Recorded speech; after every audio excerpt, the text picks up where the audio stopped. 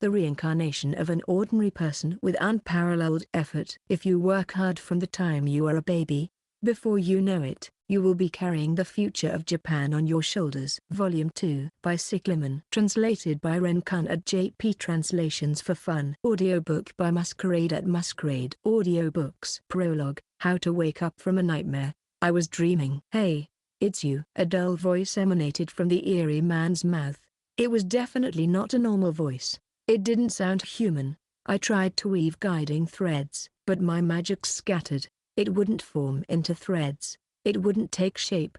The man stepped toward me. A knife stabbed. The blade pierced my heart. I fell in pain. The man leaned over me, trying to push him away. My hands felt like they belonged to a child, swinging through the air. Blood overflowed, suffocating me. I couldn't breathe, like a fish washed ashore. My vision darkened. I was losing sight rapidly. I practiced magic so hard. I worked so hard to become stronger. Was it all in vain? Was it all meaningless? I don't want this. This is too much. I don't want to die. In that moment, I was kicked and woke up. Ha, ha. I sat up. My pajamas were soaked in sweat. My throat parched as if I'd been blow-dried. I looked over, and my sister Hina was sleeping next to me, kicking my side. I worried about my sister's bad sleeping habits, but it was a fact that she helped me. I took a deep breath, sat up, and covered her with the fallen blanket. Then, I got up. I felt too nauseous to fall back asleep without changing. I moved the elementary school Japanese dictionary, used to name magic spells, from my desk to the side and took out a new set of pajamas from the neighboring storage box. I hesitated a bit before changing and taking my old pajamas to the laundry room. Since we moved to this normal apartment after our house was destroyed by Rikudoji, it had been a month.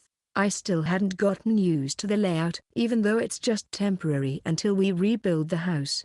I've been having strange dreams more often since moving to this apartment. I guess I'm still not used to the new house. After putting the pajamas in the laundry basket, I headed to the kitchen to get some water. Turning on the light in the pitch-black kitchen, I extended a guiding thread and reached for the glass on a high shelf. Good. The magic works properly. To shake off the nightmare I just had, I shook my head vigorously and gulped down the water. Phew. I wanted to become stronger. I've tried various means to become stronger. Training to increase my magical power, and above all, chanting spells is one of them. Taught by my father, just as top athletes value routines before matches, exorcists also have routines to stabilize the power of magic. So, I made it a routine to chant the names of spells. And I've repeated magical practice countless times. But, am I really getting stronger?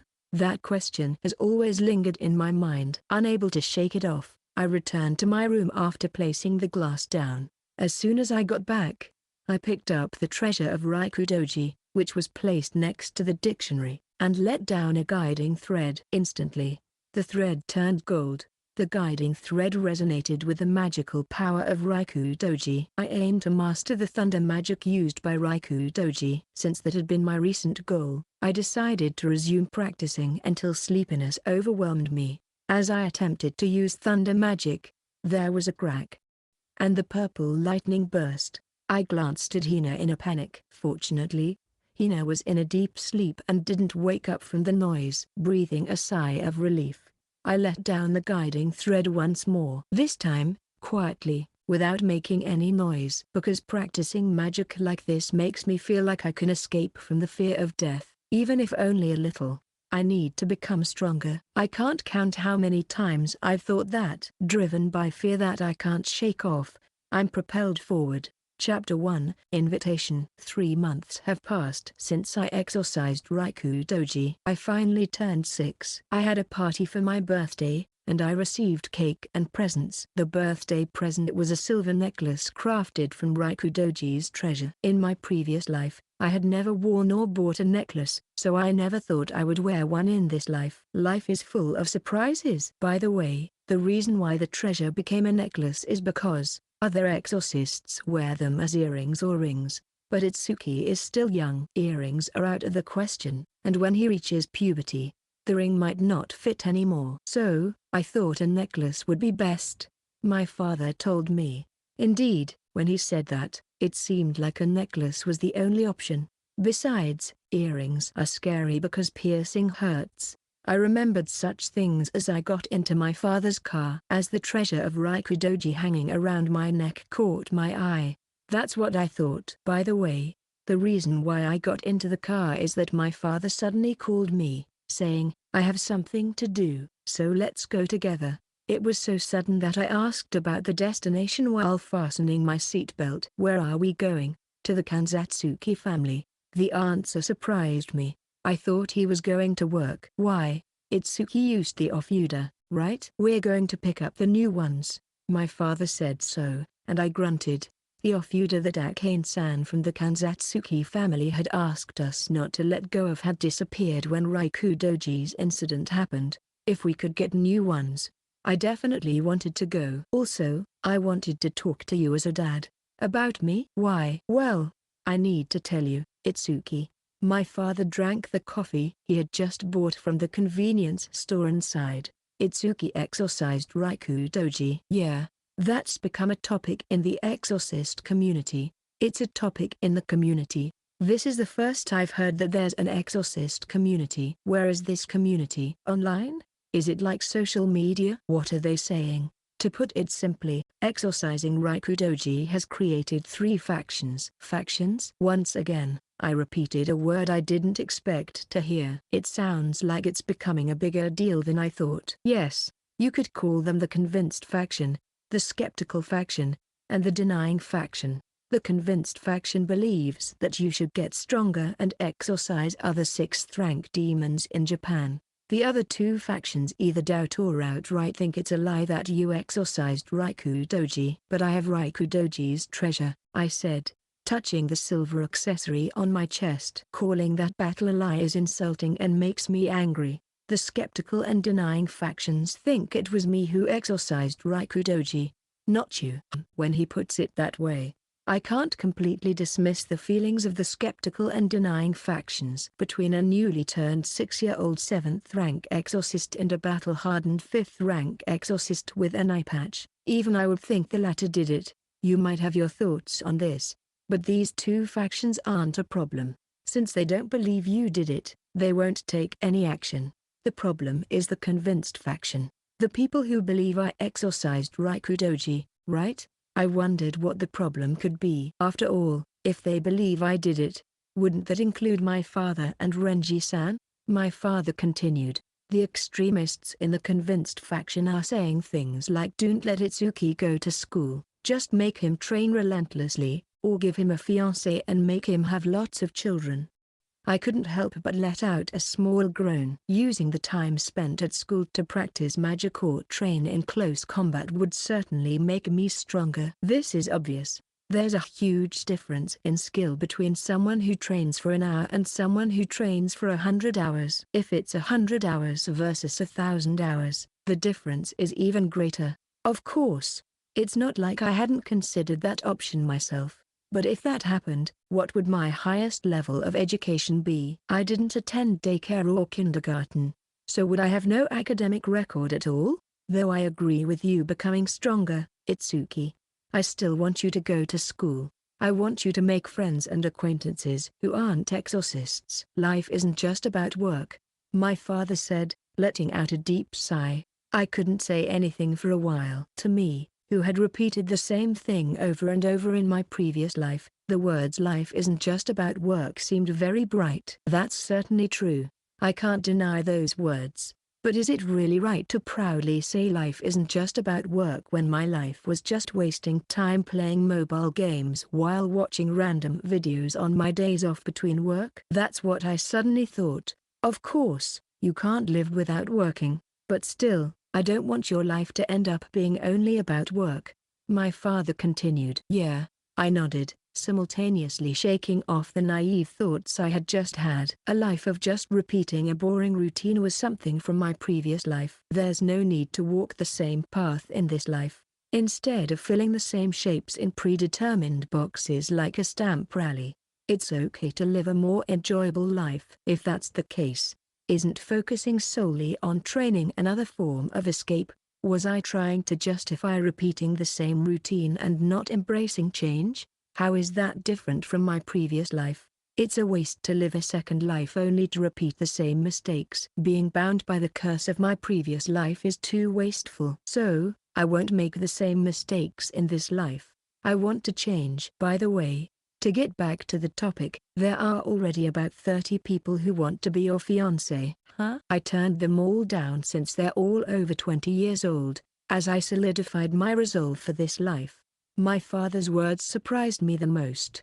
I'm only 6 years old. Why are there proposals from people over 20? Moreover, this convinced faction. It seems they are spreading baseless rumors starting from the fact that you exorcised Rikudoji. Rumors? Yes, like you being a 2-meter-tall giant, or that you ate Rikudoji, or that you're 50 years old instead of 5. All sorts of ridiculous things. Could it be that these are just pranksters?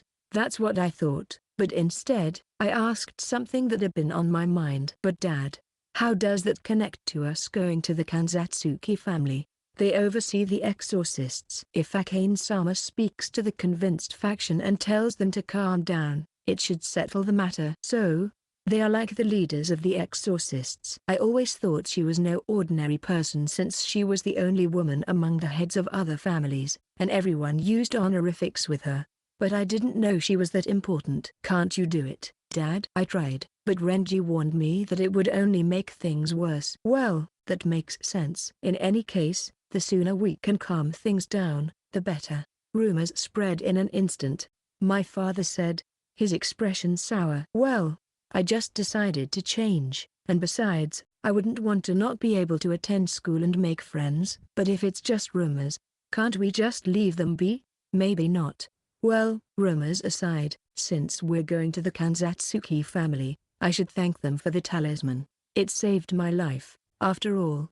As we drove on the highway, the newly installed soundproof wall caught my eye. It was from when I did the exorcism. The wall that was destroyed by the monster that appeared on the way to my Shichigo-san ceremony when I was 5 had been repaired. It had only been a few months since that incident. Yet the scattered debris and even the road looked as if they had never been damaged. Humans are amazing, I thought, marveling at the wonders of infrastructure maintenance, as the car continued on its way, and we arrived at the Kanzatsuki house without any incidents this time. Climbing the long stairs I hadn't seen in a while, I saw Akane-san chatting with another woman. The woman wore a rather strange outfit, like a black suit but more medieval, and she had a silver rosary around her neck. But what really caught my attention was Akane-san's hair color. Akane-san, your hair? Akane-san's hair, which had been blonde before, was now a garish pastel pink. Noticing my surprise, Akane-san raised a hand and approached me. Oh, Itsuki. Good to see you. This is an image change. Suits me, doesn't it? Image change? Wait, what?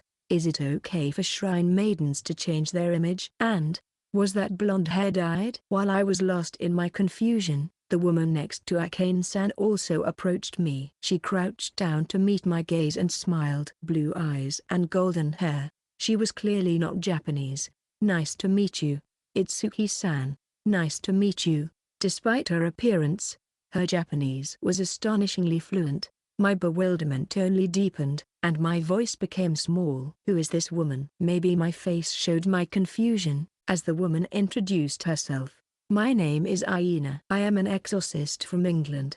I suspected she wasn't Japanese, but I didn't expect her to actually be a foreigner. And, wait, an exorcist? Oh, she means a practitioner like us. But why is she in Japan? For work? While I was pondering this, Akane-san clapped her hands. Let's save the details for later. Come in first. Let's sit and talk. With that, Akane-san headed towards the mansion, and I followed, pausing my thoughts. Akane-san casually kicked off her sandals and entered the mansion, while Aina neatly placed her shoes in order before entering. It's hard to tell who the real Japanese is here. Suichiru, how are things, Suichiru? I heard your house was destroyed. We are currently clearing the rubble. The rebuilding will start soon, but it will probably take until June or July to complete everything. That's quite a long time. Rebuilding takes that long, I suppose. Do you have enough money? Yes. No need to worry. That's good. Akane-san led us to a large Japanese-style room. Our house, which was destroyed by Rikudoji, was quite big, but the Kanzatsuki family's house was on a completely different scale. Expensive-looking ink paintings hung on the walls, and there were wooden carvings of what looked like the 7 lucky gods, which also seemed valuable. Overall, I couldn't help but think, this place must cost a fortune. There were many rare items around, and as I looked around curiously, Akane-san, sitting in the seat of honor, grinned. Well then, once again, it's been a while, Itsuki. Why yes, it has been a while. Don't be so stiff. Children are supposed to be unreserved, you know. Even though she said that, I felt hesitant. Akane-san was an enigmatic person, and she gave off a somewhat eerie and intimidating aura. So, even if she told me to be unreserved, it wasn't easy to comply. Plus, her hair was pink. So, Suichiru, actually, I have something to discuss as well. But let's hear what you have to say first. If you've come all this way, it must be something important. Yes, Akane-sama, as you may know, recently, exorcists have been making irresponsible statements about Itsuki. I would like you to admonish them. Irresponsible statements? They say things like not letting Itsuki go to elementary school and instead teaching him exorcism techniques, or providing him with multiple fiancés. They are speaking without any consideration for the child. I see. By the way, as she spoke, Akane-san pulled out a tablet. When she turned it on, the screen displayed the faces of many women lined up. Modern shrine maidens used tablets. A mix of traditional and modern. I've already received about 80 requests for Itsuki to have a marriage meeting. 80. That's way more than the number of requests my father received. Why are there so many? Please decline them all. Are you sure? The ages range from 21 to 14. You have plenty of options, but my father dismissed it outright. Itsuki is only 6 years old. It's far too early to decide on a partner. It is precisely because they are children that you arrange fiancés. Akane-san laughed heartily. By the way, she casually mentioned the ages, but 14 is the youngest. How would a 14-year-old girl feel about being engaged to a 6-year-old boy she's never met? And isn't it illegal to marry someone that young? No. But since I'm 6, maybe it's not a problem. Arranged marriages and betrothals are traditions that are dying out among exorcists. I want Itsuki to choose his partner freely. You make a convincing argument, don't you, Suichiru? My father remained silent at that comment. After a brief pause, Akane-san shrugged her shoulders. Don't be so uptight. I was joking, she said that and turned off the tablet's screen. I'll take care of those causing a fuss about Itsuki. Leave it to me. Thank you. My father bowed his head quietly. Just as my father raised his head, a person in black brought tea and sweets. Hey, Itsuki, would you prefer juice? No, tea is fine. That's good to hear, Akane-san said with a smile. Now that we've dealt with your issue, let's talk about my side of things. First, Itsuki, the purification talisman I gave you worked well, didn't it? Yes, thank you so much. Following my father's example, I bowed my head. The thunder demon suddenly dropped into the middle of the party venue and tried to eat me when I couldn't do anything. If it weren't for the purification talisman, I might have died there. The thought of it makes me shudder. While I was trembling with fear again, Akane-san pulled out a new talisman from her chest. I made a new one since I received Suichiru's message. Don't let go of it next time. Yes. Come to think of it, how does this purification talisman work? Holding the new talisman I just received up to the light, I examined it. I had kept the previous talisman close to me until the thunder demon attacked, but I had never thought about how it worked. It's quite a mysterious talisman when you think about it. After all magic is activated by transforming guiding thread, but the purification talisman doesn't have a single thread attached to it. So, I have no idea how it manages to exorcise monsters.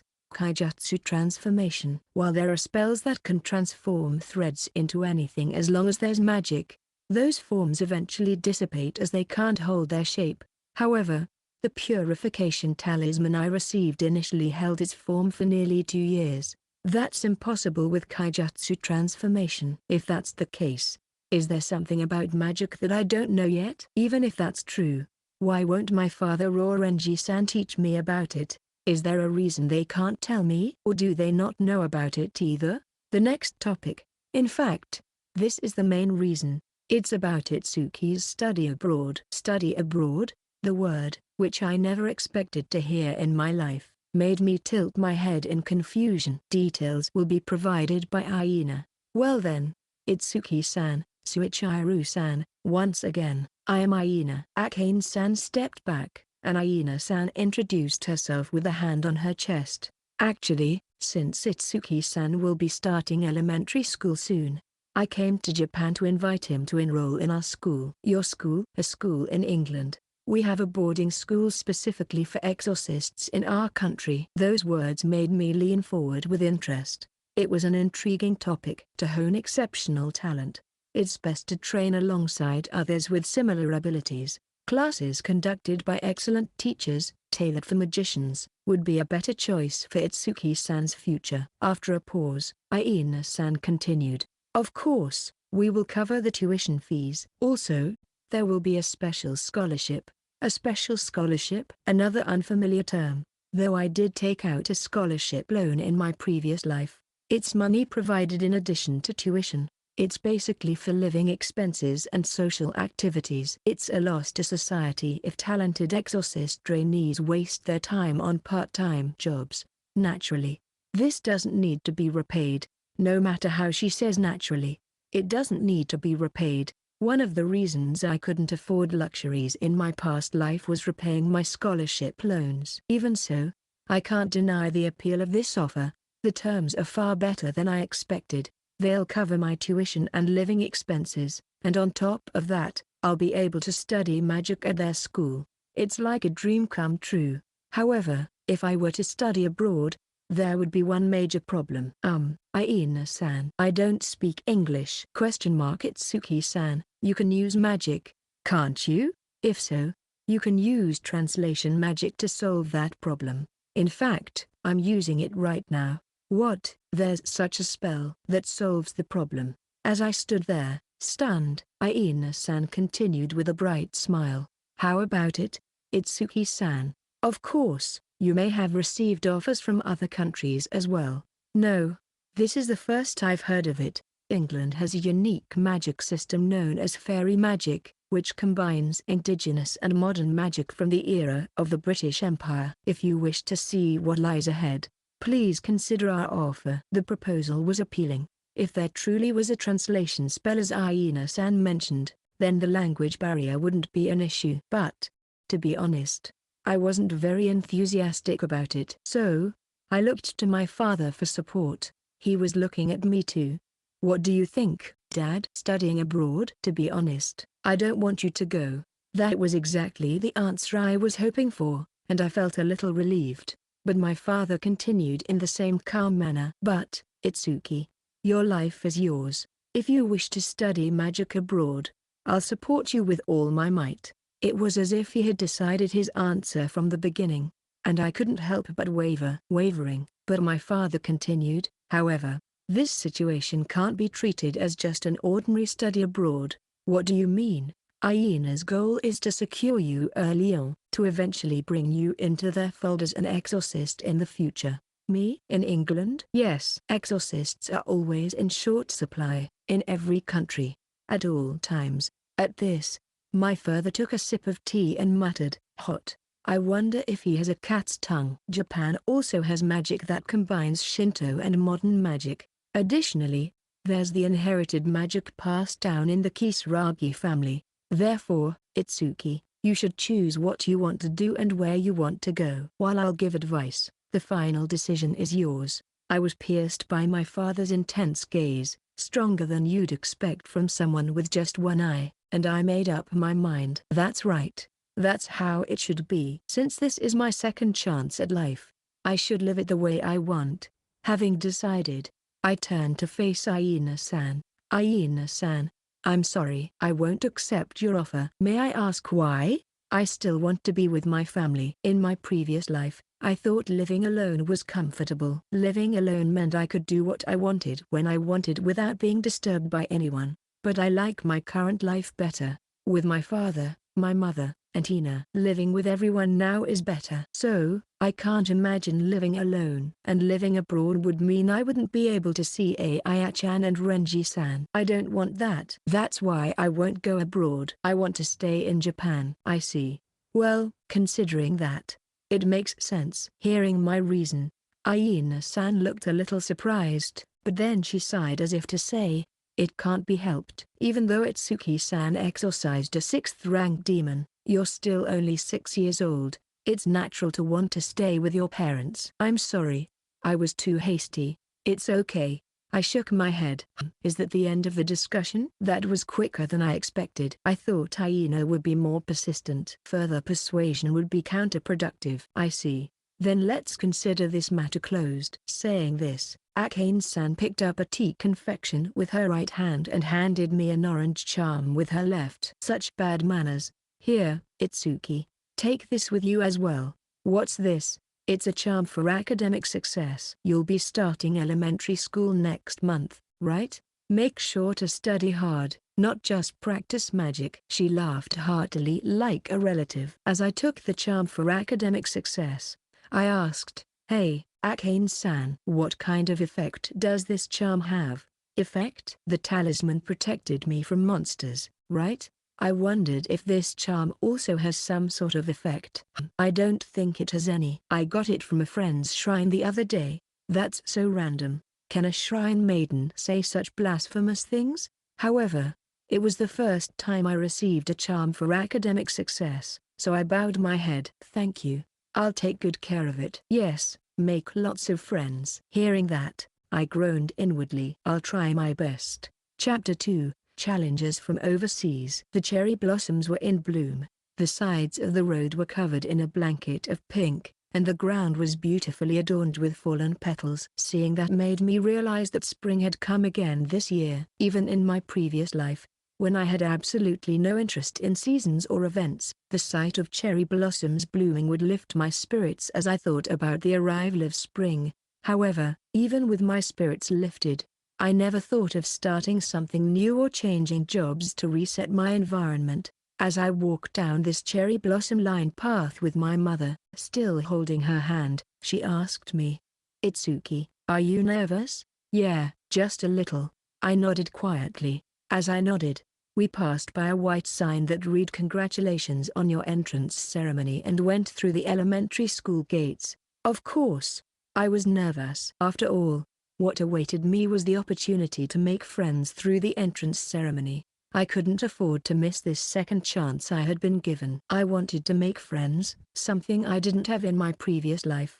But can I really make friends? As my mother led me across the schoolyard, I was inwardly extremely nervous. As we walked straight ahead, we came upon an old-fashioned bulletin board with the class lists for the first graders posted on it. Naturally, a large crowd had gathered around it. There were children who looked nervous, children who were excited, and children already playing together with friends. Wait, friends? What? They've already made friends? Isn't that too fast? No, they must be friends from nursery school or kindergarten. If not, what am I supposed to do? The only friend I had, who didn't attend nursery school or kindergarten, was Aya-chan.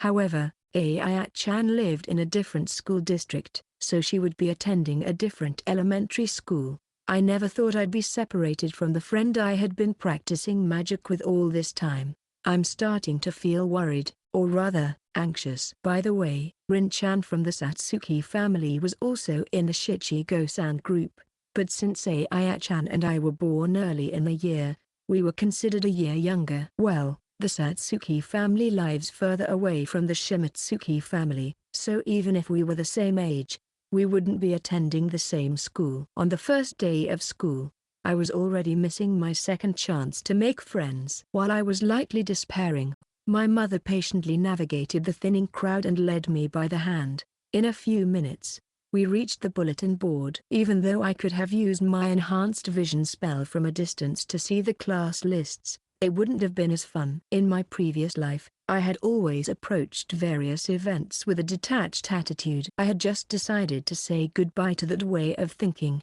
Itsuki, I wonder which class you're in? Oh, I found it. I was planning to check the lists from class 1 to 1, but I quickly found my name. My class was 1 to 1. Since my last name starts with K, my attendance number was 5. After finding my name, my mother led me away from the bulletin board.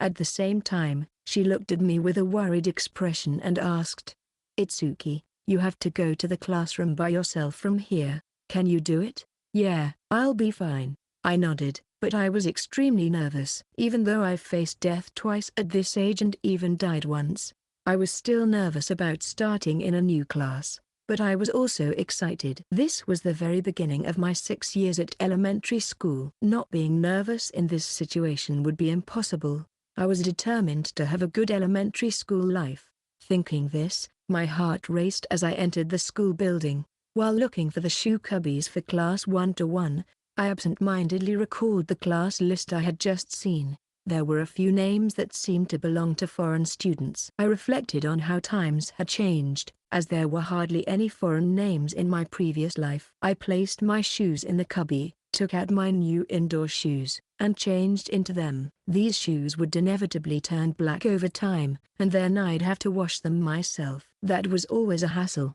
Past the cubbies, there was a handmade sign by upperclassmen that said, "First graders, this way." It was clear and helpful. Following the arrow on the sign, I walked towards the classroom. There were other children who clearly looked like first graders, but I wasn't confident enough in my communication skills to talk to them, so I headed to the class in silence. I mean, what does it say about me if I can't talk to a 6-year-old? Feeling a bit disheartened with myself, I arrived at the front of the class 1 to 1 classroom and took a deep breath. The beginning is always important. I need to get a grip. I steeled myself and opened the door. As I pulled the door, which made a creaking sound, a noisy scene greeted me. It felt like the beginning of a snow country story, but that's exactly what it was, so there's no other way to describe it. Everyone here had probably been friends since nursery or kindergarten. Groups had already formed in the classroom, and they were noisily having fun.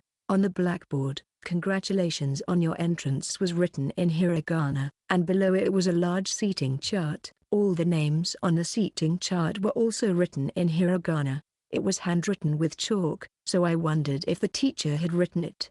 Thinking that, I walked past my noisy classmates and headed to my seat. "Hey, your pencil case is black?" "That's so lame, but my pencils are cool." "Wow, that's awesome. I want those too." I wish I could have conversations like that, I thought as I walked to the window. My seat was in the very back. Sitting by the window in the last row felt like the beginning of a youthful adventure. I thought naively. As I was about to place my backpack on my desk, I noticed the girl sitting next to me. She had a pink backpack hanging by her desk and looked annoyed with the noisy classmates, resting her cheek in her hand with a pouty expression. It wasn't her attitude that caught my attention. The color of her backpack, which might have been rare in my time, was now a common pink. What was unusual was her appearance. She had platinum blonde hair that seemed almost transparent and blue eyes like jewels. Her skin was so fair that it seemed she had never been in the sun. The girl sitting there looked a lot like Hyena, whom I had met at the Kanzatsuki family. Maybe this girl came from somewhere like England too. She was probably one of the names on the class list I saw earlier. As I took out my pencil case from my backpack, I imitated the girl next to me and hung my backpack on my desk. Then I checked the time. The entrance ceremony was to start at 10 o'clock. It was now 9:30. There were still about 30 minutes left. What should I do? I had imagined that elementary school students before the entrance ceremony would be more nervous and stiff. I thought that we could gradually get closer to each other in that atmosphere. But the reality was that these kids were full of energy and doing whatever they wanted. Some of them had already made friends even before the entrance ceremony. Oh no, at this rate, I'll stumble right from the start of my elementary school life. That's why I have to recover quickly. I scan my surroundings, but it's no use. Everyone's already out of their seats, talking freely. There's no opening to join in. Isn't there anyone else who hasn't talked to anyone yet? In my panic, I look around the classroom again and my eyes land on the girl next to me. A chance. My spirits lifted this sudden ray of hope. But it's hard to approach a girl who's resting her chin in her hand, not interacting with anyone before the entrance ceremony. No, I understand. Talking to the kid next to you and making friends from there is the absolute basic. In terms of magic, it's on the level of basic spells. Of course, I know that. I know it, but I couldn't do it in my previous life. I close my eyes and take deep breaths. No, I decided to make friends. I can't chicken out here. I make up my mind and speak to the girl who's facing the hallway. Hi, hello. But the girl remains silent. Come on, say something. I think, but I can't stop here. My goal as a first grader is to make 10 friends. If I can't get along with the kid next to me, achieving the goal will be tough. So, I press on. My name is Itsuki. What's your name? Nina, she answered. Her voice was so small it almost got drowned out by the classroom noise. But she still answered, I'm happy, but she still won't look at me. That makes me sad. Nice to meet you, Nina-chan. HMPH. I greet her, and she responds with a snort. Harsh. Just when I thought that, she stopped resting her chin and looked at me. Itsuki. What? Huh? What do you mean? Your last name. Tell me. She pierces me with a slightly mature gaze. However, there was no reason to hide my last name. So I continued. Kisaragi. Kisaragi Itsuki. The moment I said it, Nina-chan's reaction was dramatic. With a loud clatter, she stood up with incredible speed and stood in front of me, looking astonished. From an outsider's perspective, it might have seemed a bit eccentric, but among the other first graders waiting for the entrance ceremony, such actions didn't stand out. In a voice that seemed almost drowned out by the surrounding commotion, she said, Ah really? What did she mean by really? Could she possibly know about me? The real one? The Itsuki Kisaragi who exorcised the 6th rank? You know about me? If that's the case. Would you like to be friends? I was so delighted to realize she knew about exorcists that I couldn't help but ask her, but she took a step back, looking a bit taken aback. That hurt, honestly. Why are we in the same class? Is it bad that we're in the same class? Of course, it's bad, Nina-chan, who seemed to know about me, shouted angrily. Since it was our first meeting, I had no idea why she was mad. She continued, I am a 4th rank magician. I came to this school to beat you, Itsuki. For a moment, I couldn't understand what she was saying and stood there dumbfounded. She pressed on. In Japanese terms, I'm a 4th rank magic user. I'm a genius too. But that wasn't what concerned me most. Though I was worried about that too. There was something else. Basically, magic and monsters are things we don't talk about. You shouldn't be speaking about such matters in front of nearly 30. Well, first graders who might not understand. Cold sweat ran down my face as Nina-chan blatantly broke one of the taboos of the Exorcist world. I glanced around, worried that someone might have overheard. But luckily, none of the other kids were paying attention to us. Thank goodness. Breathing a sigh of relief, I asked Nina-chan, who was still standing, why do you want to beat me? Nina-chan remained silent. I see. If she doesn't want to talk about it, I'll just change the subject. Even if you want to beat me, why is it bad that we're in the same class? Because Nina-chan hesitated slightly, but after a brief pause, she opened her mouth, as if she had made up her mind. Being next to each other in the same class is fate. Fate? In response to my natural question, Nina-chan nodded vigorously. Wait, what does she mean? I tilted my head in confusion, not understanding what Nina-chan was talking about. Is it just that I can't keep up with the latest trends among elementary school kids? Does being in the same class mean it's fate? Don't you know? The person sitting next to you in first grade is the one you'll marry. It's like being childhood friends. Why? I asked further, genuinely not understanding the reason. Nina-chan puffed out her chest and explained confidently, I read it in a manga before coming to Japan. I see. I could only give a vague response, thinking she must have read a shuo manga or something. Still, Nina-chan's Japanese is impressive. Maybe she studied it throughout manga, or perhaps, as an exorcist's child, she might have used translation magic. But regardless of how confidently she told me this, the reality is not that convenient. Most elementary school classmates grow distant, and unlike middle or high school, there aren't reunions. Not that I've ever attended a reunion, but I imagine that's the case. Even so, I wasn't about to lecture Nina-chan about reality just to feel superior. Despite everything, I'm still an adult inside. Though I haven't exactly had enough life experience to truly call myself an adult. So I simply responded, "Thank you for telling me." However, she still seemed unsatisfied and said, "That's why it's bad if we're in the same class, Itsuki. But if you're supposed to marry the person next to you, does it have to be me? What about the person on the other side?" I pointed to the seat on the other side of Nina-chan's, thinking if she didn't want to marry me, she could marry the other person. "The manga said it had to be the seat on your side, Itsuki." Without even looking at the other seat, Nina-chan scolded me. "I see, the seat position matters too. In that case, I guess there's no helping it." "Wait, is there really no helping it?" I quickly changed my mind. I didn't want to corner Nina-chan.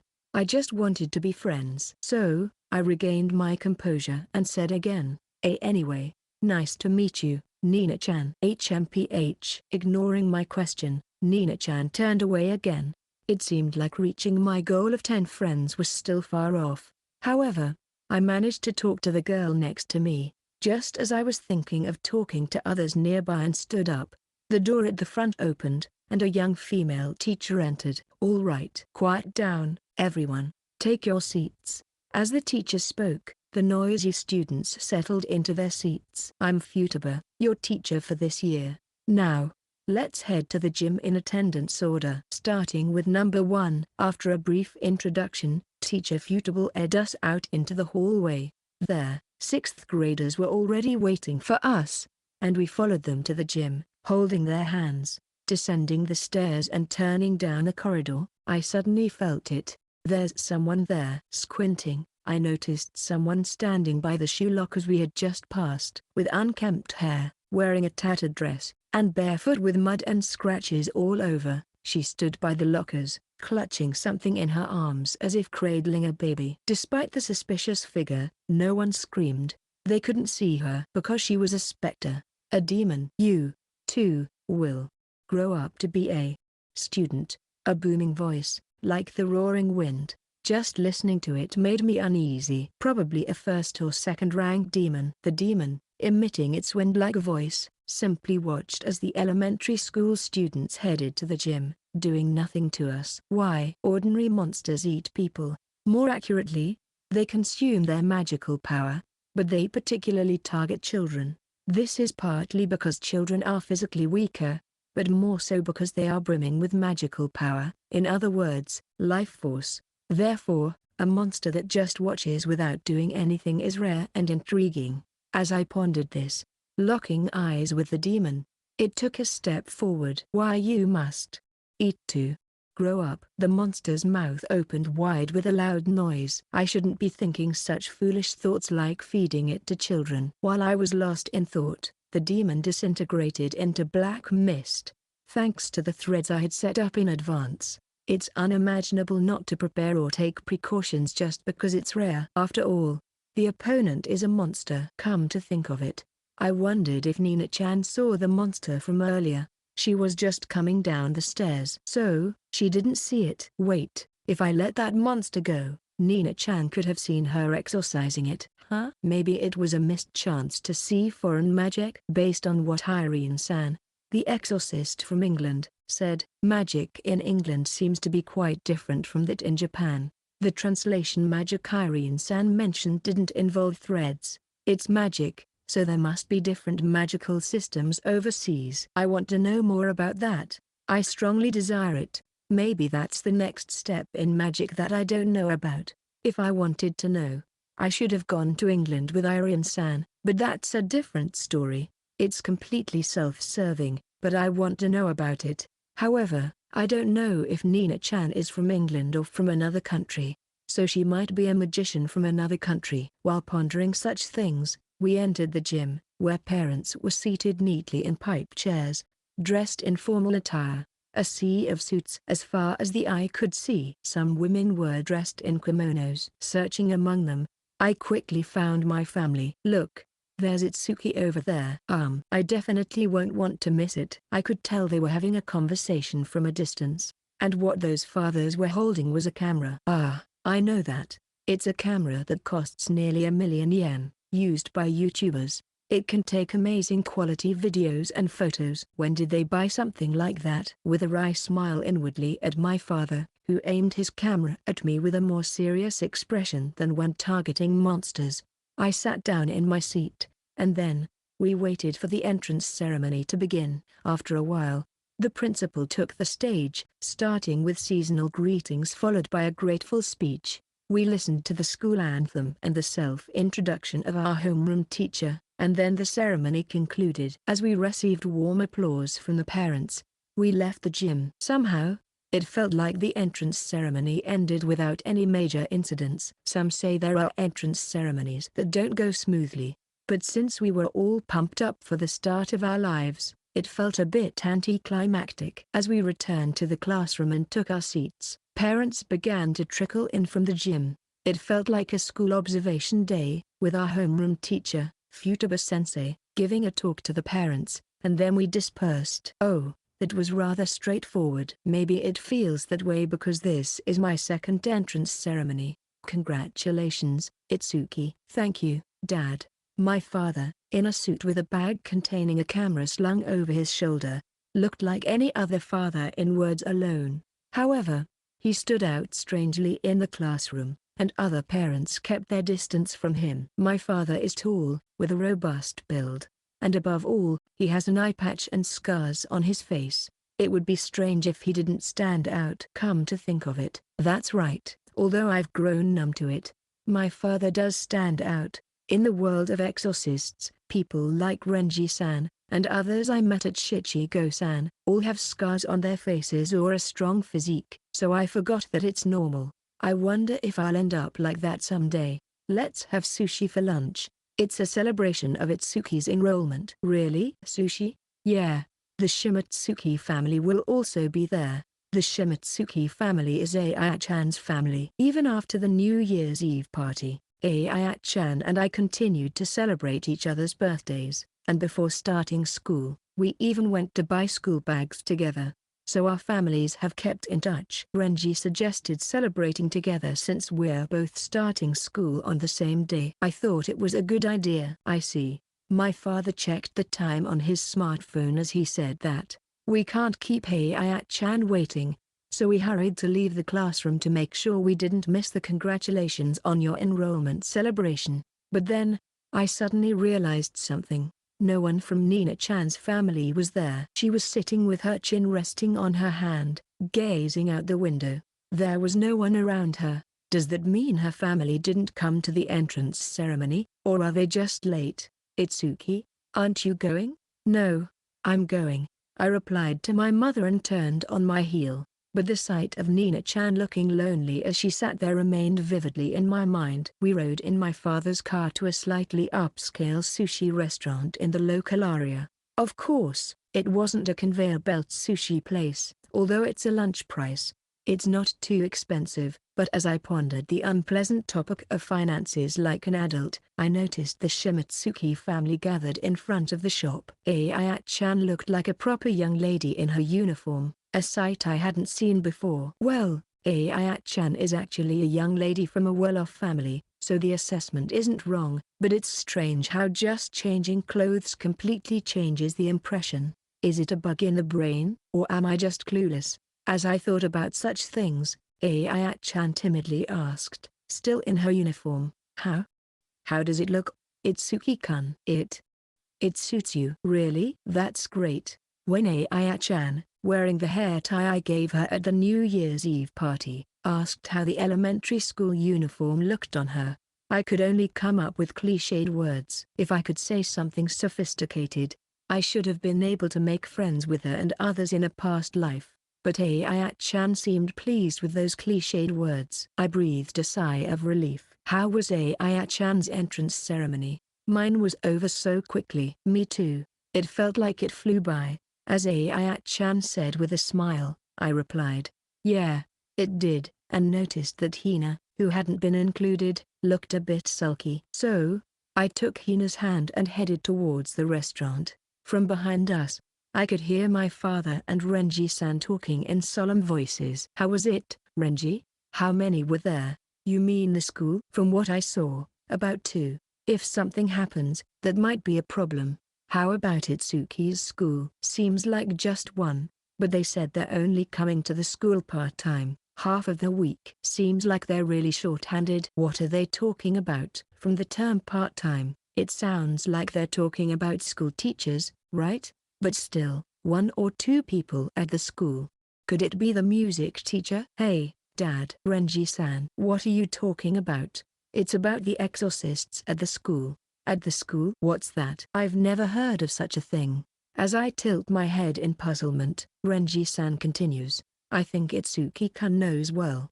But demons targets children. And there are many children at school. So, what do you think happens? Monsters come? Bingo. Renji-san says so, smiling. Is this really a laughing matter? Schools have always been a breeding ground for ghost stories. That's what it's about. Magi that targets children is weak, but without magic, they'll just get eaten. So, it's decided that every school must hire an exorcist. But, lately, there are fewer exorcists. The shortage of exorcists is a story I often hear from both my father and Renji-san, so that itself makes sense. However, there's still something that doesn't quite sit right with me. So, there's no exorcist at my school? It's not that there isn't one. They're just not stationed there. I spoke to the principal before the entrance ceremony. He said they couldn't gather enough people. I can't ask Dad, with his stern expression, if he'll do it. My father is one of the few living 5th-rank exorcists in Japan.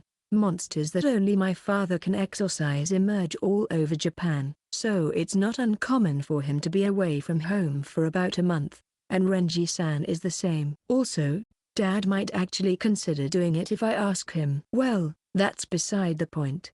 It's not a flattering way to put it, but the exorcist working at the school is probably someone who can be easily replaced. However, exorcists themselves don't have the luxury of switching jobs. That's why having just 1 person at the school seems like it might really be the limit in terms of numbers. It's just a guess, but maybe the part-time exorcist also works at another school. Even so, Suichiro, Itsuki-kun is here, so maybe it's better if there isn't some incompetent exorcist.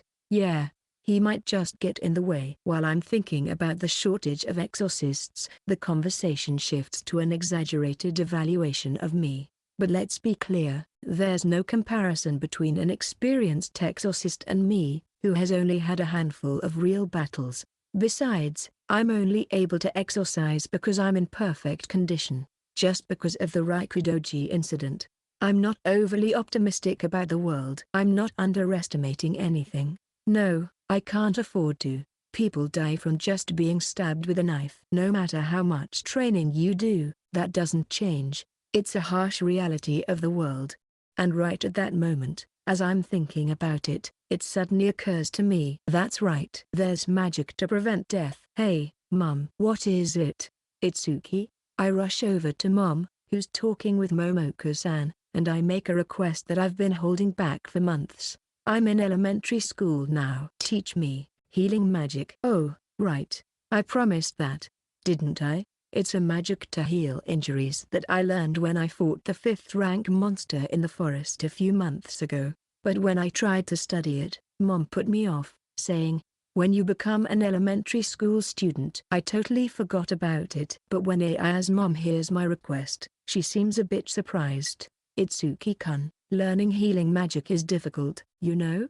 Difficult? Well, you see, Kitsan has a medical license. She's been studying it for 6 years, so she can use it normally. But regular exorcists don't have that ability. Question mark. Huh? Wait, what? Mom is a doctor. Your mom was originally just an ordinary person, and she got married right after graduating, so she doesn't have clinical experience. Is that so? I learned that for the first time, but what does it mean to get married right after graduation? Getting married at 22? No, that's not it. Since it's medical school, graduation would be at 24. For people nowadays, that's quite a young age to get married, isn't it? Healing magic involves bodily transformation. So, you need to study human anatomy for that. That's why it's not easy to use without studying. So I've heard that before. Healing magic requires bodily transformation. That's why I'll be learning healing magic after entering elementary school. But I can't run away from this study. It's not like I have regrets about not studying more in my past life or anything like that. I just don't want to face a future where I die because I simply didn't like it and ran away. Yeah, I'll do my best. Then, shall we study together? Once I declared my determination, Mom nodded with a smile. Her face seems a little brighter, somehow. Oh, right. Itsuki-kun. Yes? I suddenly heard Renji-san calling out to me and turned around. I was just thinking of teaching Itsuki-kun a new combat-oriented magic. Are you interested? A new magic? When I asked Renji-san, he nodded with a smile. It's called Sixth Sense. Huh, what's that? So, the day after the entrance ceremony, I found myself at the Shimatsuki family's training grounds. The reason why I'm training at the Shimatsuki household is because the Kisaragi family's training grounds were destroyed by the Raikou Doji. Now, we live in an apartment, but naturally, there's no training ground in the apartment. That's why I came to the Shimatsuki household at Renji-san's invitation. Itsuki-kun, behind you. Huh? The moment Renji-san said that, with a thud sound, I was pushed forward by a cushion that flew from behind and fell forward.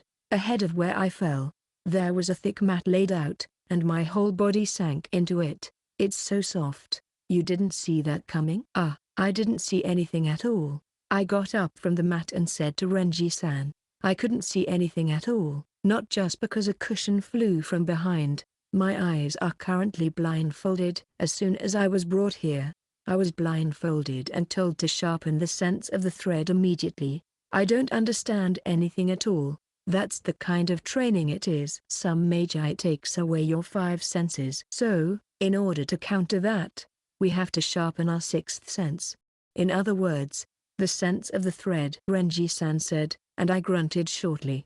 The 6th sense is essentially an extraordinary sense. It's like having a weird feeling and avoiding an accident by taking a different route than usual, or having a dream about a distant relative and finding out that person died at the same time. It feels a bit occult-like, but if magic exists and fairy tales are historical facts, then there's no such thing as the occult. Papa, is that useful? Of course. Aya-chan, who was practicing attribute alteration behind me, asked Renji-san. To which Renji-san confidently replied, by sensing the faint vibrations transmitted through the threads, you can anticipate attacks from monsters. In simpler terms, your body moves automatically the moment you sense danger. I want to practice too. Once Aya-chan can use attribute alteration, then maybe. Okay, I'll get it done. After advising Aya-chan, who was training with me, Renji-san continued, Itsuki-kun, let's try it again. Spread your threads around and sharpen your senses. In an instant, Renji-san's footsteps vanished. Here I come. A cushion flew from the right, cancelling out my concentration, and I fell back onto the mat. It's no use. I have no idea about the sense of threads, but if enhancing this sense allows me to move before seeing the monster's magic, then I have no choice but to learn it. As I got up and prepared myself, Renji-san's voice reached my ears. This time, it's from above. In that moment, thud, a cushion fell onto my head. With Renji-san's wry laughter, the blindfold was removed. Let's take a break for now. Surprised by the sudden influx of light, I reflexively squinted my eyes upon opening them. Aya-chan, let's take a break too. Mastering attribute change is difficult. No, I'm not done yet. Looking at Aya-chan's serious expression as she extended her threads, I couldn't help but speak up, despite not having mastered the 6th sense myself. Aya-chan, attribute change is like weaving threads into the air. What do you mean? You know how there's a lot of water in the air? It's like gathering that and weaving it into the threads. I'll give it a try. Aya-chan, with a skeptical look, started practicing attribute change. Watching her, Renji-san said, you say interesting things, and handed me a blindfold. Itsuki-kun, You have true eyes, right? You can see other people's threads, can't you? Why yes, I can see them. That might be why the sixth sense is difficult for you. You've relied on your sight until now, so you might not sense weak thread vibrations. Come to think of it, whenever I trained or fought monsters, I always perceived the opponent's threads. It was something I could do because I had true eyes, and it gave me a significant advantage when facing opponents I couldn't see. Therefore, if I'm told that my senses have dulled because I relied on it, I have no choice but to accept it. What will you do? We can stop here today and practice another magic if you want. No, I'll keep going. There's no need to rush, okay? You're only 5 years old, and kids your age usually only practice thread weaving. No one your age is practicing magic. Sensing thread vibrations is an advanced practice that's beyond most. I'm 6 now. Oh, right. You're in elementary school. Although comforted by Renji-san, I wasn't satisfied. Regardless of what other kids were doing, I wanted to become capable. After all, monsters wouldn't wait for my growth. If anything, they might attack me like Rikudoji did. That's why I wanted to learn magic as soon as possible. In the moment I thought about that, splash, a loud noise accompanied by flying water hit me directly. Before I could react, I was soaked. From behind me, I heard Ai-chan's cheerful voice. I did it. I did it. Then, footsteps approached quickly from behind. Sorry, Itsuki-kun. It's okay. Don't worry. Ai-chan, who had rushed over, apologized immediately. I'll go get a towel. Just wait. With those words, Ai-chan turned on her heel and left the training area. Come to think of it, I got completely soaked the first time I successfully performed water attribute change. I didn't expect to get wet during Ai-chan's practice. While thinking about that, I looked at Renji-san. I want to learn the sixth sense quickly. Haha, if you do, you won't end up like this anymore. That's for sure. Renji-san chuckled as he intertwined 2 threads with his right hand. At that moment, warm air like a hairdryer blew towards me. Whoosh! What kind of magic is this? It's a combined attribute change of fire and wind. As Renji-san dried my hair, I asked curiously, because that magic was the combined attribute change I had successfully performed for the first time. That's explosion, right? Yeah, that's it. It's the attribute change you used during Shichigo-san. But, the way you use magic matters. However, Renji-san said with a smile. Hearing that, I felt like I still didn't know anything about magic, which made me more eager to learn. The desire to know about magic surged within me. While thinking about whether I could use it too, I intertwined my threads. Then, Ai-chan returned with a towel in her arms. Use this, Itsuki-kun. Thanks, Ai-chan. I took the white towel and wiped my face. At that moment, Renji-san's phone began to ring with an unfamiliar sound. He quickly put on a serious expression and answered the call. As the warm magic wind disappeared, I tried to replicate Renji-san's magic to dry my clothes. Ignoring me, Renji-san exchanged a few words on the phone and then hung up. I have a job. It's a 3rd rank. Even on his days off, getting contacted relentlessly is the tough part of being an exorcist. Skilled exorcists are in high demand. I had just started practicing the sixth sense, but Renji-san kindly continued. Itsuki-kun, come along too. Is that okay? Of course. Ai-chan will come too. Renji-san smiled warmly. This time, Ai-chan reacted. Huh, really? It'll be educational this time. I was curious about Renji-san's implication, but regardless, any job of a professional exorcist is educational, and I couldn't miss the opportunity to see it up close. I nodded quickly. So, we quickly moved to the back of the Shimatsuki family's house. Unlike the black sedan my father usually drives, we got into a big car like one for camping, and driven by Renji-san, we headed towards the monster outbreak site. This time, our opponent is a possession type. Itsuki-kun, have you encountered one before? Ai-chan, I guess not. No, I haven't. Nope, never. A possession type. What's that? It's the first time I've heard of it. This creature literally takes over people. It's a demon. In the past, They were called possessed by fox spirits or demons. I've heard those terms before, but never really knew what they meant. It seems like it's causing trouble with a weapon. Possession-type demons are third rank or higher, and even those without spiritual sensitivity can see their form, so we were asked to intervene before it becomes a big deal. It's rare opponent, so I thought it would be a good learning opportunity for you too. Spiritual sensitivity refers to the ability to see monsters. It seems to be hereditary among exorcists, but it can also be acquired later in life as a result of living response. While pondering over this, Ayat-chan asked a simple question. Papa, why do monsters possess people? So they can consume magical power without being detected by exorcists, I suppose. Demons aren't stupid. With the intelligence of a third rank, they'll try to avoid being noticed by people as much as possible. Despite Renji-san's explanation, Ayat-chan still seemed unconvinced. But if they don't want to be noticed, why do they cause trouble? Wouldn't it be better to avoid causing a scene? Maybe it's time for them to grow. When Renji-san operated the buttons on the console, the emergency vehicle lights started flashing. Seeing the cars around us move aside upon hearing the sound, Renji-san increased the speed. It was my turn to ask a question this time. Grow?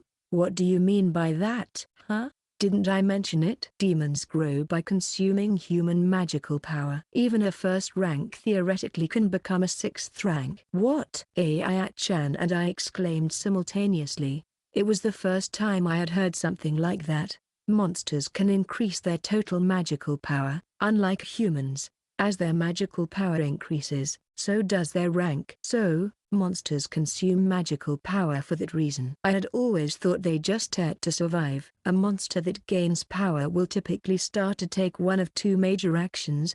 It either becomes intoxicated with its overflowing power, or it tries to gain power more discreetly. This time, it seems to be the former. As Renji-san spoke calmly, a pang of discomfort stirred up my memories of past lives. I remembered the moment of my death in my previous life. The eerie man who stabbed me with incomprehensible words. Maybe he was a monster. Both Ayat-chan and Itsuki-kun just need to observe the job. I want them to learn how to handle situations when similar demons possess people in the future. Yes. Still, you don't need to be too tense. It's kind of like fishing, to be honest. Fishing? Receiving such seemingly unrelated words to exorcism, I tilted my head in confusion. As someone who spent most of my previous life with the internet, I couldn't help but wonder, what kind of fishing? But I didn't delve too deep into it, assuming I would understand eventually. With that, we arrived at a small shopping district. The police had already sealed off the entrance, surrounded by onlookers. Let's go around the back. We want to avoid attracting too much attention. Renji-san said this as he drove the car to the back of the shopping district. We blended in with the line of other parked cars and stopped. As we got out of the car, a young police officer rushed over to us almost simultaneously. Good work. What's the situation? Renji-san asked the police officer straight away. We tried to apprehend them with 3 officers to prevent any casualties, but they were blasted away by some mysterious force. 2 officers sustained minor injuries, and 1 was stabbed and is currently in the hospital. I see. Where are they now? They're holed up in a music store here, holding the store manager and his wife hostage. As the police officer spoke, he pointed to the map. This seems like quite a major incident, doesn't it? This seems like the level of incident that would normally make national news. But neither Renji-san nor the police officer seemed flustered at all. That means they're accustomed to this kind of situation. It's quite impressive to think about how amazing exorcists are. We'll go around the back. Keep the communication open. It's all good. We've already cleared the area. By the way, are those your kids? They're my disciples. Understood. Renji-san replied shortly, and the young police officer ran back. Wait, did that just work? The brief exchange left me slightly surprised, but maybe he's a member of the cleanup team Renji-san mentioned before. The Tsukiari, those who aspire to be exorcists but lack the power to banish monsters, often join the police force or other organizations to support exorcists and help people. That's why they're police officers. Over here, both of you. Renji-san seemed to have memorized the map in that instant and started walking towards the shopping district. I strengthened my entire body with threads to keep up with him. Glancing at Aya-chan, who was slightly behind, I called out to her. Aya-chan, over here. Oh, thank you.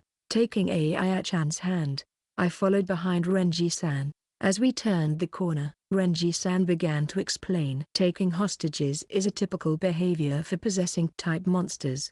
It's the kind of thing those cunning creatures who hide while gathering magical power would do, right? That's why it's like fishing, although I wasn't quite sure what he meant by that's why. Ahead of the corner, there was an instrument store surrounded by multiple police officers. The young police officer from before ran up to them and said something. While observing that, Renji-san extended his threads. Can both of you see the man inside the shop? Yes, I can see him. By focusing and enhancing my vision with threads like lenses in front of both eyes, I could now survey the inside of the shop.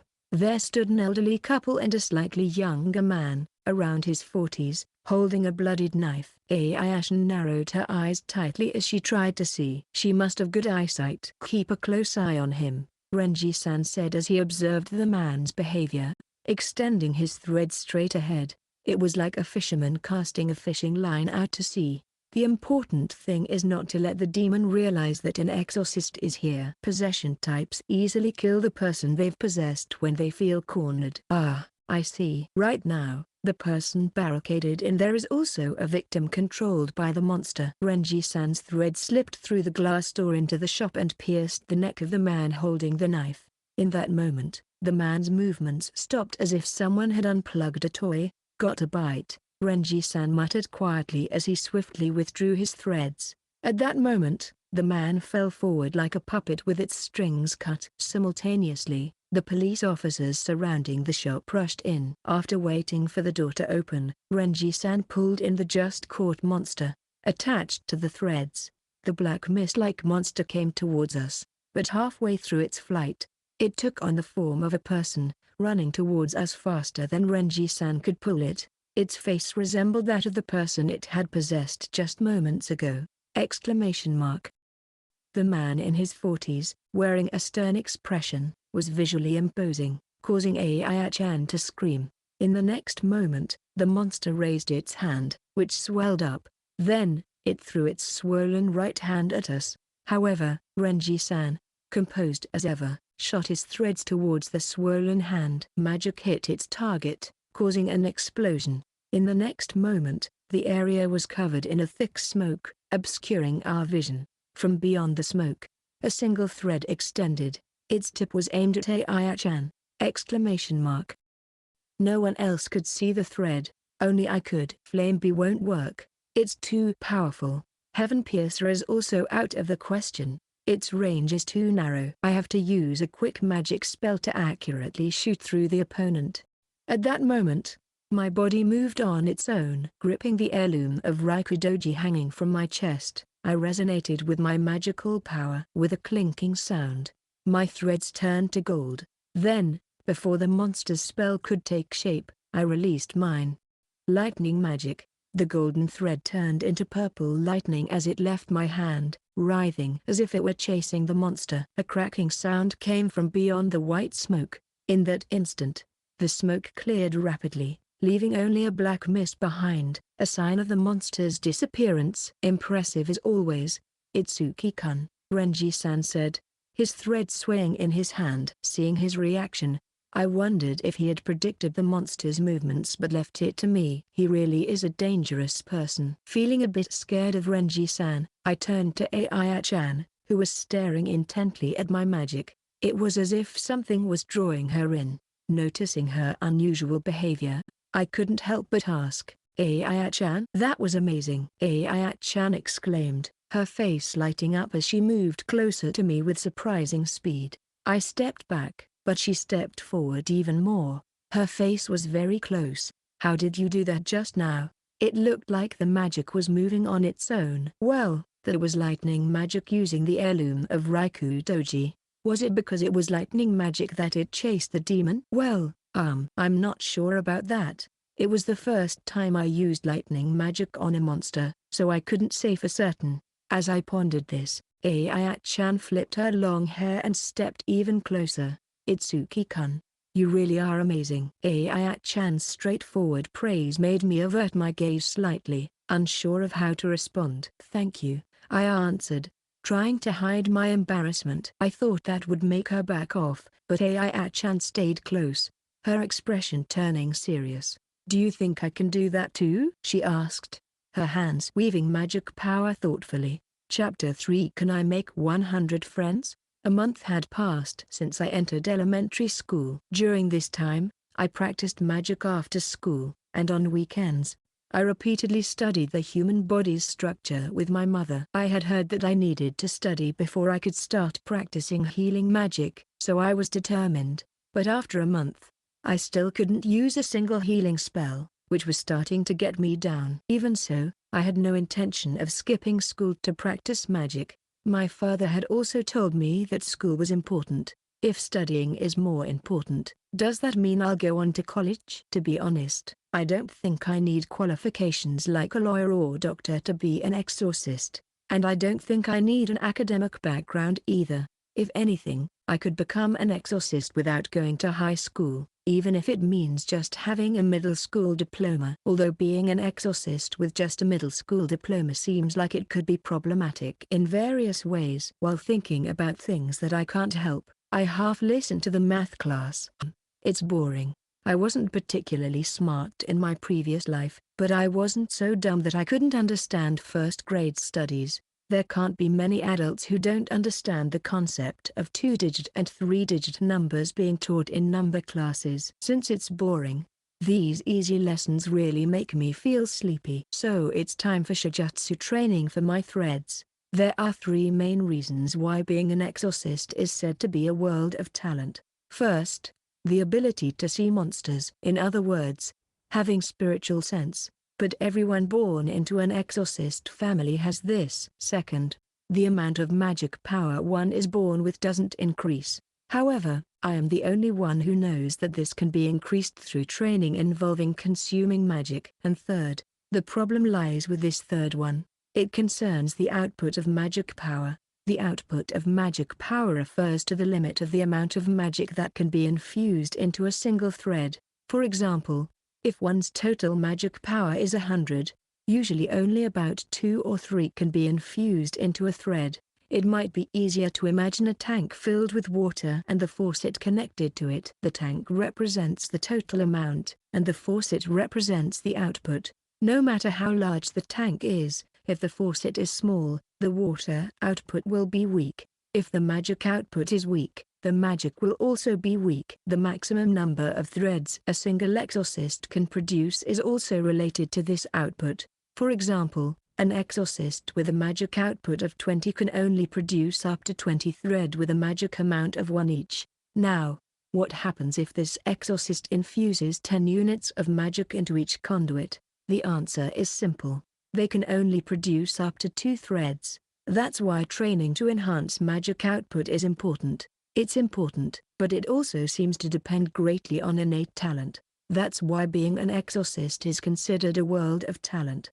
However, it seems that this magic output can be trained, albeit slightly. To be honest, I don't know how many threads I can produce, but I do know how much magic I can infuse into each one. So, I need to train to increase that amount by strengthening the threads. My father especially emphasized this to me. Usually, my father uses 2 threads when he fights. This is because, despite having the magic total of the 5th rank, he increases the output per thread by narrowing the magic outlet. So, I am following his example and undergoing output enhancement training. Although saying I'm in training sounds impressive, in reality, I'm just clasping my hands together like playing cat's cradle and producing thread within them. This involves the dull task of gradually increasing the amount of magic infused. Moreover, it's so monotonous that it's hard to see the results of the training. This training is in its 2nd week, but the increase in output compared to before I started is probably about 1.01 times or 1.1 times. The studies I'm doing are monotonous, and the training I'm doing is monotonous. It's overwhelmingly monotonous, just like me in my previous life. However, looking back, the training to increase my magic amount was also monotonous. But through persistence, I reached the 7th rank. So, no matter how monotonous it is, repeating the process is crucial. That's why I am now clasping my hands on the desk, increasing my magic output.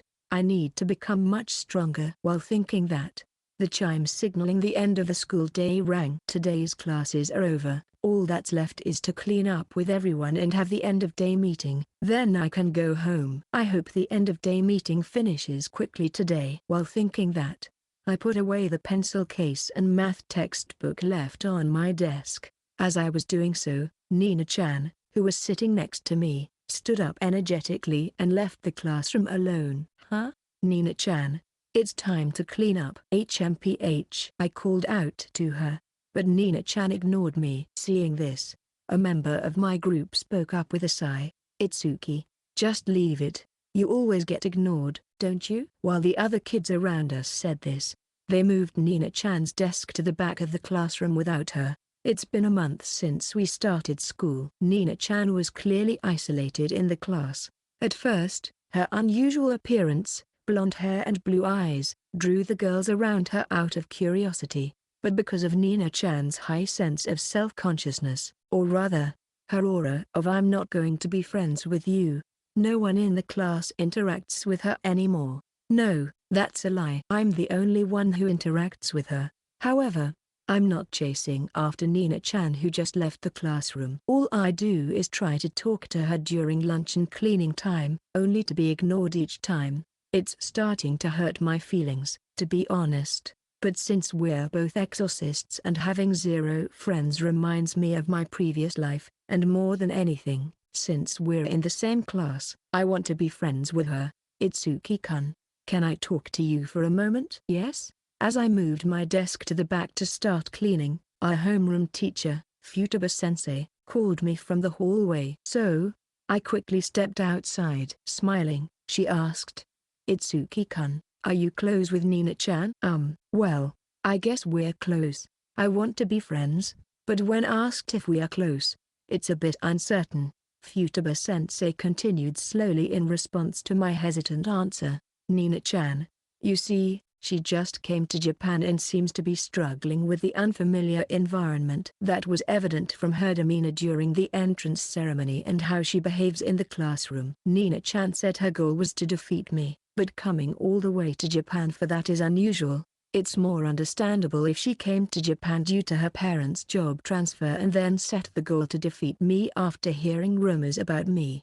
But honestly, I'm curious how Futaba-sensei reconciles the fact that Nina-chan, who just came to Japan, speaks fluent Japanese. It's a bit mysterious. Itsuki-kun, I want you to become friends with Nina-chan. Friends? The word shook my heart, and I couldn't help but lean forward. Nina-chan probably finds it hard to come to school without friends. And it would be lonely for you if your classmate stops coming, right? When the teacher asked me this, I realized it's hard for adults to honestly nod and say lonely. For better or worse, adults tend to separate themselves from others. So if someone stops coming, they just think, oh, is that so? But what about Nina-chan? She left the country where she was born and raised, entered a school where she had no friends, and had to keep the secret of being an exorcist to herself. It would be strange if she didn't feel isolated. In that case, wouldn't it be better for me, as a fellow exorcist, to be her friend? The teacher probably hadn't thought that far, but since I'm the only classmate in 1A who talks to Nina-chan, there was no other choice. However, if I can become friends with Nina-chan, it would progress my goal of making 10 friends before graduation from 0 to 10%. In terms of ratio, that's 1/10 achieved. So, I readily agreed with the teacher. I'll become friends with Nina-chan. Thank you. I'm relieved to hear that. Futaba-sensei's smile was mixed with feelings of relief and reassurance, making me think, being a teacher must be tough. Well, I'll go find Nina-chan. Be back before the end of day meeting. With Futaba-sensei seeing me off, I left the classroom too, feeling a slight sense of guilt towards my classmates cleaning in the hallway and stairs. I used my search magic. The target was the person in this school with the second highest amount of magic power after me. Nina-chan said she was of the 4th rank. Although there are hundreds of people in the elementary school, the only ones with such outstanding magic power are Nina-chan and me. So, I just needed to narrow it down to that. As the transformed thread in my hand spun like a compass needle, it turned into an arrow and pointed down the stairs. I wondered what she was doing. Skipping cleaning. As I walked in the direction the arrow pointed, my feet naturally led me to the back of the school building. Realizing where I was headed, I felt relieved. If Nina-chan were in the girls' restroom, I wouldn't be able to look for her. Once outside the school building, the place was completely deserted. Of course, no one is assigned to clean out here. Maybe she's skipping out in a place where no one can find her. As I walked toward the direction the compass pointed, I heard voices from a distance. Itsuki is practicing magic even during class.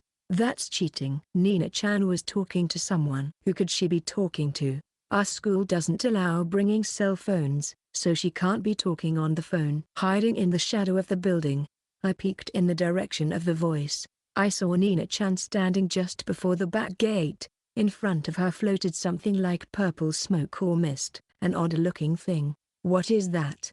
I stared intently, but I couldn't see any threads extending from that purple something. If it's not magic, then could it be a monster? I started to weave my magic cautiously. However, Nina-chan, facing the mist, was speaking in a calm manner, more so than usual. But Mom won't teach me magic. I have to do it on my own. At her words, the purple mist trembled. Huh? That's no good. You won't be able to beat Itsuki. To an outsider, it might look like she was talking to herself, but to me, it seemed like Nina-chan was conversing with the purple mist. The mist didn't show any signs of attacking her. Rather, it trembled as if advising her. So, it's not a monster? I tilted my head in thought. But no one answered. What should I do? Then, I had an idea. Right. I should just ask Nina-chan. Maybe this could be the connection I need. Nina-chan, I've been looking for you. What? The moment I called out, Nina-chan noticed me and turned round with a visibly annoyed expression. Before I could say anything, she spat out her words, creating more distance between us. Sensei told you to come, but I'm not doing any cleaning. I have more important things to do. What's more important? Magic training. I have to beat you, Itsuki. With that, Nina-chan turned away with a huff. Wait, didn't she just say her mum wouldn't teach her magic? Those words almost slipped out, but I swallowed them, not wanting to reveal that I'd been eavesdropping. Nina-chan wasn't meeting my eyes, but she wasn't trying to hide the purple mist either. So, can I ask about this mist? If it was something secret, she'd probably hide it. Hey, Nina-chan. What? Is this purple thing your magic? Nina-chan's reaction to my question was astonishing. She jumped like a startled cat, all her hair standing on end. It was cute, but then she grabbed my shoulder forcefully. It hurt. You can see it?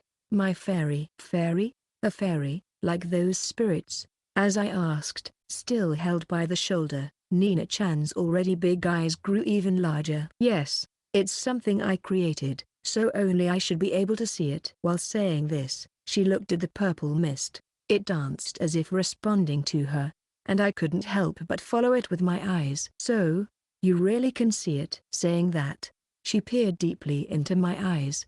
Her blue eyes filled my vision, and I felt like I was being drawn into them, like when you stare at the sky or the sea. Then, she quietly spoke. You have it, don't you? Magic eyes? Magic eyes? I didn't think I had anything that grand. No, I don't have anything like that. I can just see other people's threads. Threads? This. I extended a thread from my hand, but since Nina-chan didn't have true eyes, she couldn't see it. It's a thread made from condensed magical power. I use it to perform various spells. I know that. She definitely didn't know. Anyway, you can see the magical power before it becomes a spell, right? That means you have magic eyes. You can see magical power because of the magic eyes. With that, Nina-chan stepped away from me. Maybe what she's calling magic eyes is the same as true eyes. Come to think of it, we exorcists have different terms for things like ranks. So it's not strange that she calls true eyes something else. I see. Nina-chan didn't know the term threads. Instead, she used the term fairy, which I didn't know. This means one thing. She knows magic I don't. I want to see that magic. I want to know about it. A feeling that was a mix of curiosity and a survival instinct stirred within me. Driven by this strong feeling, I grabbed Nina-chan's shoulder. Hey, Nina-chan. What? Teach me magic. I said this while looking into her eyes. Magic from overseas. Magic I don't know. It might take me to places I've never been before. With such strong expectations, Nina-chan responded, looking a bit confused. Me? Teach magic to you? Itsuki? Yeah. I want to know about the magic you use. I said this with strong hope. But she took a step back instead. Why? Well, I'm still in training for condensing arts. Nina-chan shook her head vigorously as soon as she used a term I didn't know. No. Why should I teach my rival magic? But you just said you were training. Forget I said that. The moment Nina-chan shouted with all her might, the music signaling the end of the cleaning period started playing. It looks like this is it for now. The teacher had told me to return by the end of the closing meeting. If I don't go back now, the closing meeting will start late. It can't begin unless everyone is present. I wanted to hear a bit more, though. There was nothing I could do, so I asked without digging deeper. In that case, how about teaching me recollect? That should be easier. It's impossible. Why? Condensing arts require training in element arts first. Another term I don't know, but from Nina-chan's tone, it seems like she's not trying to be mean, but genuinely thinks I can't use it. What should I do? It seems like I can't use Nina-chan's magic. While I was troubled by myself, Nina-chan had already started back to the classroom, so I hurriedly followed her. So, there's elements and condensing arts. Are they similar to what we call kaijutsu arts and shijutsu arts here? If that's the case, I can understand her saying she's in training. Even Japanese exorcists start training in kaijutsu arts from the age of 3, and begin practicing shijutsu arts from the age of 5. Proper magic teaching elemental change or qualitative change starts at 7 years old. It's only been a month since we started elementary school. If Nina-chan's birthday is in April, she might already be 7, but she doesn't seem to have been taught magic yet, so her birthday is probably later. So, she's still 6. In Japan, she would be practicing shijutsu arts around this time. Just like Aya-chan, it makes sense that she's still in training. Still, I wonder which country's exorcist Nina-chan is. As I followed her, I couldn't help but ponder that. When I returned to the classroom with Nina-chan, the teacher praised us, but I received a mild scolding from my team members for skipping cleaning duties. It all balanced out to 0. However, despite being in the same team, Nina-chan wasn't criticized at all. It seemed like everyone was ignoring her, and it hurt my heart. Nina-chan herself sat proudly at her desk. After that, the closing ceremony began. Today, there weren't any special events, and it ended in a flash. Yes, I can go home early today. Once I got home, it was time for magic practice. Even though I could strengthen the output of the guiding threads during class, on the flip side, that's all I could do. Whether it's practicing new magic or the elusive sixth sense that I still can't grasp, I can only do it once I'm home, watching my classmates leave together as friends. I slung my school bag over my shoulder and prepared to head home. Once again, I walked home alone today. No, it's not because I don't have any friends to walk with, it's just that my apartment is far from school, so there are no friends nearby to walk with me. Lost in these thoughts, just as I was about to leave the classroom, my school bag was suddenly pulled back with such force that I almost fell. Turning around quickly, I saw Nina-chan pulling my school bag. What's wrong? This was the first time something like this had happened to me, so I nervously asked Nina-chan, who responded irritably. Please don't ignore me.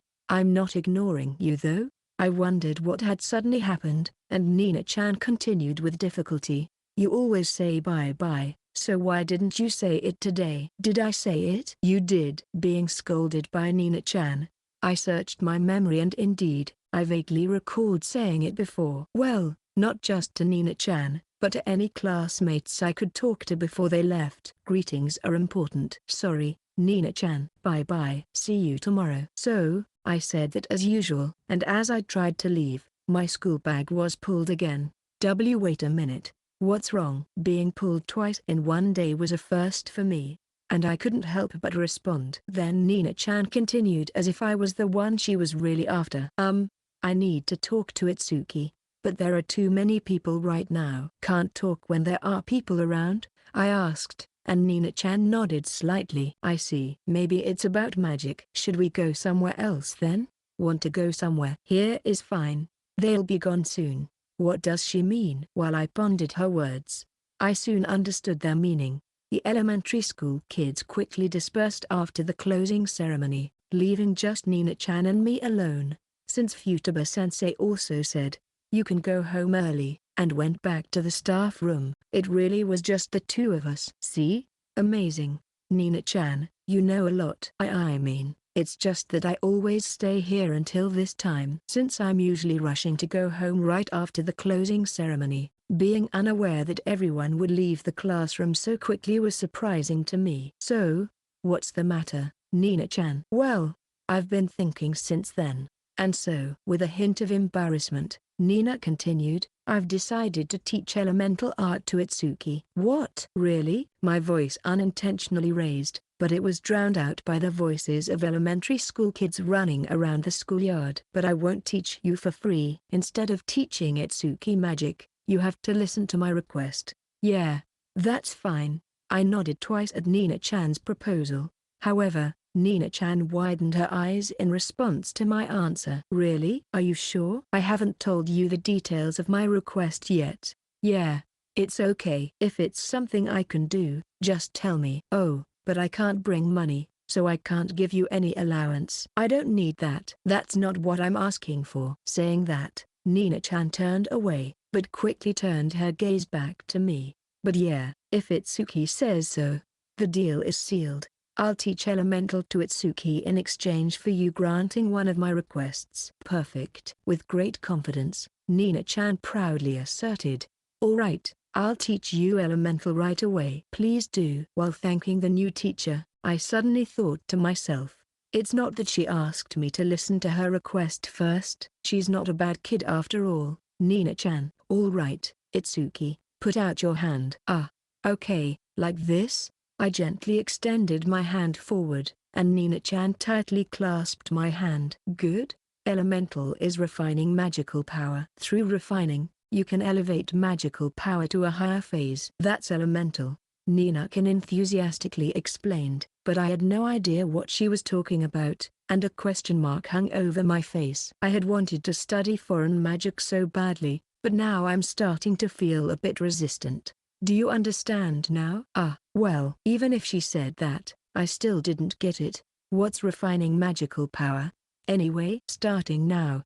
Remember it that way. Nina-chan said, I'm going, then closed her eyes. Hot. In the next moment, an unbelievably intense heat radiated from Nina-chan's hand. It was the familiar warmth of magical power. He felt it from his father, Aya-chan, and even Hina's portion, always aware that it was his own. Therefore, he never mistook that warmth. However, Nina-chan's warmth was incomparable to ours, scorching. I gathered refined magical power through elements in my hands. How's that? It's completely different. See? Nina-chan wore a smug expression. If she always looked like that instead of with a displeased face, she wouldn't stand out in class. I thought, but kept silent for now. Instead, I asked, how do you do this? Well, first is the method of refinement. We start practicing around age 3. As she said this, Nina-chan pointed at my stomach. There's magic accumulated here, right? A place where magical power accumulates. Needless to say, I'm talking about Tanda. You gradually release the magic from there outward. Then, the heavy magic remains in your belly, while the lighter magic slowly circulates through your body. Question mark. I tilted my head at Nina-chan's words. There's heavy and light magic? Isn't magic just magic? Not understanding my confusion, Nina-chan continued. Stand straight with both feet. Okay, from where you've stored magic, release it little by little outside your body, like smoke. Just try it for now. Isn't this thread technique? While thinking that, I attempted to release the magic outside my body as Nina-chan instructed, but she stopped me. Don't let go. Okay. I didn't quite understand, but I held Nina-chan's hand and slowly released a tiny amount of magic outside. Really just a faint amount. If I didn't do it like this, monsters would gather around. In an instant when I circulated magic throughout my body, using the technique of thread manipulation, Nina-chan scolded me. That won't do, Itsuki. The concentration of magic isn't right. It's bad if it's the same? Of course. The important thing is to leave behind heavy magic. At first, you need to understand that sensation. Once she put it like that, it made sense. So, let's try again. As instructed, I returned all the magic in my body back to my danchin. Returning magic like this hasn't happened since the Magic Eater training. I started to feel a bit of pain in my stomach. I think it's probably just my imagination. Anyway, I tried again. I gathered magic back into my hands, but once again, Nina-chan got angry, saying, "The magic is too uniform." Just as I was about to attempt for the third time, the classroom door opened and Futaba-sensei returned. "Oh, Itsuki-kun, have you become friends with Nina-chan already?" As she said this, Futaba-sensei picked up the diary from her desk. "Well, I guess that's how it looks from the outside." We're standing at the edge of the classroom holding hands. It would be strange if we weren't considered friends by now. As I thought about it as if it was someone else's problem, Nina-chan seemed displeased with the teacher's words. "We're not friends at all." "Is that so?" "Sorry about that. But I'd be happy if you two could get along." "Ugh. Just go somewhere else already." "All right. See you tomorrow, Nina-chan." "Itsuki-kun." Saying this, Futaba-sensei left the classroom with the diary in hand. Being a teacher must be tough, I thought, and Nina-chan, who blushed slightly, turned towards me. "Let's try again." Okay. Resuming the interrupted training of manipulating magic, I circulated magic throughout my body as instructed. But it seemed Nina-chan wasn't pleased with how it turned out. "You know, Itsuki, you're trying too hard to control your magic. Let it be freer. Relax.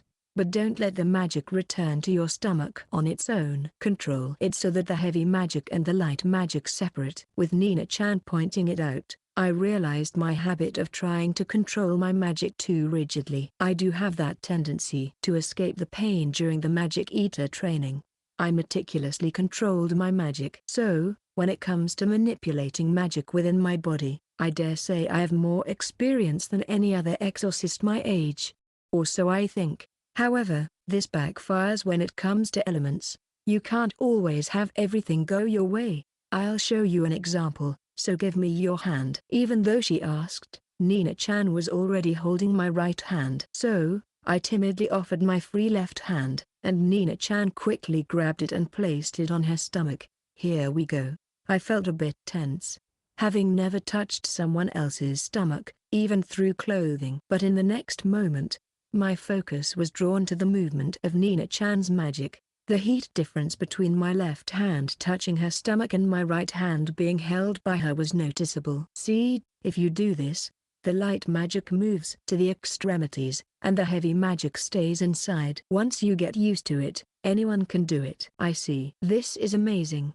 Indeed, once you actually feel it, you can understand the gradient of magic and the training required to achieve it. Okay, Itsuki. Give it a try. Nodding, Nina-chan released my left hand and placed her hand on my stomach. I took 2 breaths and slowly lessened my focus on the magic. At that moment, the magic began to move freely within my body. That sensation was reminiscent to the day I was nearly killed by the Magic Eater, feeling as if I were reborn. It triggered a deep-seated fear, sending a chill down my spine, but the me from back then is different from the me now. Ever since then, I've been facing my magic head-on, facing my magic power head-on. And I've learned how to control my magic power. In an instant, I felt the magic power separate within my body. No, separate isn't quite right. The light magic power that couldn't be retained in my tendon moved towards my hands, while the heavy magic power that didn't move remained in my tendon. It was a strange sensation, unlike anything I'd experienced with circulation techniques. The moment the light magic power reached my hands, Nina-chan let go of my hand. Passing grade, but it's a good feeling. You felt something strange, right? Yeah. The magic power split into two. Exactly. From there, you extract the heavy magic power and release it outside your body. That's elemental. As she said that, she frowned slightly. However, her words caught my attention, so I asked, "Hey, Nina-chan, does elements mean releasing magic power outside the body?" "That's right. Otherwise, it wouldn't be elemental." "What? You've been practicing releasing magic power outside your body since you were 3? Don't you do that in Japan?" Surprised, I asked, and Nina-chan responded with a question of her own. "No, we don't. In Japan, releasing magic power outside the body is called thread techniques, and we start practicing it at 5 years old." "I guess it differs by country." She lost interest after saying that, but something still bothered me. It was the meaning behind circulation techniques. Both my father and Renji-san said that circulation techniques were to get used to controlling magic power, but I think they only captured half the meaning. The other half is probably to eliminate inconsistencies in the magic power, the heavy magic power and light magic power within the body. If you use them without mixing them, it could affect the power and stability of the magic. If there are problems, it would be a significant concern for surviving as an exorcist. When I fought Rikudoji, I believed in the power of Obarazuki. Because I believed in it, I could use it as my trump card. If its power varied every time I used it, I wouldn't be able to rely on it as a trump card. That's why we probably use circulation techniques to equalize the quality of magic power before turning it into threads. Seems plausible. As I was thinking that, Nina-chan continued, saying, "Anyway, Itsuki, did you remember the feeling of the heavy magic power? The one in my stomach, right?" "Yeah, I remember it." "That heavy magic power has a higher phase than the other magic." What does she mean by phase? However, it seemed like the higher it was, the better, so I silently focused on the heavy magic. As I did, it oddly felt like both the heavy and light magic had always been within my body, and I just hadn't noticed them. This was just like how I became aware of magic's heat after being attacked by the magic eater. It's that sensation of not knowing until you know. But once you know, you can't go back. It's just like learning to ride a bicycle. It's tough until you get it, but once you do, you never forget. The magic you refined earlier, Itsuki, is at the second phase. Strong exorcists can make this heavy magic even heavier. But I can't do that, so I can't teach you. Second phase. I see. I'm starting to understand a little. Ordinary magic is the first phase, and the heavier one I just created is the second phase. Got it? A long time ago, the magicians in my country believed that if you kept refining magic power, it would become the fundamental elements of the world. That's the super pure magic, and finding that is what alchemy is all about. Alchemy? I've heard of that. My shallow image of alchemy involves mixing things in a big cauldron to make potion-like substances. Yes, it's a venerable and historically rich magic. Nina-chan puffed out her chest proudly as she said this. Wow, this girl knows a lot about magic. Embarrassingly, I hardly know anything about Japanese magic. Because of this, I can't explain it to others like she can. It makes me feel a bit down. Well, that doesn't matter now. Let's continue our practice. Got it? Certainly. Just as Nina-chan said, it doesn't really matter now. I focus my awareness on the high phase magic power, the heavy magic power, within my body. Next, try moving only the heavy magic power. Can you do it? I let out a small sound. I try to consciously move it, but it's no use. It doesn't move at all. I try applying more force, but as soon as I attempt to move the heavy magic power from my dantian, it mixes with the light magic power within my body, becoming a half-baked magic power. Difficult, isn't it? It gets mixed up. You just have to get used to it. Manipulating magic power is a matter of practice. I learned that the hard way with kaijutsu and shijutsu. In my previous life, when someone talked about perseverance, I would think, perseverance? That's so outdated. But through practicing magic, I realized there are areas where ultimately, the only way is to pile up perseverance and effort. And I also found out that if you truly put in the effort, humans can manage to accomplish surprising things. So, I try to extract only the heavy magic power, but it doesn't work at all. I tried coating the heavy magic power with the light magic power like a daifuku, but the coating failed. They ended up mixing together. Unfortunately, the daifuku strategy was a failure. I wondered if there was another way. Just as a sharp pain pierced my abdomen. No, it's no use. That earlier pain wasn't just my imagination. Nina-chan, sorry. What? Giving up already? I need to use the bathroom. Go quickly. With Nina-chan sighing, I head to the bathroom in the empty first year area. You're late. Sorry. Back in the classroom, I faced Nina-chan. Did you wash your hands properly? Of course. I kept quiet about successfully releasing the heavy magic power. It's not because Nina-chan is a girl, it's a matter of my pride.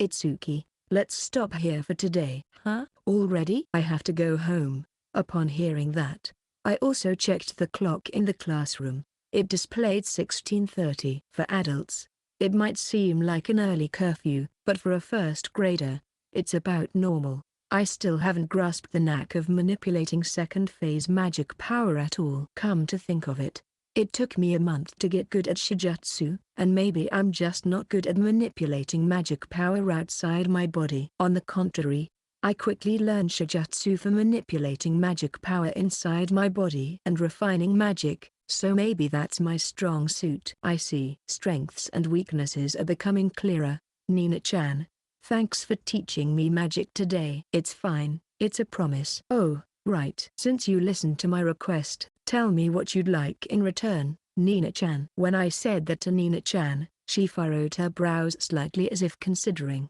No, not now. When Itsuki properly learns elemental, then you can hear my request. I see. Got it. So, we'll continue tomorrow. Huh, really? When I blurted that out, Nina-chan continued, looking a bit embarrassed. Of course. Well then, see you tomorrow. Yeah, see you tomorrow. After seeing her off as she left the classroom, I suddenly thought to myself, come to think of it, this is the first time Nina-chan responded to my greeting, right? Oh, it feels nice that we're getting closer. It's like we're friends. Thinking such things, I slung my school bag over my shoulder. Maybe I should walk home with her to the school gate. Oh, Nina-chan. Wait up. I'm heading home too. With that in mind, I grabbed my school bag and chased after her. As I reached the hallway, she waited for me near the stairs, saying, hurry up. She really is kind. Nina-chan. By the way, where do you live, Nina-chan? Over there. About a 20-minute walk. As we changed into our outdoor shoes at the shoe lockers, I asked Nina-chan. It turns out, her direction is completely different from mine. If it's that way, walking to and from school together might not work. How about you, Itsuki? I live that way. I pointed in the direction, and Nina-chan muttered, the opposite. Well, I think the same. Just as I was thinking we might part ways at the school gate, a man stood there. He appeared to be around 40 years old. His greasy hair was messily scattered on top of his head, and he wore a thin, insincere smile as he stared fixedly at the elementary school, clearly suspicious. Yet, neither pedestrians nor cars passing by seemed to notice him. The man was shirtless, exposing his bulging belly and an additional arm protruding from his chest where others have theirs. This third arm firmly gripped the school gate, dripping with shiny grease. Then, the man's gaze suddenly fell upon us. It's a monster. Hey, let's play together. It's speaking normally, so it's probably around the second rank. Seems like it's not in the first rank just by talking normally. Oh, please tell me your name. The monster squeezes the metal school gate it's holding, causing it to warp. This is no time for analysis. I need to exorcise it properly. Just as I'm about to weave my conductive thread, Nina-chan next to me exhales softly. Hayu. Looking over, Nina-chan's face is pale, trembling uncontrollably. Clearly, Something's wrong. Are you okay? Ha, ha. She doesn't answer my question, just nods frantically with signs of hyperventilation. This doesn't look good. Could it be she has a trauma related to monsters? That possibility strikes me suddenly. It's not uncommon. Some people attacked by monsters carry PTSD for life. My father taught me that. I don't know what trauma Nina-chan carries, but it's clear I need to resolve this quickly. That's why I'll exorcise it. Tenkan. My thinly spun conductive thread captures the monster's crown, and then, attribute change. In an instant, the high-pressure quantity I produce pierces the monster's crown. Oh, I'm losing weight. Quickly, the monster thrusts its third arm into its abdomen. With a sound like gas escaping, its body shrinks suddenly, and crimson cuts through the air. Huh? What kind of magic is that? I've never seen magic like that before. I'm getting fat. Saying so, the monster slams its third arm against its chest again, and its body suddenly swells. It becomes round and fat again, returning to its original form. What the hell is with that easy diet? While grumbling at the bottom of my stomach, I felt an unprecedented discomfort with the current tensai. That move just now, was it a bit faster? Oh, interesting, right? Fun, isn't it? Say it's interesting. Ignoring the monster's words, I stepped forward to protect Nina-chan. Then, I performed magic refinement. In an instant, heavy magic shifted from the depths of my stomach to the tips of my body. I molded the light magic that had come to my fingertips into threads and shot it out. Hi-yupa! A sharp sound cut through the air, slicing off the third arm that had sprung from the monster's chest. Ow! With its charm gone, the monster flipped over, oozing dull gray liquid from its wound. As expected, magic created with light magic is fast. Subjectively, it feels about 1.3 to 1.5 times faster than using magic normally. Unfortunately, while it's faster, the firepower is reduced. However, judging by the wound on the monster, it should be manageable at around the second level. The problem is that without interspersing shijutsu techniques, magic's power fluctuates. However, with this blow just now, I came up with a new idea. Let's give it a try. Nina-chan, calm down. It's okay. Nina-chan behind me exhaled with a few. Her trembling hand grabbed onto my shirt. I just wanted to play.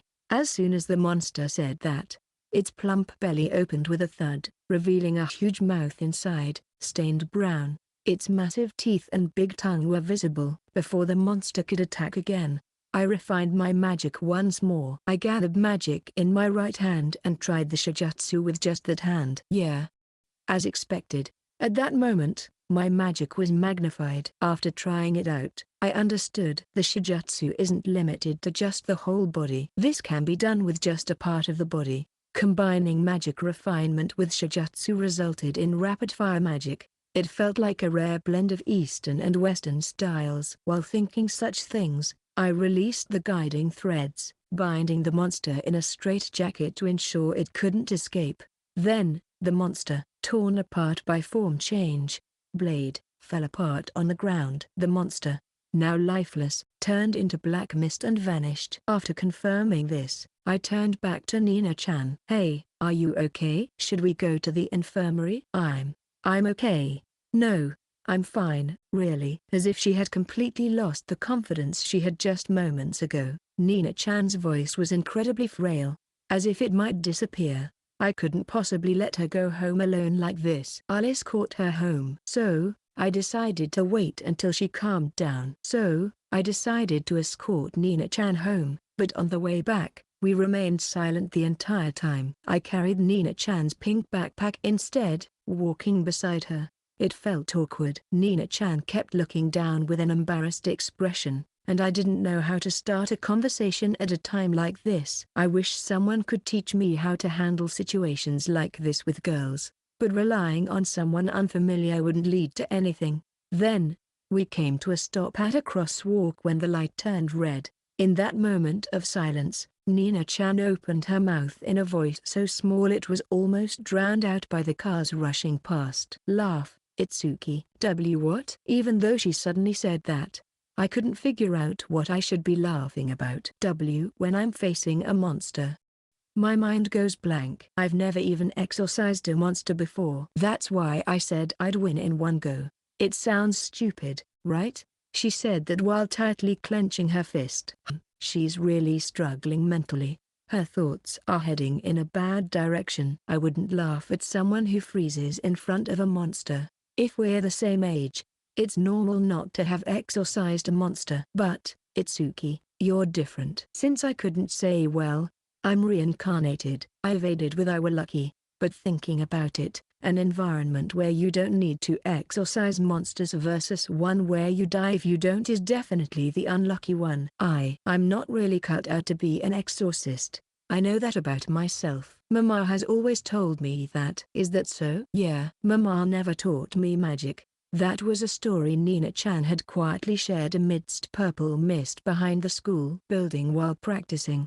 It was a story she had let slip, but upon reflection, it seemed quite strange. Ordinary exorcists teach their children magic and train their bodies to handle monsters, even if their child has inherently extraordinary magical abilities, making them more likely to be targeted. So, it seemed odd that her mother didn't teach her magic. Mama says I don't need to study magic because I have no talent, that it'd be useless. When I talked about you, she said, just marry Itsuki. I feel like I've heard that somewhere before. Where was it? But being asked about marriage by a classmate made things awkward, so I changed the subject. But, Nina-chan, you can use magic, right? Who taught you?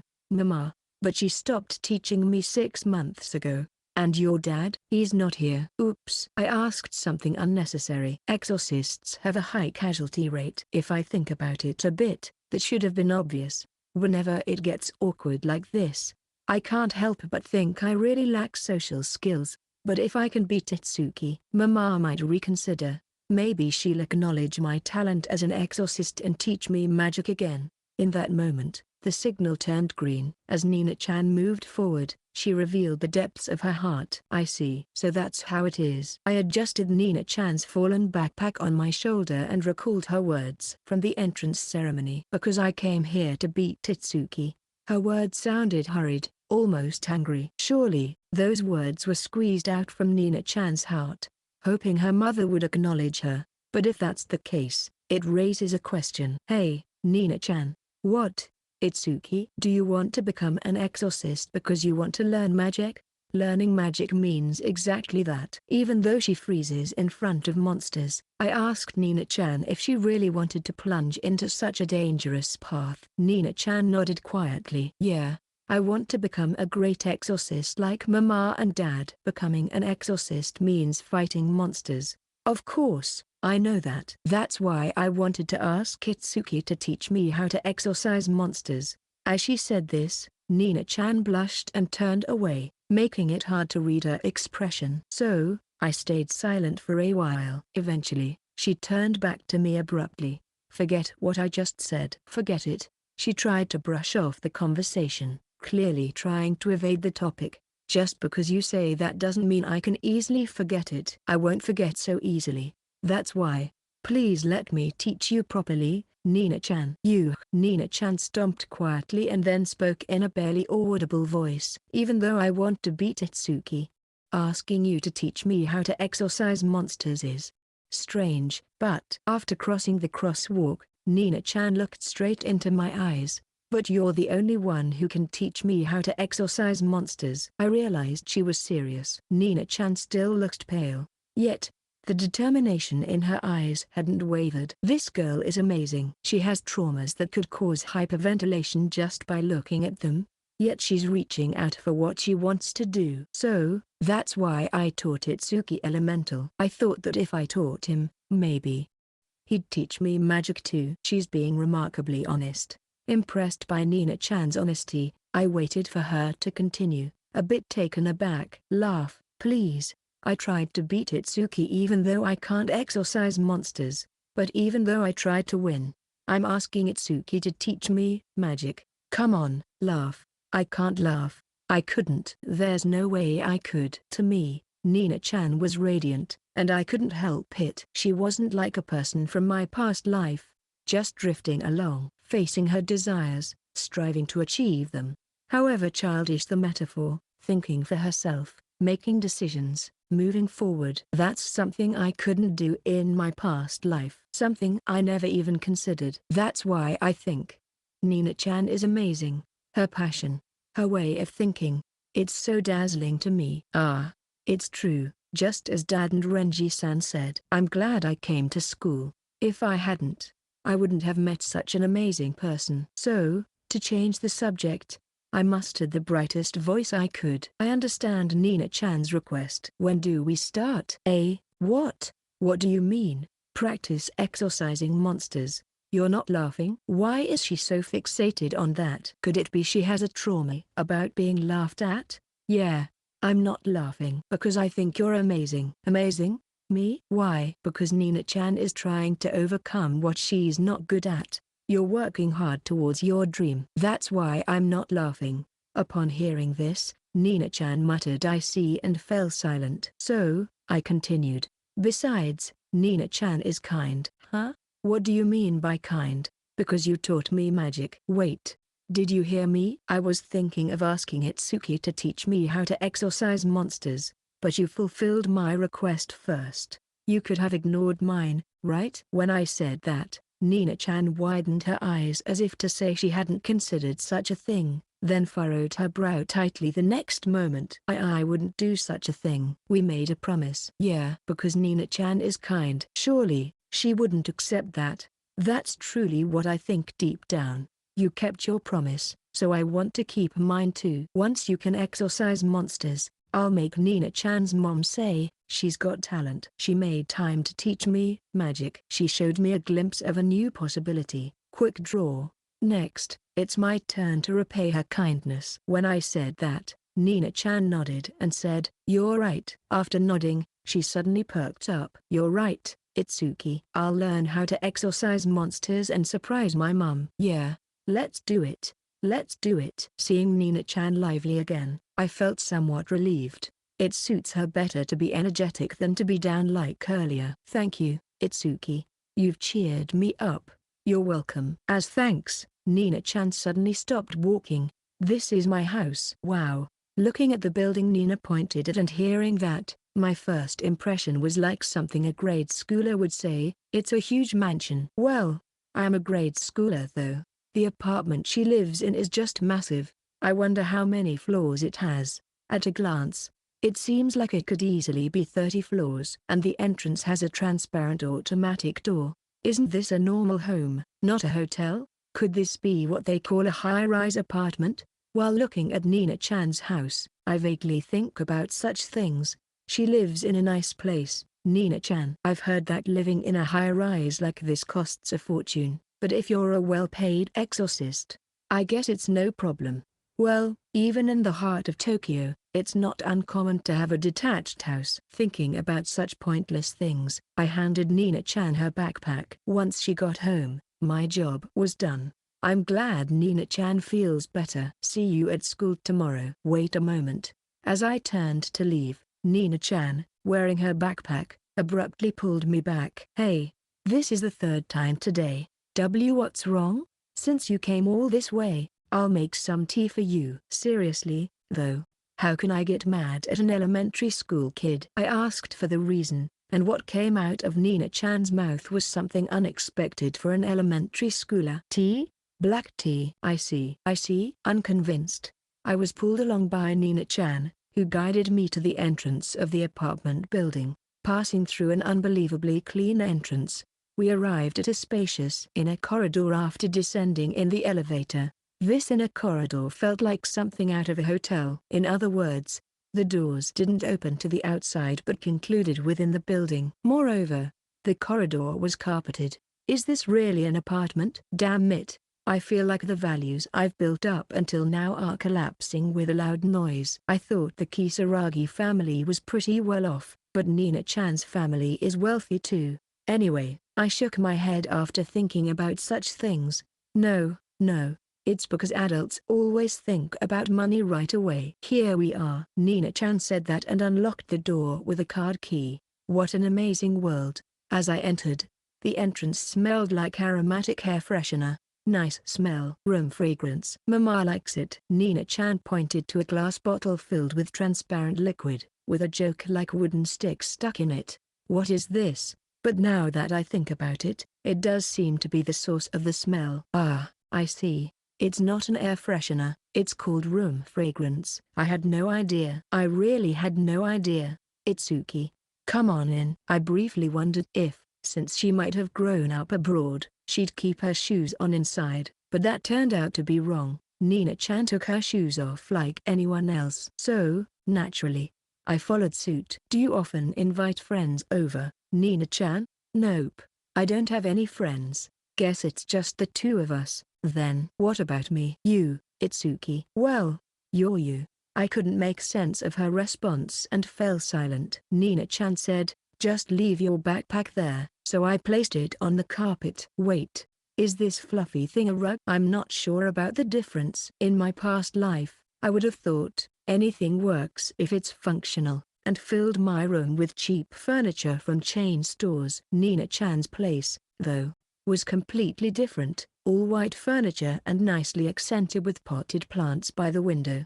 But Nina-chan's pink backpack seemed a bit out of place among the furniture. As I was led into the heart of this different culture's room, a sense of discomfort suddenly hit me. No barrier? Being a professional exorcist's house, there should definitely be one. Puzzled by its absence, I looked around the room. Nina-chan called out from the kitchen. What do you like, Itsuki? What do you mean?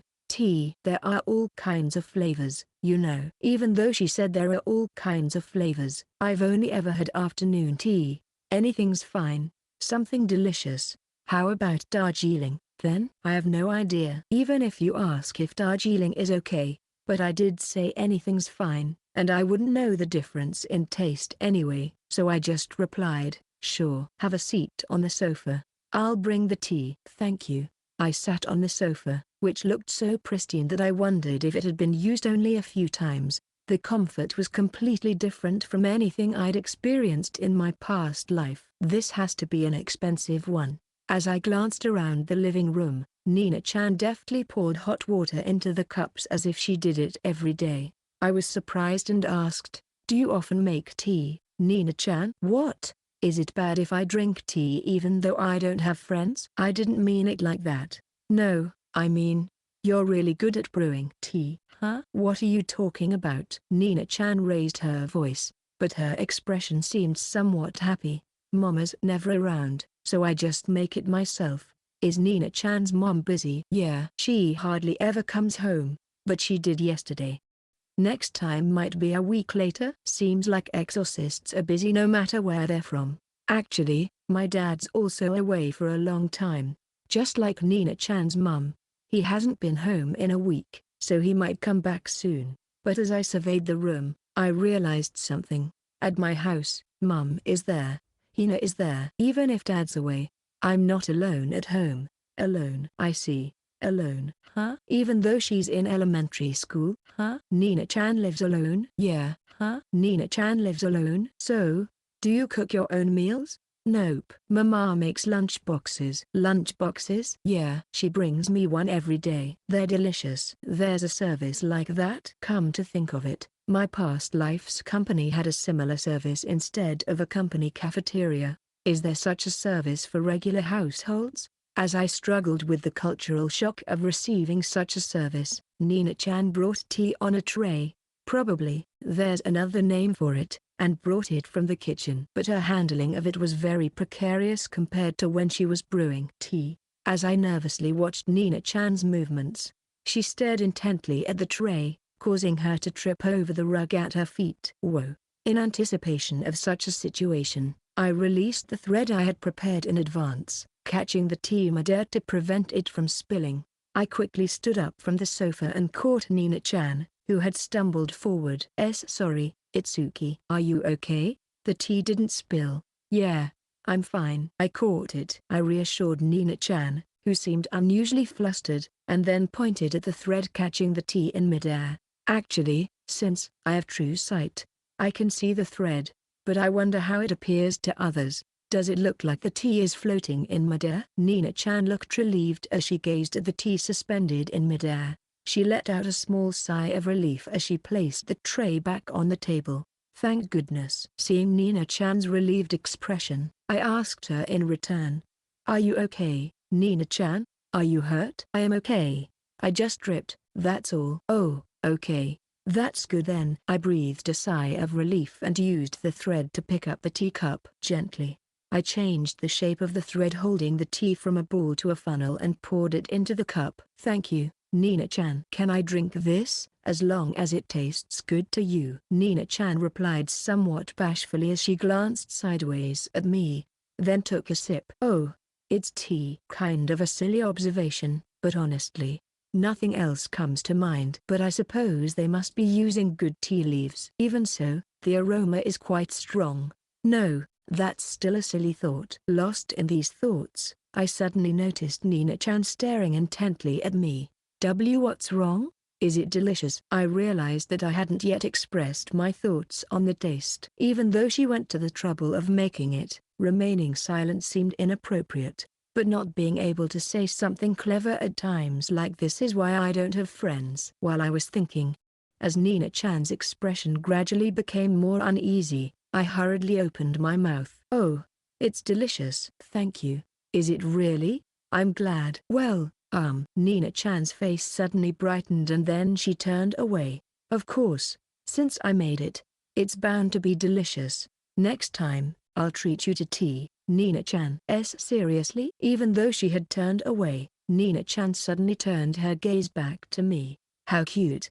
However, after taking a breath and sighing softly, she muttered, when I'm talking with Itsuki, I feel somehow off. Nina-chan then sipped her tea, and after swallowing the tea she had made herself, she sighed leisurely and said, it's kind of stupid. Why is that? Because I thought of Itsuki as my rival, didn't I? Yeah. I've always wanted to be friends with you, Nina-chan. Why? Nina-chan asked me with a frightened expression. Because, you know, we're exorcists. We're in the same class and... I stumbled over my explanation. Stumbled, but Nina-chan looked at me, seeming to want to hear more. When she makes that face, I want to tell her why I wanted to be friends with her. But what should I say?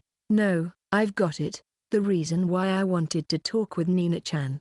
Besides, I felt like you resembled me. So I thought we could become friends. Stop. But Nina-chan interrupted me as I was giving my reasons, turning bright red and standing up. What's wrong, Nina-chan? I can't hear anymore. It's almost like fate. Fate? Oh, is she talking about what she said on the day of the entrance ceremony? I had completely forgotten.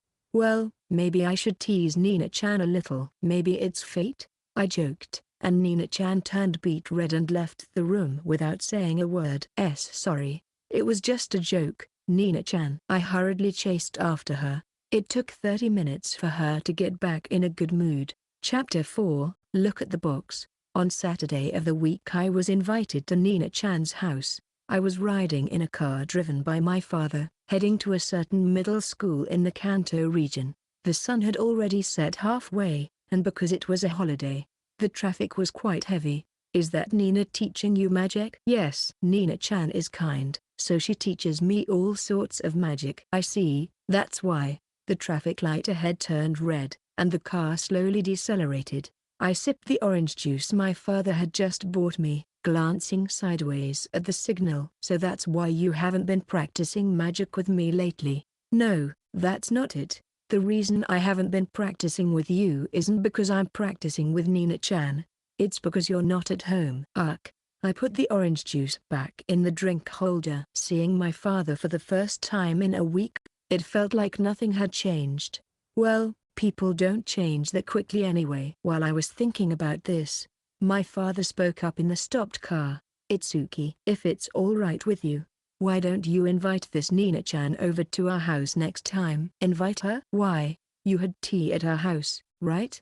It's only polite to offer some refreshments in return. I see. Actually, after that, I visited Nina-chan's house again. At that time, she served me tea and some small sweets as well. If it's bad to always be on the receiving end, it makes sense to invite her over sometimes, but our house is far from Nina-chan's place. I use body enhancement to practice extending the duration of the magic by running home. So even if it's far, it's not a problem for me. But that's not the case for Nina-chan. But, Dad, Nina-chan's house is far away, you know? Then I'll drive her home afterwards. I'll ask her next time. Having a friend is a good thing. Especially a friend who is an exorcist. They are precious. So cherish them. Okay. In my previous life, I couldn't make any friends at all. There's no way I would disregard the precious friends I've made in this life.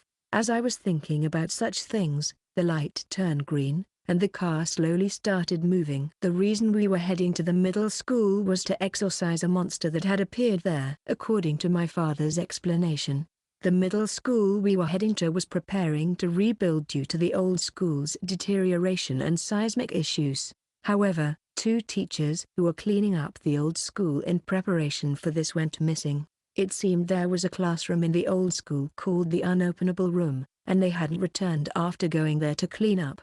The exorcist working at the school went to the Unopenable Room to rescue the missing teachers, but he didn't return either. Since it was beyond the ability of regular exorcists, my father was called upon. And since it was a good opportunity, I was going with him.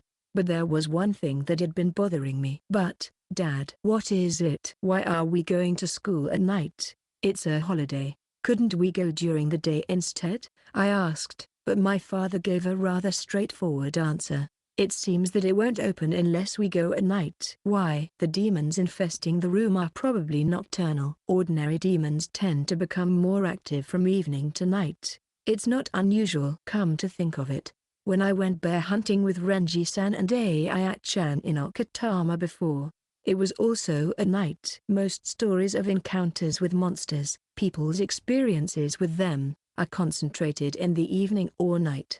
There are few stories of encounters during the day. Moreover, twilight is also called the time to meet demons, indicating that it's a time associated with encountering demons. It's understandable that monsters are nocturnal. By the way, I didn't ask the obvious question of why did they go to clean the old school at night. Having spent a lot of time on social media in my previous life, I knew that being a teacher involves a lot of overtime and is a tough job. It should be around here. As my father said that and turned the steering wheel, a large middle school came into view ahead. He drove the car to the back of the school and parked. 3 adults came running toward us. 2 of them looked to be in their 50s or 60s, while the other looked to be in his 20s. What kind of combination is this? As I was thinking that and got out of the car, the youngest one was the first to speak. Welcome, Suichiro-san. Sorry, we were a bit late. Got caught in traffic. No, it's an honor for an exorcist like me to meet the famous Suichiro-san. The man in his 20s said with a smile. I looked at the nameplate hanging from his neck, and it read Sato with subject, Science next to it. He said he was an exorcist, but he's also a school teacher? No, wait. This must be the exorcist that Renji-san mentioned who works full-time at a school. But then, my father said that one of the exorcists went missing. Suichiro-san, who is this child? My son. I'm bringing him to gain some exorcism experience. Why your son? I see. I've heard a lot about him. The moment my father introduced me, Sato-san's expression visibly stiffened. The rumors about me must be related to Raikou Doji. None of them are good. I couldn't help but frown, but Sato-san cleared his throat once and then introduced the 2 adults behind him. Sorry for the late introduction. This is our principal and vice principal. The 2 introduced people bowed their heads without hiding their nervousness around my father. Well, that's to be expected. My father is tall, has a thick build, and has scars all over his face with an eye patch over one eye. The only people who wouldn't be intimidated by that are either exorcists or yakuza. Even so, the principal continued in a trembling voice, Suichiro-san, please save our teachers. I can't guarantee their safety. I've heard they've been trapped in the room for a week. The likelihood of them being dead is higher. Yes, Sato-san has informed us. Even so, please, we beg you. My father responded with, understood. I stood next to him, bracing myself. People have gone missing. We can't afford to approach this with a complacent attitude. Sato-san continued speaking to us. I will guide you to the room. From there, Suichiro-san, it's up to you. All right. Leave it to me. The old school building was less than a 5-minute walk away. Passing by the new school building, we saw an overall old-fashioned structure. The paint was peeling, and even at night, the building's color looked dull. There were cracks all over the place. The entrance was locked with chains and a padlock to prevent students from entering. Please wait a moment. I'll unlock it, Sato-san said as he unlocked the door of the old school building, and we entered the building with our shoes on as usual. Sato-san shone the flashlight into the room. A thin beam of light cut through the empty school building where even the moonlight didn't reach. This way. Following Sato-san, who was guiding us to the unopenable room as promised, I couldn't help but take a deep breath in my mind. Scary. Are we really the only ones in the school building? The sound of our shoes hitting the tiles echoed inside the building, returning from various directions, making me feel as if something might be lurking around. A cold shiver ran down my spine, thinking something might be hiding somewhere. Taking a deep breath, I touched the Rikudoji relic on my chest with my hand. It made me feel secure. Climbing the stairs illuminated by the flashlight, we reached the 3rd floor. From there, we proceeded further inside until we arrived in front of a door with a plate that reads Science Preparation Room, where Sato-san stopped. This is it. This is the unopenable room. In front of the room Sato-san pointed to, I couldn't help but gasp. I couldn't help it. What's wrong, Itsuki? My father, noticing my tension earlier than anyone else, asked, and I answered what I saw. Dad, this door. It's covered in guiding threads. It might be a trap.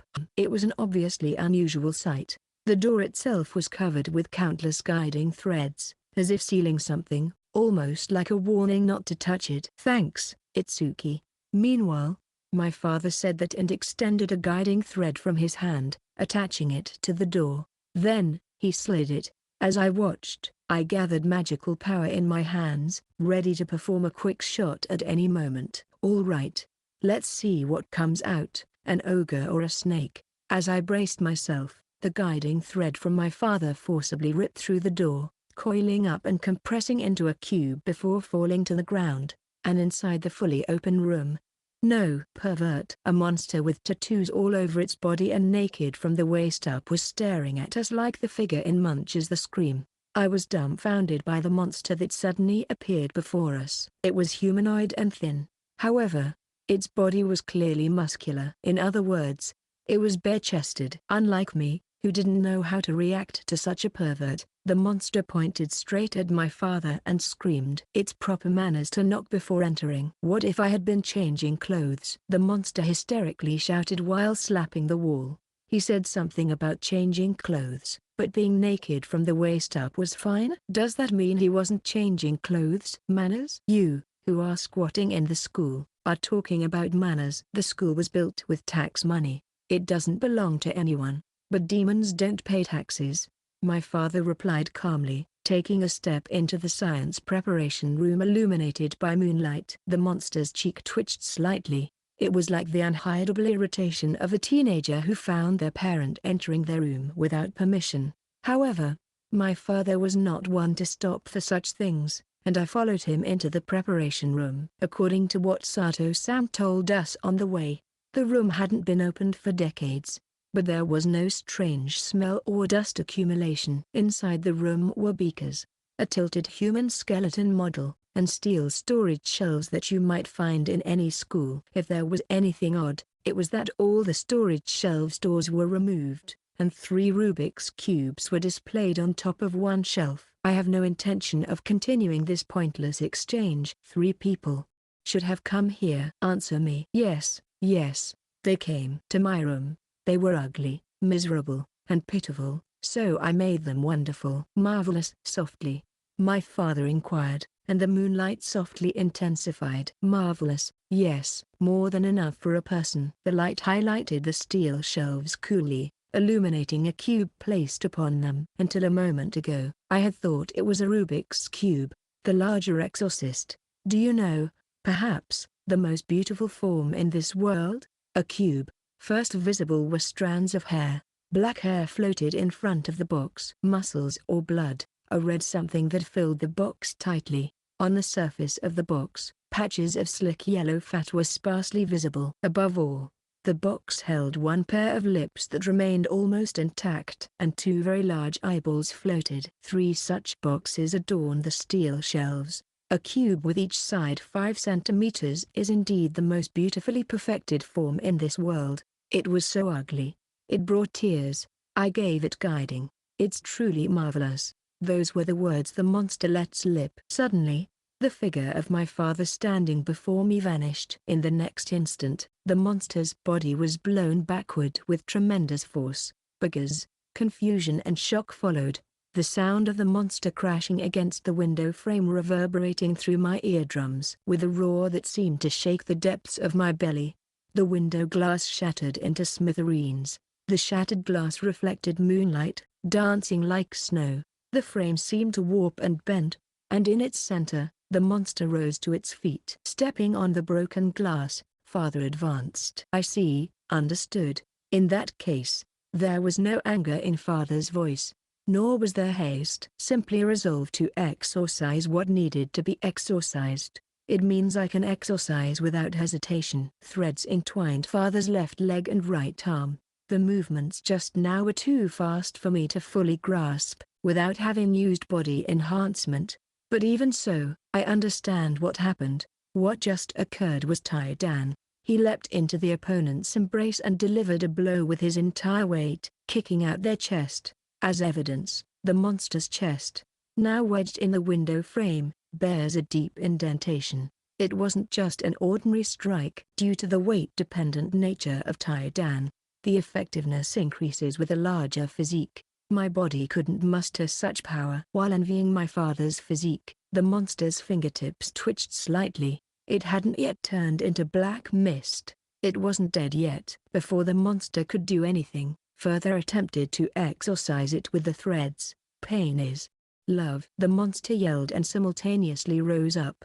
In an instant, the monster released the threads and sliced through the square-shaped window frame it was stuck in to escape. It plummeted towards the ground. Love is pain. Painful and agonizing. Saying so as it fell, I aimed my magic straight at the monster. Ready? Leave it to me. I might not be effective at close range, but long distance is my specialty.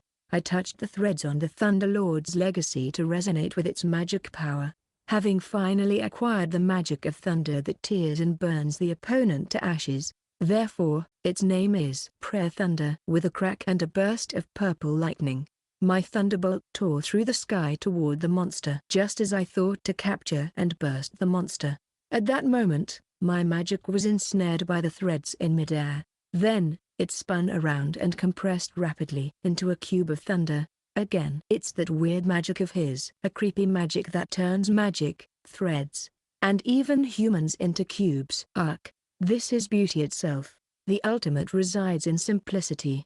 Do you understand? Even if you don't, that's fine. With a thud, the monster forcefully stepped onto the ground, with threads coiling around its feet. It's probably some kind of body enhancement magic or something. I'll make you understand. In response, I fired off a quick shot. However, before that, the monster kicked the ground and returned to us at the speed of sound. In sync, Father grabbed my body and leapt down from the science prep room. Just as we intersected near the window, the monster unleashed its threads towards us, but before they could reach us, with a swift movement, we dodged. Looking closer, Father had shot his threads into the schoolyard, pulling strongly. It was a powerful evasion. The monster's threads, cutting through the air, collided with a wheelbarrow used for transportation on the grounds of the old school building, compressing it into a cube completely transformed into a block. I see. Watching the recent magic unfold, I finally grasped the monster's magical nature. What it's doing is attribute alteration of objects. Attribute alteration, capable of creating or transforming any object, has two aspects: changing magical properties to create objects. That's one aspect of attribute alteration, and already existing objects infused with magic to change their properties. That's the other aspect of attribute alteration. For example, when I fought monsters in the forest and they deployed acorn bombs, They infused regular acorns with magic to transform them into bombs, which is the latter form of attribute alteration. By consuming immense magical power, it can invade and rewrite the properties of objects. It's a skill made possible by a violently potent magical force. But once you understand the concept behind it, there's nothing surprising about it. I've already released my threads. No way. Don't give me that cheeky look. Don't you want to understand? Yelling towards the monster, purple lightning surged again. Thunder roared, and the monster, observing it, released its threads once again. My thunder transformed into a cube. That's fine. The shape doesn't matter. What matters is that it's there. A side of 5 centimeters. It can't be more or less. Exactly 5 centimeters shines with beautiful brilliance, little exorcist. Beside father, who landed so quietly, it didn't seem like he had jumped from the 3rd floor. I don't know if my voice reached the monster, but I taught it. If that's the case, I don't think that thunder is beautiful. Bazzed. As soon as I spoke, purple lightning. No, perhaps I should call it thunder cube, struck the monster closest to it. Having placed magic in advance, my automated attack magic, hidden thunder, pierces through enemies. There's a delay between casting the spell and it turning into an attack, catching off-guard monsters like this one now. This new magic, born from the thunder magic's ability to track monsters, smoked and the monster fell from the prep room. However, it showed no surprise at my magic and calmly raised a hand. You've been quite a nuisance, haven't you, little sorcerer? You're overflowing with love. What are you talking about? Then, it was crushed by father's landing hunt and turned into black mist. Afterward, as we returned to the school building, we contacted the purification people. They would handle the repair of the window frame, deceive the rumors standing open in the unopened room, and most importantly, deal with those who were cubed. When I told Nina-chan about what had happened, she was totally taken aback on Monday. Hey, Itsuki, you're okay? After that, it was too dark to see clearly. It was after school in the classroom, just the two of us left. As we talked about what we did over the weekend, I mentioned the job I did with my father. Then Nina-chan urged me, tell me more. So eventually, I explained all the weight. There were people inside the box, which made Nina-chan recoil. But it's not like people being crushed or stabbed with knives. It's something unreal, like people being in boxes. I'm not detached from reality enough to be shocked by such an unrealistic sight. Well, leaving aside such grim stories. What were you doing, Nina-chan? I went shopping with Mama. Oh? Isn't Nina-chan's mom working? I remembered Nina-chan mentioning something like that last Friday. Yeah, but she finished early. Another exorcist said Mom had defeated the monster she was supposed to exorcise. I see. Where did you go shopping? Ginza. We also had parfait. Parfait in Ginza? Are there places to eat there? Since Nina-chan said she ate there, there must be such places. I've only been to Ginza a handful of times, and while I was thinking that, Nina-chan continued cheerfully, we went to buy clothes. Tokyo really has a lot of people. I see. Shopping for clothes in Ginza. As I thought that, I shook my head vigorously in my mind. No good. I immediately start thinking about money. Not good. There were cute clothes. Mom said, are you listening, Itsuki? Why yeah, I'm listening. If you are, that's good. So, although Nina-chan's face wasn't smiling, she seemed to be in a good mood. Well, her usual face is a frown, but her voice sounded cheerful. Despite having various thoughts about her mother, she must be happy to have gone out together. Nina-chan, you're cute. Anyway, my story doesn't matter. Let's continue practicing magic. Yeah, got it, Itsuki. Tense up your stomach. To regain the sense of magic formation dulled over the weekend, I exhaled deeply. Normally, I would release the condensing magic I always did and deliberately create fluctuations in magic power. Then, I would separate it into light and heavy magic. As I divided them, I felt the heavy magic settling in the depths of my abdomen while the light magic gathered lightly in my upper body. Try releasing it. With a nod, I moved the heavy magic in my abdomen. It did move, but it ended up mixing with the light magic and assimilating into ordinary magic. No good. This isn't working. How is it? Did it work? No, seems like it didn't. Shaking my head, Nina-chan continued looking troubled. Itsuki, you're a 7th rank, right? Yeah, that's right. Since the 6th rank was the queen, I wondered if the 7th rank was the king, but it was as expected. Where did that name come from? I wondered. Chess? As I pondered about those names, Nina-chan brought up something unavoidable. That might be the reason. Maybe if you have too much magic power, you can't use elemental. Huh? An odd sound escaped my throat unintentionally. You can't use it if you have too much magic. Is that a thing? In our country, 7th rank exorcists are mostly historical figures, so I don't really know. Besides you, I haven't seen anyone else. Furrowing her brows, Nina-chan quietly exhaled. It seemed like she couldn't just accept that 7th rank's powerful magic made it impossible to use elemental. With hardly any precedent, she'd have to find her own way to deal with any situation. In other words, whether or not a 7th rank can use alchemy is something she'll have to figure out for herself. In Elementis, alchemy is an art. It's a skill. And precision aside, can be learned by any human being, regardless of whether they're the head of a town factory in their previous life. If that's the 1st rank, the 7th rank, believe interpreted, I pondered while gathering heavy magic in my lower abdomen. I tend to think about such things, but the fact remains that I can't perform alchemy. This means I must be doing something wrong. As I thought about the next approach, Nina-chan raised her hand. Hey, Itsuki, let's take a break. A break? But we just started practicing. It's fine, break time. Nina-chan asserted strongly and left me bewildered.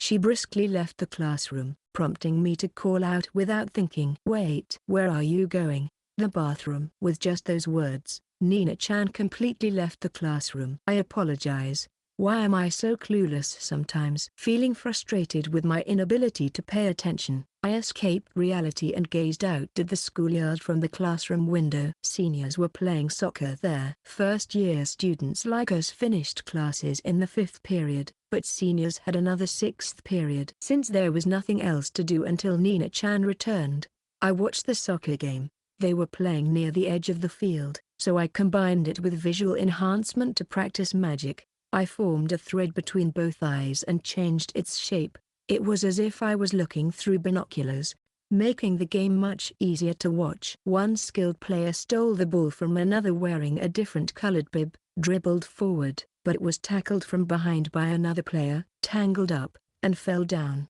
As I thought they shouldn't do reckless things, a teacher blew the whistle and interrupted the game. The teacher and other students gathered around the fallen player, saying something.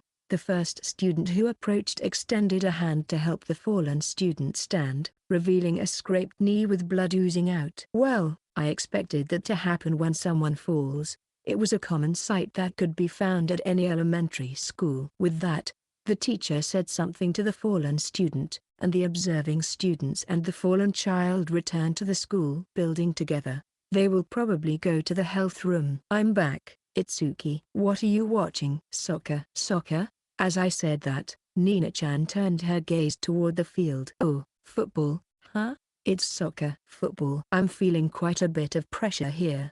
Let's leave it at that. The whistle blew again, and the game resumed.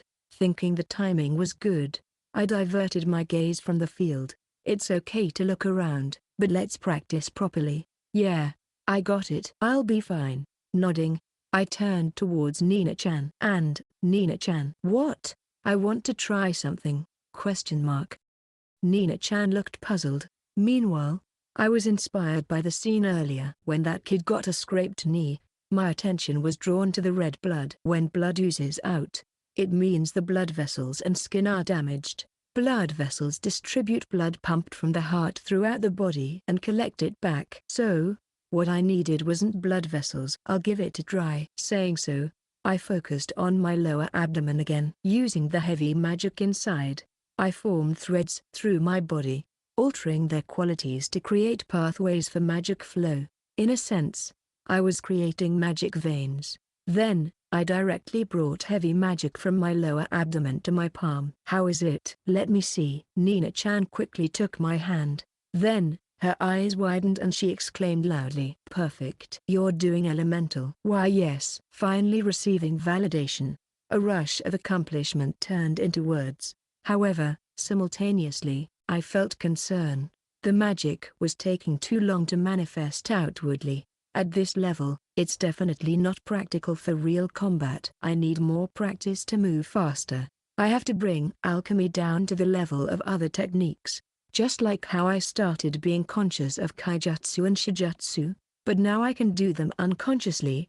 I need to continue until I can do alchemy like that too. As I pondered these things, the whistle blew on the field again. At the same time, the chime signaling the end of the school day rang. Already this late, huh? I still want to practice, but even if I start learning a new magic now, Nina-chan's curfew will be here in less than 30 minutes. It's a bit awkward. Recalling elements. I've just learned alchemy. I want to know about the next condensation technique. Just when I thought that, I realized it wasn't always going to Nina-chan's house. What's up, Nina-chan? Suddenly, Nina-chan tilted her head in confusion at my call. I wanted to invite her home, but my tongue froze in my mouth. My heart was pounding so loudly it was annoying. Would it be enough to just say I was nervous? I've never invited friends to my house in my past life. It's the first time I've invited a friend over. It's a bit different from Aya-chan's family, but now that I've spoken, I can't take it back. So I decided to invite her. Since you're here, why don't you come over today? Really? That's right. Shouldn't you invite me? Nina-chan seemed to be thinking for a moment and placed her hand on her chin. To Itsuki's house? Yeah, Nina-chan said, glancing at the clock on the wall. I want to go, but I have a curfew. Yeah, at 4:30, right? No, because it's May, it's 5 o'clock. In May, it's 5 o'clock in the afternoon. Will it be 8 o'clock in August? There's no way. I nodded in agreement with my own self-deprecating remark. I guess so. Maybe. Just maybe. That's what it means. Come home before the sun sets. But I guess that's not a problem. It's okay. My dad will drive you home later. Itsuki's dad is an exorcist, right? Yeah, he is. He's strong. Stronger than Itsuki? Yeah, stronger than me. When I nodded confidently, Nina-chan continued. That's right. If Itsuki really insists, I can go. But I am always at Nina-chan's house, so I want you to come to my house sometimes. Ah, really? Yeah. I nodded in response to Nina-chan's question. If Itsuki says so, it's a rare opportunity, so it's okay. But really? Then, please come over. Saying that, I picked up my backpack. When the two of us left the classroom, we passed by Futaba-sensei, our homeroom teacher, who was just coming up the stairs. Looking satisfied, the teacher glanced at me and Nina-chan, bidding us farewell. See you tomorrow, both of you. Bye-bye, teacher. Beside me, Nina-chan murmured quietly in her usual manner. Goodbye. Yes, goodbye. I was surprised that Nina-chan, who had always been silent on our way home, would unexpectedly greet the teacher, but the teacher responded with a smile. What's wrong? Nothing. It's nothing. Still surprised, I looked at Nina-chan's profile and got scolded. Since I was trying to cover it up, I pretended like nothing happened and walked down the stairs. After taking off our shoes from the shoe locker, Nina-chan suddenly asked, as if she had just remembered something. By the way, does Itsuki have a curfew at his house? At my place? Was there such a thing? Looking back on it, I couldn't shake the feeling that my mother had told me something like that before. Did she say something about coming back by 6 o'clock? Is it really okay even that late? Okay? What do you mean? Well, because, 6 o'clock isn't exactly early evening. Oh, I faintly grasped what Nina-chan was trying to say. Ah, so that's it. She's probably worried about encountering monsters. The time when the sun sets is when monsters awaken. It's twilight hour, after all. When Itsuki goes home from my place, he doesn't encounter monsters, right? When I go home, no, I don't. Is that so? If that's the case, then maybe it's okay? Nina-chan voiced her doubts while tilting her head. Even so, since I've only been to Nina-chan's house a few times, there's still a chance I've been lucky enough not to encounter monsters. With that settled, I headed home with Nina-chan. Although the tension had eased after school, my heartbeat quickened as we approached her house. I wonder if Nina-chan felt the same when I first visited her place. Thinking about it makes me feel like I might have done something wrong. Arriving in front of the apartment where I now live, I took a deep breath.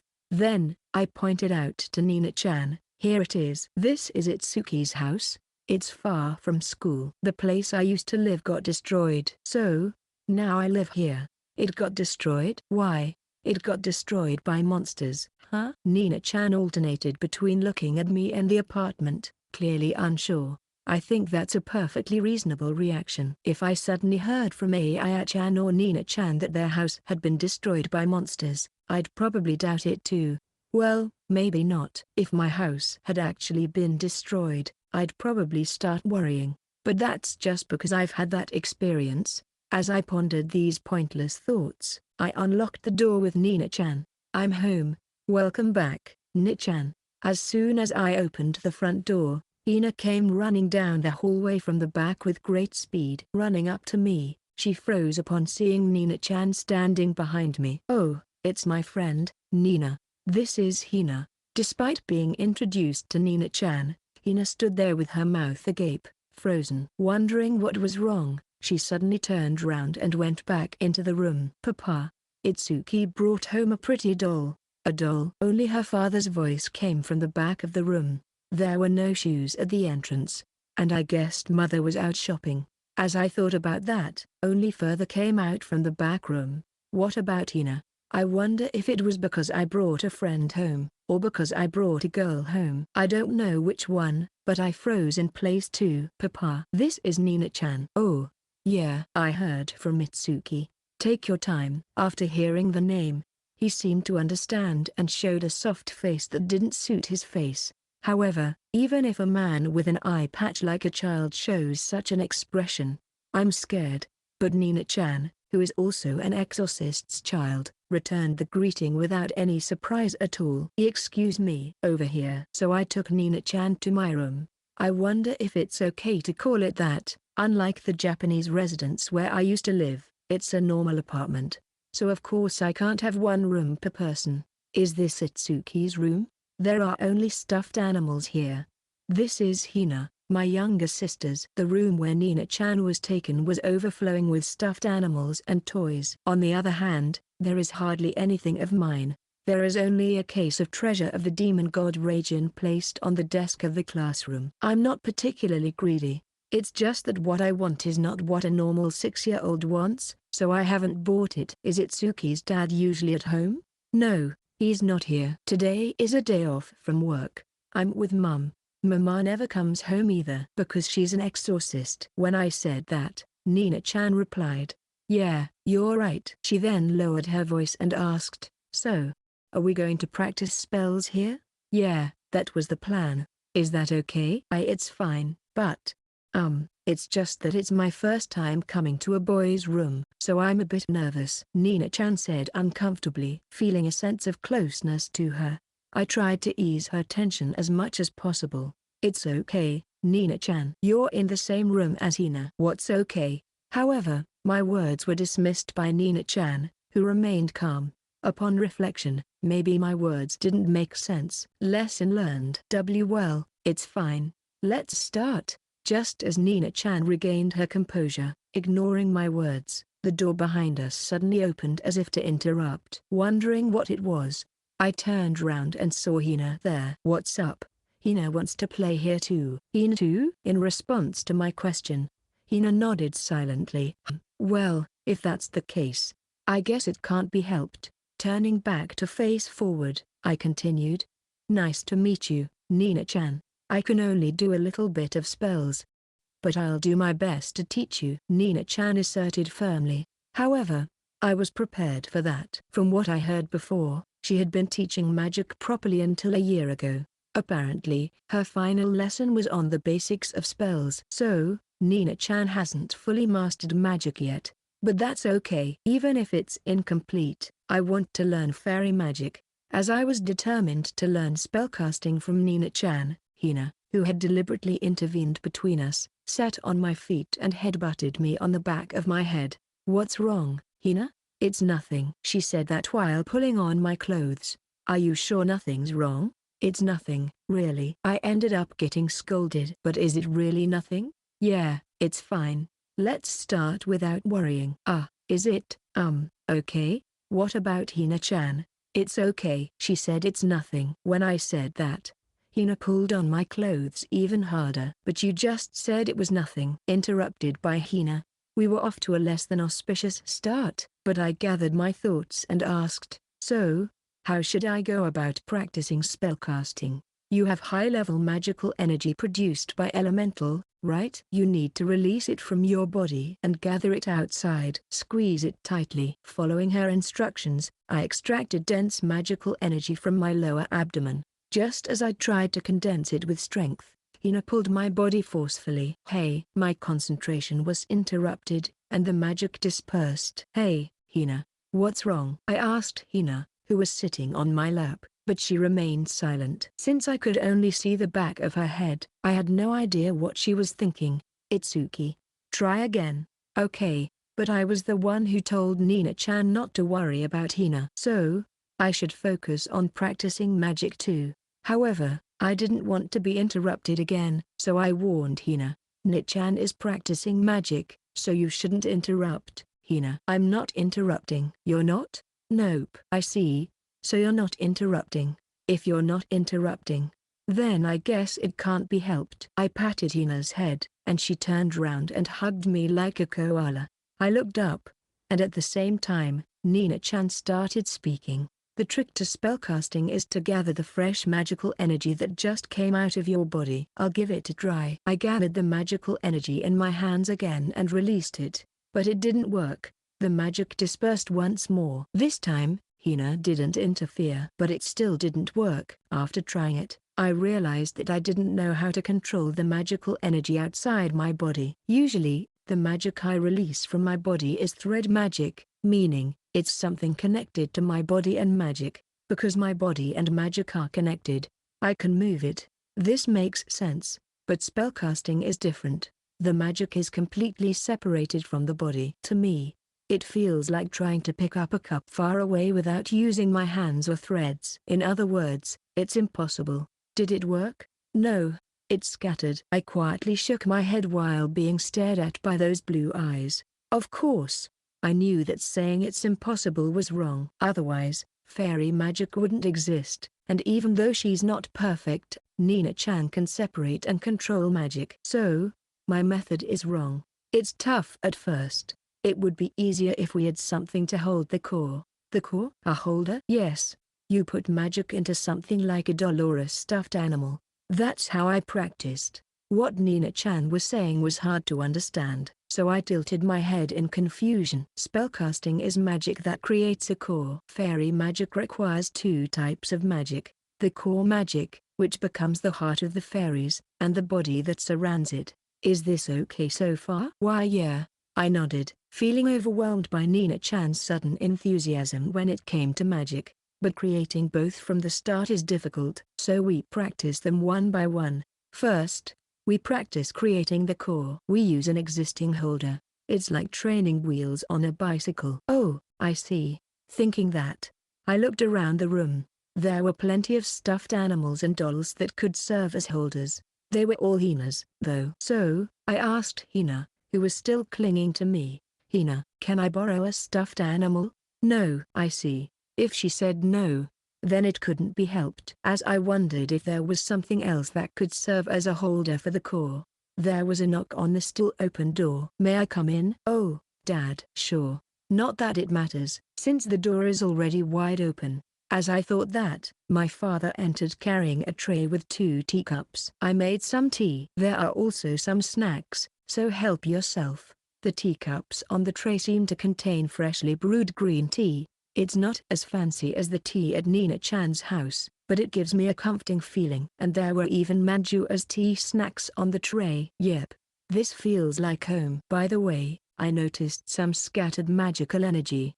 What were you doing? I was practicing concentration techniques. As I said that, Nina-chan continued. We were trying to condense the external magical energy. and use it to create a fairy. But I couldn't move the external magical energy. My father nodded as if something occurred to him. Shikijutsu. Huh? Shikijutsu? I furrowed my brow at the unfamiliar term. Huh? Isn't that it?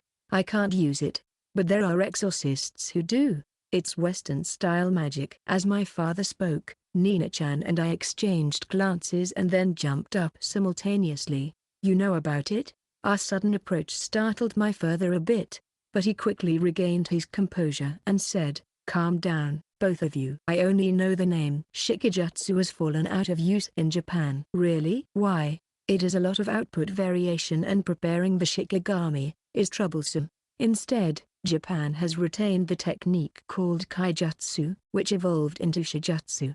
Although, kaijutsu here is different from kaijutsu, which involves retaining magical power within the body. Upon hearing that, Nina-chan's eyes sparkled, and she quickly asked, "Why did it remain in Europe? Witch hunts? You should know more about that." At his words, Nina-chan's expression turned visibly sour. Witch hunts? Even I know that term. It's the event where many magic users, exorcists, were killed in the past. In those days, Europe particularly feared anything involving manipulation. Thus, their puppet techniques were heavily restricted, and they explored another form of magic, shikijutsu. This combined with native magic, evolving into modern magic. My father spoke smoothly, but then paused to take a breath and shrugged. But now we live in a global age. Some people try to learn the magic of various countries. They're greedy, trying to incorporate different magical techniques to become stronger. Though most attempts fail and fade away. Why?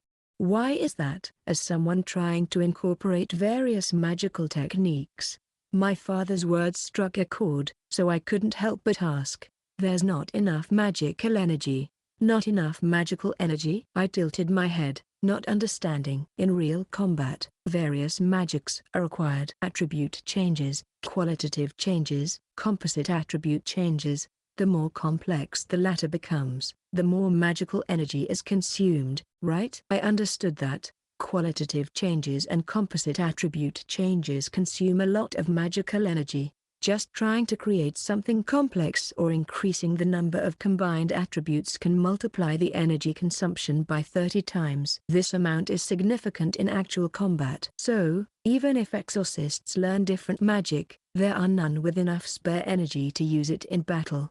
Besides, enhancing the proficiency of usable magic is much more practical in combat. However, I see. If it's you, Itsuki, maybe. Saying this, my father moved the teacups from the tray to the table and stood up. Shikijutsu.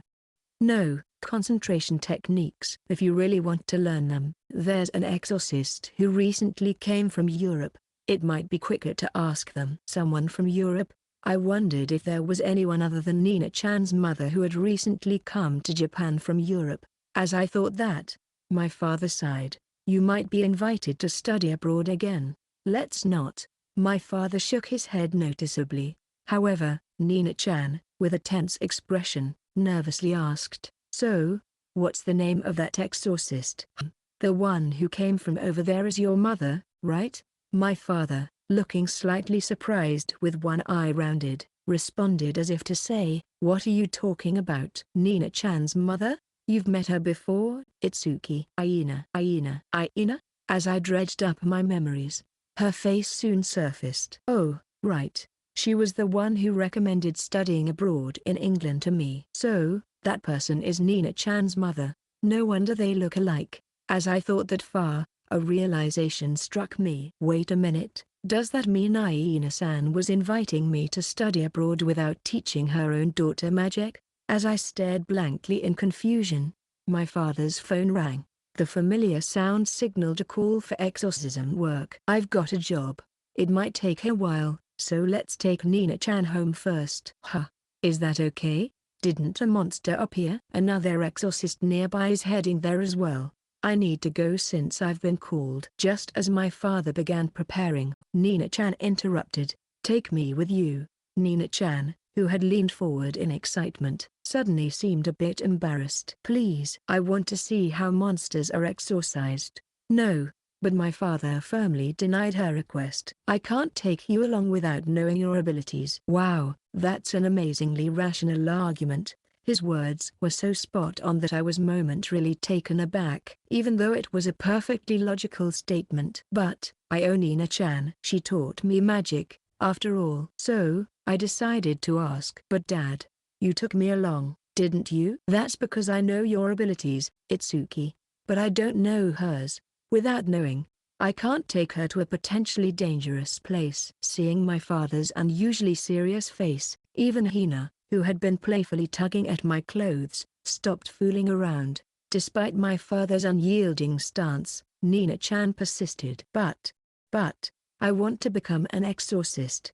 So, even just a little, I want to see magic, to see monsters." Seeing Nina-chan squeeze out her words, I realized that she might have hardly seen any exorcist work, probably because her mother, Aina-san, hasn't taken her to observe. For exorcists, it's not uncommon to let their children observe exorcisms from a young age to prepare them for the future, just not at an age like mine. But even so, I'm not particularly special. Even Aya-chan goes to observe with Renji-san. So, just in terms of observation, it's not something special. Exorcisms are unpredictable. That's why I can't take you along." As my father was about to completely refuse, I interrupted him this time. "Hey, Dad, Ionina-chan for helping me with magic practice after school for the past week. She did it because it was a promise. So now, it's my turn. After all, we learn in elementary school to keep your promises." "Dad, I'll stay by Nina-chan's side, Itsuki." Nina-chan looked at me in surprise. "I'll protect Nina-chan with all my strength. We won't go near the monster. We'll use enhanced vision magic to watch from a distance. How about that?" My father narrowed one eye in thought. However, before he could say anything, his phone rang again. He has a special ringtone for work calls to notice them immediately. The sound we heard now was that ringtone. He answered the call and said, "Understood. 2 people. I'll be right there." Then put the phone back in his pocket. "We don't have time for discussions, Itsuki. Do you promise to focus on protecting her?" "Yes, leave it to me." My father nodded at my words and turned to Nina-chan. "Do you promise not to leave Itsuki's side?" I will. If I can see the exorcism, then I promise." "All right, let's go." No sooner had he spoken than my father instructed Nina-chan to pick up her backpack. He probably planned to drop her off after work. As Nina-chan picked up the backpack that was by the desk, we heard the front door open. My mother had come home. The 3 of us left the room, and my mother, seeing Nina-chan, widened her eyes. "Oh, Itsuki, a guest?" "Yes." "But we have to leave now." "Busy, aren't you?" My mother smiled and looked at Nina-chan, who had come out of the room with me. "Come again." Nina-chan responded shyly. Seeing that even Nina-chan could get embarrassed, I was staring at her when she glared at me and said, "What?" "Scary." We left the house and got into my father's car, which was parked in the communal parking lot.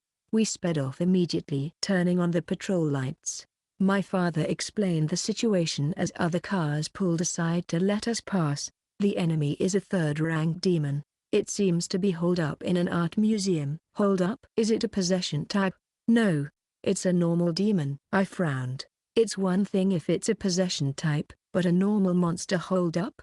Is that even possible? Luckily, the museum was closed, so no visitors were involved. However, it seems a security guard got caught up in it. As I listened to my father and tried to grasp the situation, I noticed that Nina-chan's hands, as she sat beside me in the back seat, were trembling. "Are you okay?" I'm okay. I'm not scared at all." I only asked if she was okay. "Well, never mind. It's only natural to be nervous about an exorcism." So I held Nina-chan's hand and said, "Don't leave my side, okay?" But there was no reply from Nina-chan. Maybe she didn't hear me. Feeling a bit embarrassed, I turned my gaze to the window. Even though it was completely dark, Tokyo was astonishingly bright with the lights from cars and buildings. Seeing the people walking around as usual made it seem like monsters didn't exist anywhere in the world. Near a Yamanote line station, my father parked the car with the patrol light still on, near one of Tokyo's largest art museums. The museum itself was located within a large park. However, the park's entrance gate was firmly closed, and the park inside was shrouded in darkness. A placard hung on the gate, reading, "Closed today for maintenance." Perhaps because of this, there wasn't a single crowd despite the monster appearing in such a famous spot in the city. My colleagues have been informed. We'll enter through the guard room. NN. In the silence that belied the ongoing standoff, we entered the park. It was forbidden to let ordinary people know about monsters and magic. I suddenly recalled this ironclad rule. Exorcists must be quite accustomed to handling such situations if they were using lies to keep things quiet. Indeed, even in facilities they use regularly, using the phrase for maintenance would keep people away in places with high foot traffic, like in the city. Even if someone got involved, they wouldn't go around broadcasting the event to others. This way, they could easily create blind spots. They are too skilled at this. That means they've had countless encounters with monsters. Itsuki, Nina-chan. From here, you must not go beyond where I say this far. Keep this promise. Yes, I understand. I nodded emphatically once again at my father's firm reminder. As we proceeded, we saw police officers blending into the darkness of the park. Hearing from the police about the monster's location, we moved straight ahead. When my father reached a bend in the well-maintained park path, he extended his hand towards us. "This is as far as you go. Do not proceed beyond this bend." We stopped as my father instructed. Without looking back at us, my father rounded the corner alone. Ahead of him, I saw the museum, shrouded in darkness despite being in the middle of the city, not a single light illuminating it. "I can't see anything," Nina-chan said. "Wait a moment," I replied, thinking the same thing. I used guiding threads to form a circle in front of my eyes, gathering light and magnifying it, combining night vision magic and enhanced vision techniques. Adjusting my sight, the first thing I saw was a large monument, probably about 3 meters tall.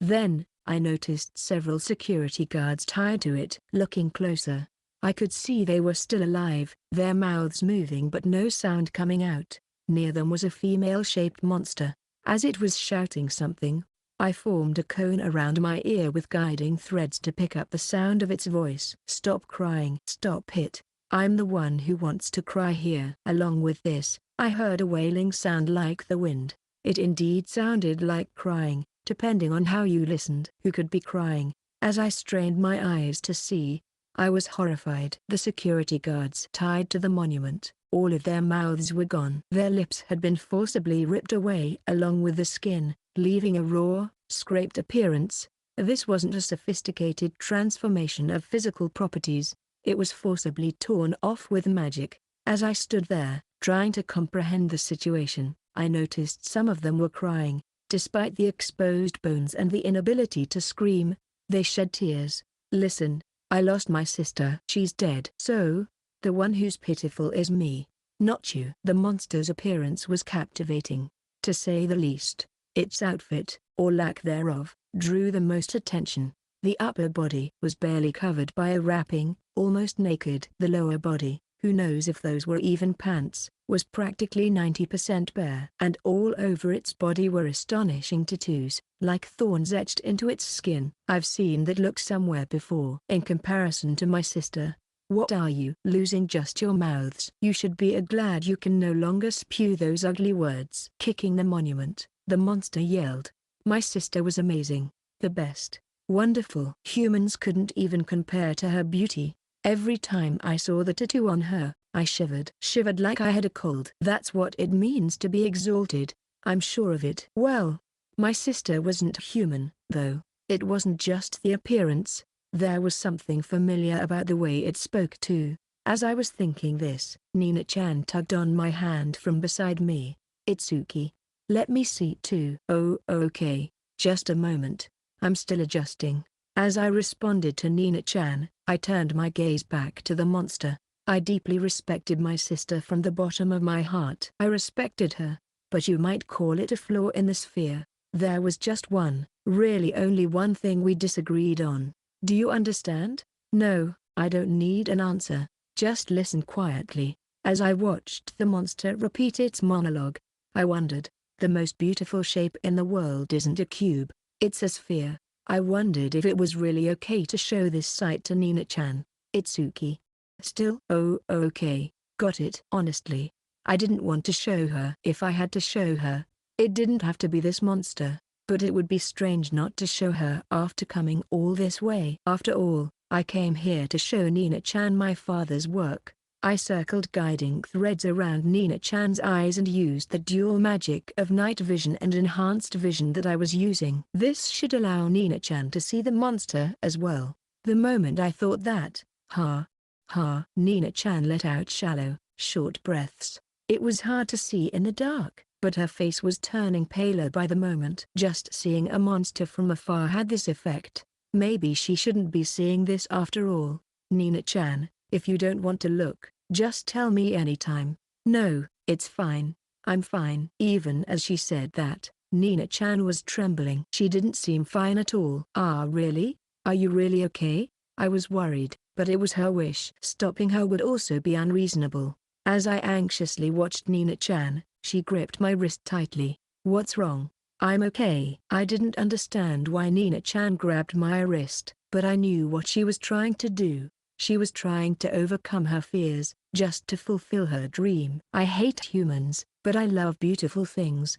I love perfect spheres that don't evoke any sense of life.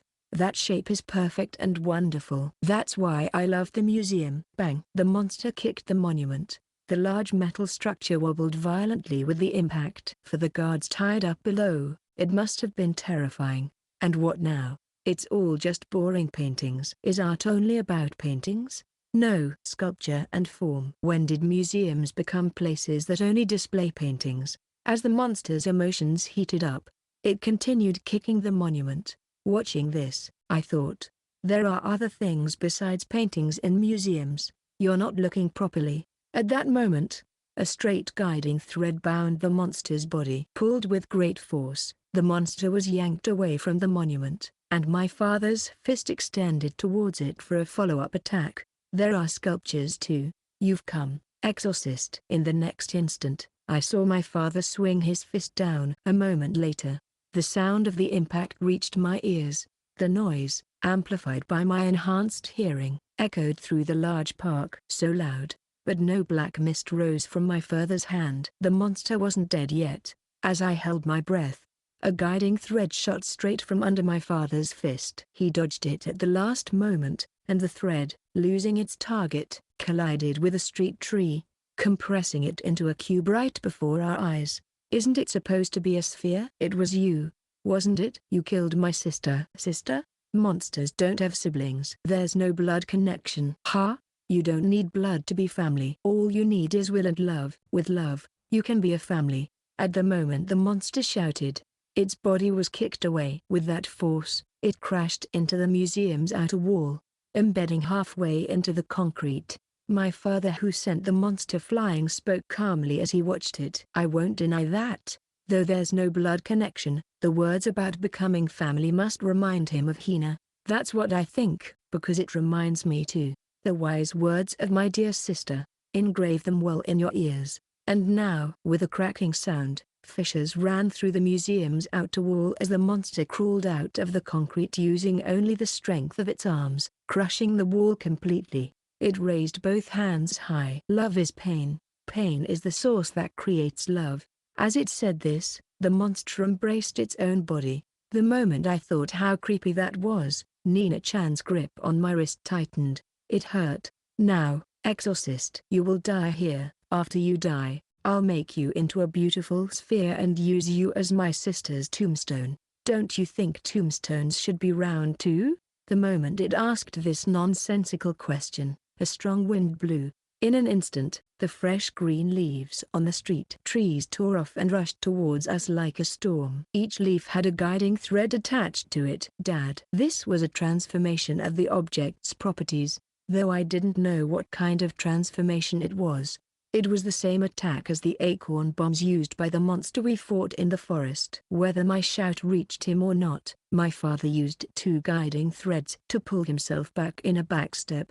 The leaves hit the spot where my father had been standing and vanished, carving the area into a sphere. My father was unharmed, but since I had leaned out and shouted, the monster's gaze shifted towards us. Nina-chan, next to me, gripped my wrist even harder, almost painfully tight. But I stepped forward half a step, already gathering magic at my hands. "Oh, I've found you. You're also the exorcist who killed my sister, aren't you?" The moment the monster said this and stepped forward with its right foot to leap at us, it fell. It was as if it had suddenly lost its balance. What? When I strained my eyes to see, I quickly dismissed my previous thought. It wasn't as if it had lost its balance. It truly had lost its balance, because the monster's right foot was already gone from the ankle down. My foot, my cute little foot is gone?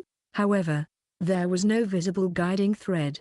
Then, who? As I was captivated by this strange scene, a voice suddenly came from behind. "There are fairies who enjoy troubling humans, for example, by teasing them, leading them astray, or making their belongings disappear."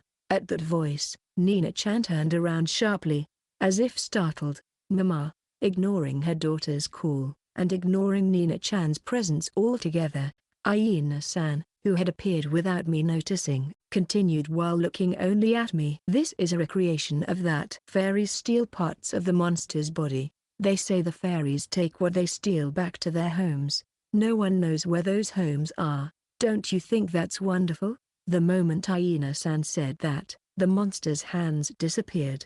Its side was carved out in a square. Just like leaves eaten by insects, the monster's body parts were being taken one by one. It's turning into a square.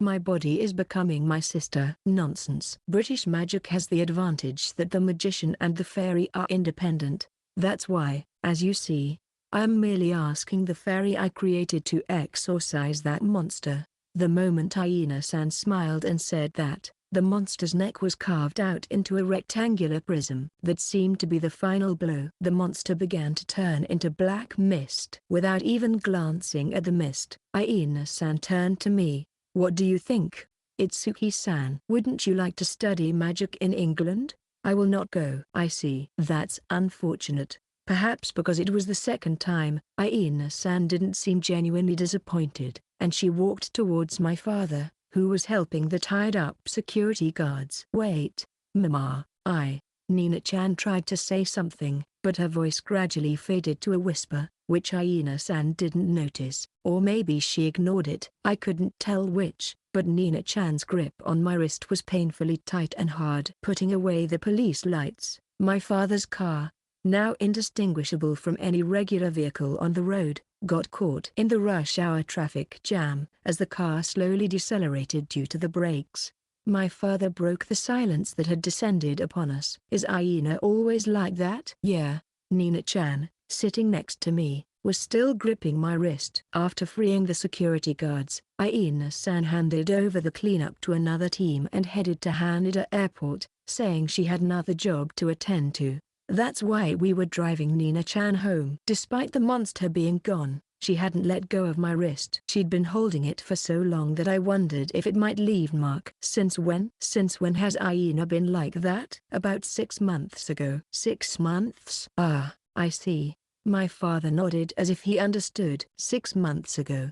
That was when Nina-chan stopped receiving magic lessons from Aina-san. Judging by my father's tone, something must have happened to Nina-chan and her family around that time, but I had no idea what it was. I wanted to know. I wanted to know what had happened. However, my father remained silent for a while. It seemed he wasn't going to tell me. He must have thought it was better not to say anything. That meant it wasn't a simple matter to bring up, but with the information at hand, I could make an educated guess about what might have happened. 6 months ago, something must have happened to Nina-chan's father. This was just a guess, but it felt right. As I was lost in thought, Nina-chan suddenly spoke up in a bright voice, as if to shake off the gloom. "But it's okay. Mama is always like that, so I'm used to it. It's fine. I'm going to become an exorcist and show Mama what I can do." "Is that so? You want to become an exorcist?" "That's right. I'm going to become an exorcist better than Mama. I can't let something like this get me down." Nina-chan's words seemed less like empty bravado and more like a way to encourage herself. Also, at some point, The hand that had been gripping my wrist had shifted to holding my hand from the outside. It was less painful this way, so I let Nina-chan do as she pleased. "So, Itsuki, make sure to help me." "Yeah, you can count on me." It's more like Nina-chan to show some fighting spirit rather than being down. Thinking that, I nodded to Nina-chan. As I faced forward, I noticed in the rearview mirror that my father, who had been watching us, was smiling. "Don't do anything dangerous." "You too." "We know. Don't worry. It's obvious. But there's no point in dying before getting stronger. My goal is to become stronger to avoid dying, not just to seek strength for its own sake." The same goes for Nina-chan. No matter how much she wants to become an exorcist, if she dies before getting used to exorcising, it's all for nothing. "So, we won't do anything dangerous. That's a given. But first, we need to get stronger. Strong enough to defeat more and more monsters," Nina-chan said with determination, then turned to me. "So, Itsuki, let's practice in the mornings from now on instead of after school." "Huh? In the mornings?" "Yes. We'll practice in the mornings and look for monsters in the evenings. That's how I'll become an exorcist." Seeing Nina-chan snort in determination, I thought she was really fired up. Seeing her so energetic brought back nostalgic feelings, even though it was only a month since the entrance ceremony. But even if she says we'll look for monsters, I don't think we'll find them that easily. Encountering one a week would be a high frequency. I decided not to dampen her spirits by saying that. I kept quiet and waited for the car to move forward. The traffic jam made it take about an hour to reach Nina-chan's home by car. "Is this the right place?" When my father stopped the car near Nina-chan's high-rise apartment, she nodded vigorously. "Yes. Thank you very much. Feel free to come by any time. We can at least offer you some tea." At my father's words, Nina-chan thanked him again, finally letting go of my hand and getting out of the car. As I was about to see her off, my father spoke briefly to me. "Itsuki, you should properly escort her to her home." "Okay." Thinking that my father was right, I got out of the car to follow Nina-chan. When I reached her standing at the entrance of the apartment building, she noticed me and turned around. "Itsuki, thank you for today." "No problem." "You're always inviting me, Nina-chan. I should be the one thanking you." As I responded, Nina-chan pulled out what seemed to be a key card from her backpack. "Pretty high-tech. And also, I'm sorry." "Huh? What for?" I was taken aback when she suddenly bowed her head, wondering if she had done something to apologize for. I followed her gaze to my wrist. "That must have hurt." Looking down, I saw the red marks left by her grip. I thought it might be the case, and sure enough, there were marks. If someone who didn't know saw just this, they'd probably think it was the work of a monster. "It's totally fine. It didn't hurt." "But..." I squeezed too hard. "It's okay. Nina-chan's hands are soft. You can hold my hand whenever you want." "Ah really? If you say so. I guess it's okay." Nina-chan had a look on her face that was both relieved and uncertain. But she didn't seem troubled, so it was fine. Still, there was something that had been bothering me. "Why did you hold my hand?" "I don't know." The response was a small, raspy voice. "And what was that initial silence about?" "No, I have a pretty good idea. I do that too." Basically, she started to say something but changed her mind midway, resulting in that silence. Since I understood that much, I didn't press Nina-chan further. If she didn't want to talk about it, there was no need to push. "Nina-chan, we're practicing early tomorrow morning, right?" "What time?" "How about we meet at school at 7? "Yeah, that works for me." "All right. See you tomorrow." Then, after making plans with Nina-chan, she turned around, looking a bit shy. She opened the entrance door with her key card and headed towards the elevator. I watched her until she disappeared from sight. Chapter 5, Exorcism. A week has passed since then. People say that children's interests change quickly, but Nina-chan's interest has remained firmly fixed on exorcism. So, we've been gathering early in the morning, about an hour before everyone else comes to school, practicing magic together in the back of the gym, where no one comes, and after school, we've been going on monster hunts together. As for what these monster hunts entail, it was my idea that first, we should get used to seeing monsters as amateurs, a naive suggestion I made. The reason being, Nina-chan would become hyperventilated and unable to move upon seeing a monster. I thought it would be best to start by just looking at them to get accustomed, and when I mentioned this to Nina-chan, she agreed, saying, "That makes sense." Incidentally, in this past week, we've only encountered one monster. Life doesn't go as planned. As a side note, if we just wanted to encounter monsters, I could indiscriminately release my magic power. That alone would attract monsters to me like insects to a light on a summer night. However, this isn't a good idea. The problem is, we wouldn't know the strength of the monsters that would come. While there would be no issue with first or second level monsters, it's not something we could carelessly try with the possibility of fifth or sixth level monsters showing up. That's why we're currently exploring the school after placing our school bags in the classroom. Wandering around with Nina-chan after school. It's already past 4 p.m., and the upperclassmen are starting to head home. Perhaps because the curfew is approaching, there's a hint of urgency in Nina-chan's steps. Over this past week, we've thought about where to wander around, and ultimately concluded that the school would be the best place to look for monsters. This is partly because there are many children at school, which attracts monsters, and also because wandering off campus might get us reported to the teachers, which would be a hassle. Itsuki. Today, let's go to the 4th floor restroom. The restroom? Why the restroom? I heard about it today. They say a monster appears there after school. They said a woman with long hair stands there. Nina-chan, speaking excitedly, seemed in high spirits at having found a lead on encountering a monster. But a monster in the restroom? Huh? It's quite the typical setting for a ghost story. Then again, moments when living creatures are most vulnerable are when they're sleeping, defecating, or mating. So, having a monster appear in the restroom, one of those vulnerable moments, well, it's not entirely inconceivable. Though, I've never encountered a monster in the school restroom myself. More importantly, I was curious about where Nina-chan had heard this story. It might sound a bit stalkerish, but I've never seen Nina-chan talking to anyone else at school other than me. Nina-chan, where did you hear that story? In the restroom. Huh? I said. I heard the rumor in the restroom. Got a problem with that? No, I don't. Pressed by Nina-chan, I found myself apologizing instinctively, since I was entirely at fault. There wasn't much else I could say. Meanwhile, Nina-chan snorted, as if to change the subject. I'm going to exorcise a monster this time, for sure. By this time, she was referring to the fact that we couldn't exorcise the monster we encountered the day before yesterday. When we went to the music room, where we heard the sound of a piano playing after the students had left, we found a monster in the shape of a huge index finger silently playing the piano. I remember the tune being oddly monotonous, probably because it was being played with just one finger. As soon as the index finger noticed us, it started hopping towards us, and I ended up exorcising it. Nina-chan, standing next to me, had turned pale. That was probably a first-level monster. Hey, Itsuki.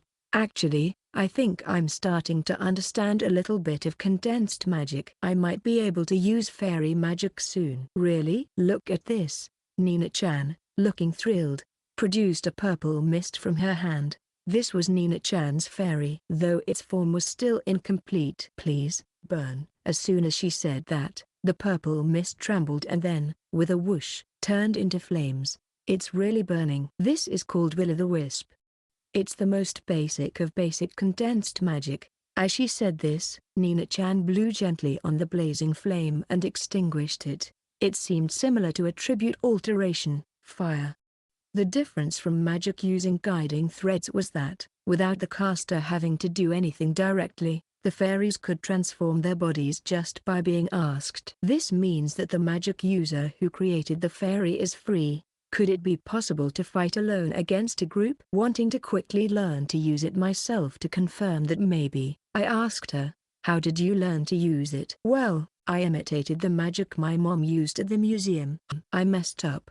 At that time, I was so focused on Aina-san's appearance that I didn't properly watch the magic. From my expression, Nina-chan must have realized I didn't watch carefully. She quickly continued to explain. Well, you remember when I talked about splitting the magic power into two, right? Yeah, into the core magic power and the surrounding magic power. That's right. I recalled when she came to my house to play. She mentioned then, too, that having a container makes it easier. You change the phase of those two magic powers, and I figured out the difference. I see. I wondered if it was similar to the method I tried while practicing elemental, like making a daifuku. Whether it was a daifuku, anpan, or curry bread, the point was to change the quality of the magic power inside and outside. Was that the key to condensed magic? But I was still struggling with how to move the magic after releasing it. As I thought about this, we reached the 4th floor restroom where the room I mentioned, and heard a sound like water leaking. Maybe someone had left a faucet running, or perhaps it was actually leaking. When I cautiously peeked around the wall, there was a monster. First, I saw black hair. Long, ragged, and tattered hair. The skin was rough and a color somewhere between brown and red. It looked like rusted copper, but above all, the monster's neck was long. Probably, just the neck was about a meter long. No, not just the neck, its arms and legs were also abnormally long, each about a meter in length. A spider with its limbs forcibly stretched out. That's the impression I got when I saw it. Moreover, the monster had its arms and legs stretched out like a spider's web, fixing itself to the floor, ceiling, and walls of the sink area, drinking water from the faucet. I understood why we had been hearing that water leak sound, but it also made me feel nauseous. Fortunately, the monster hadn't noticed us. If it hasn't noticed us, then this is our chance. Nina-chan, now's the time, use your magic. When I whispered this, Nina-chan, trembling, reached out toward me as if searching for something. Itsuki, hold my hand. All right. Like before, I took Nina-chan's hand. Just from that, she seemed to regain a bit of her composure. Or at least, she appeared to. Taking a deep breath, she sent her fairy flying toward the monster. Please burn it. In an instant, the purple mist spread to cover the monster's head, and the fairy burst into flames. With a whoosh, the flames erupted, burning the monster. In a desperate attempt to escape the pain, the monster swung its long neck wildly, but the fairy clung tightly, not letting go. What incredible magic! Watching Nina-chan's fairy magic, I thought so. The guiding thread magic we usually use is pretty deadly, but this has its own lethal intensity. It feels like the resolute determination of exorcists who absolutely must exorcise the monsters. However, the monster extinguished the flames by plunging its head into the faucet it had been drinking from. It reminded me of how athletes in my past life would cool off by sticking their heads under running water during the summer. The fairy's flames were snuffed out by this forced extinguishing. With the flames completely out, the monster's long neck twisted around, and it turned to face us with its bulging eyes. The eyes were enormous, taking up almost half of its face. Those two huge eyes, moving independently, stared at us. It was creepy. Thirsty. So thirsty. When its mouth, which was split all the way to its ears, opened, a voice mixed with static and noise emerged, making it hard to understand. The moment I heard that voice, a long-forgotten feeling of visceral revulsion surged up from my feet. Right, monsters are inherently like this. The ones that look like cubes or spheres and make a fuss are just a small part of it. I quickly started to weave guiding threads, and then stopped. Right now, my mind is filled with countless ways to exorcise the monster. For example, I could bind its long limbs and sever them, or I could use Sky Pierce, which releases a high-pressure water stream, to blast through its head. Alternatively, I could mimic the magic I saw last week that carves whatever it touches into a sphere, but that would be meaningless because I'm here to teach Nina-chan how to exorcise monsters. Just as she taught me elemental and condensed magic, I need to help her become an exorcist. Nina-chan, can you do it again? Huff. Her breathing was shallow. Her complexion was pale. It might be better to put some distance between us and the monster for now. Skin, child's skin. I want child's skin. The monster's long right hand pressed against the mirror above the faucet. With a cracking sound, the mirror shattered, but the monster didn't care about the shard sticking into its hand, turning its entire body toward us, squirming like an amoeba. When the monster opened its mouth, countless teeth were visible. Sorry, Nina-chan. With a buzz, Lightning coursed through my body. Using the relic of Rikudoji, I enhanced my entire body. I scooped up Nina-chan and kicked off the ground with all my might, leaping backward. Girl, I want to be a cute girl too. At the same time, the monster jumped, lunging at the spot where we had just been standing. Its movement, like that of a grasshopper, was repulsive, but we were no longer there. The monster, seeing us fleeing, scurried after us with its long limbs, moving frantically like a cockroach. Nina-chan, can you try again? As we dashed past a poster that read "Walk in the hallways," I shouted loudly to snap Nina-chan back to reality. With a pale face, Nina-chan responded, "Burn, please." The moment the monster, about to leap again, placed its hands on the ground, its arms ignited. This caused the monster to lose its grip and pitch forward, smashing its head hard against the ground. A heavy, unpleasant sound echoed as the monster's head collided with the tiles. However, the school's tiles gave way to the monster's head, which was absurdly hard. Nevertheless, the monster continued to drag itself towards us, grinding its head against the ground. Its persistence was astounding. Skin, cover me. I want to be a beautiful girl too.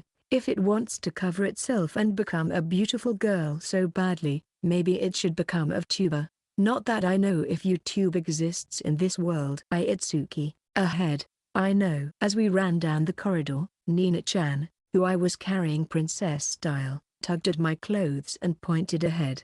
In front of us was the music room door, a dead end. Naturally, school corridors aren't endless. They come to an end soon enough. So I told Nina-chan, hold on tight, we're jumping. Jumping? No sooner had I said it than I leapt, slamming my foot into the floor. Then, using that momentum, I kicked off the music room door, forcing my body into a U-turn. Hi-ah! Hearing Nina-chan scream, I shot guiding threads behind me to pull myself, spun half a turn just before the ceiling, and kicked off the ceiling, vaulting over the monster. Then, leaving it to gravity, I landed in the corridor. I turned and ran back in the direction we had just come from. What was that? What did you do just now, Itsuki? Nina-chan looked at me, then at the monster crashing into the music room, and then back at me. We jumped over it. I had managed to successfully perform a U-turn with a makeshift wire action, and I breathed a sigh of relief. It was an imitation of the 5th-rank monster I had once fought in the forest, but that one manipulated its body much more skillfully.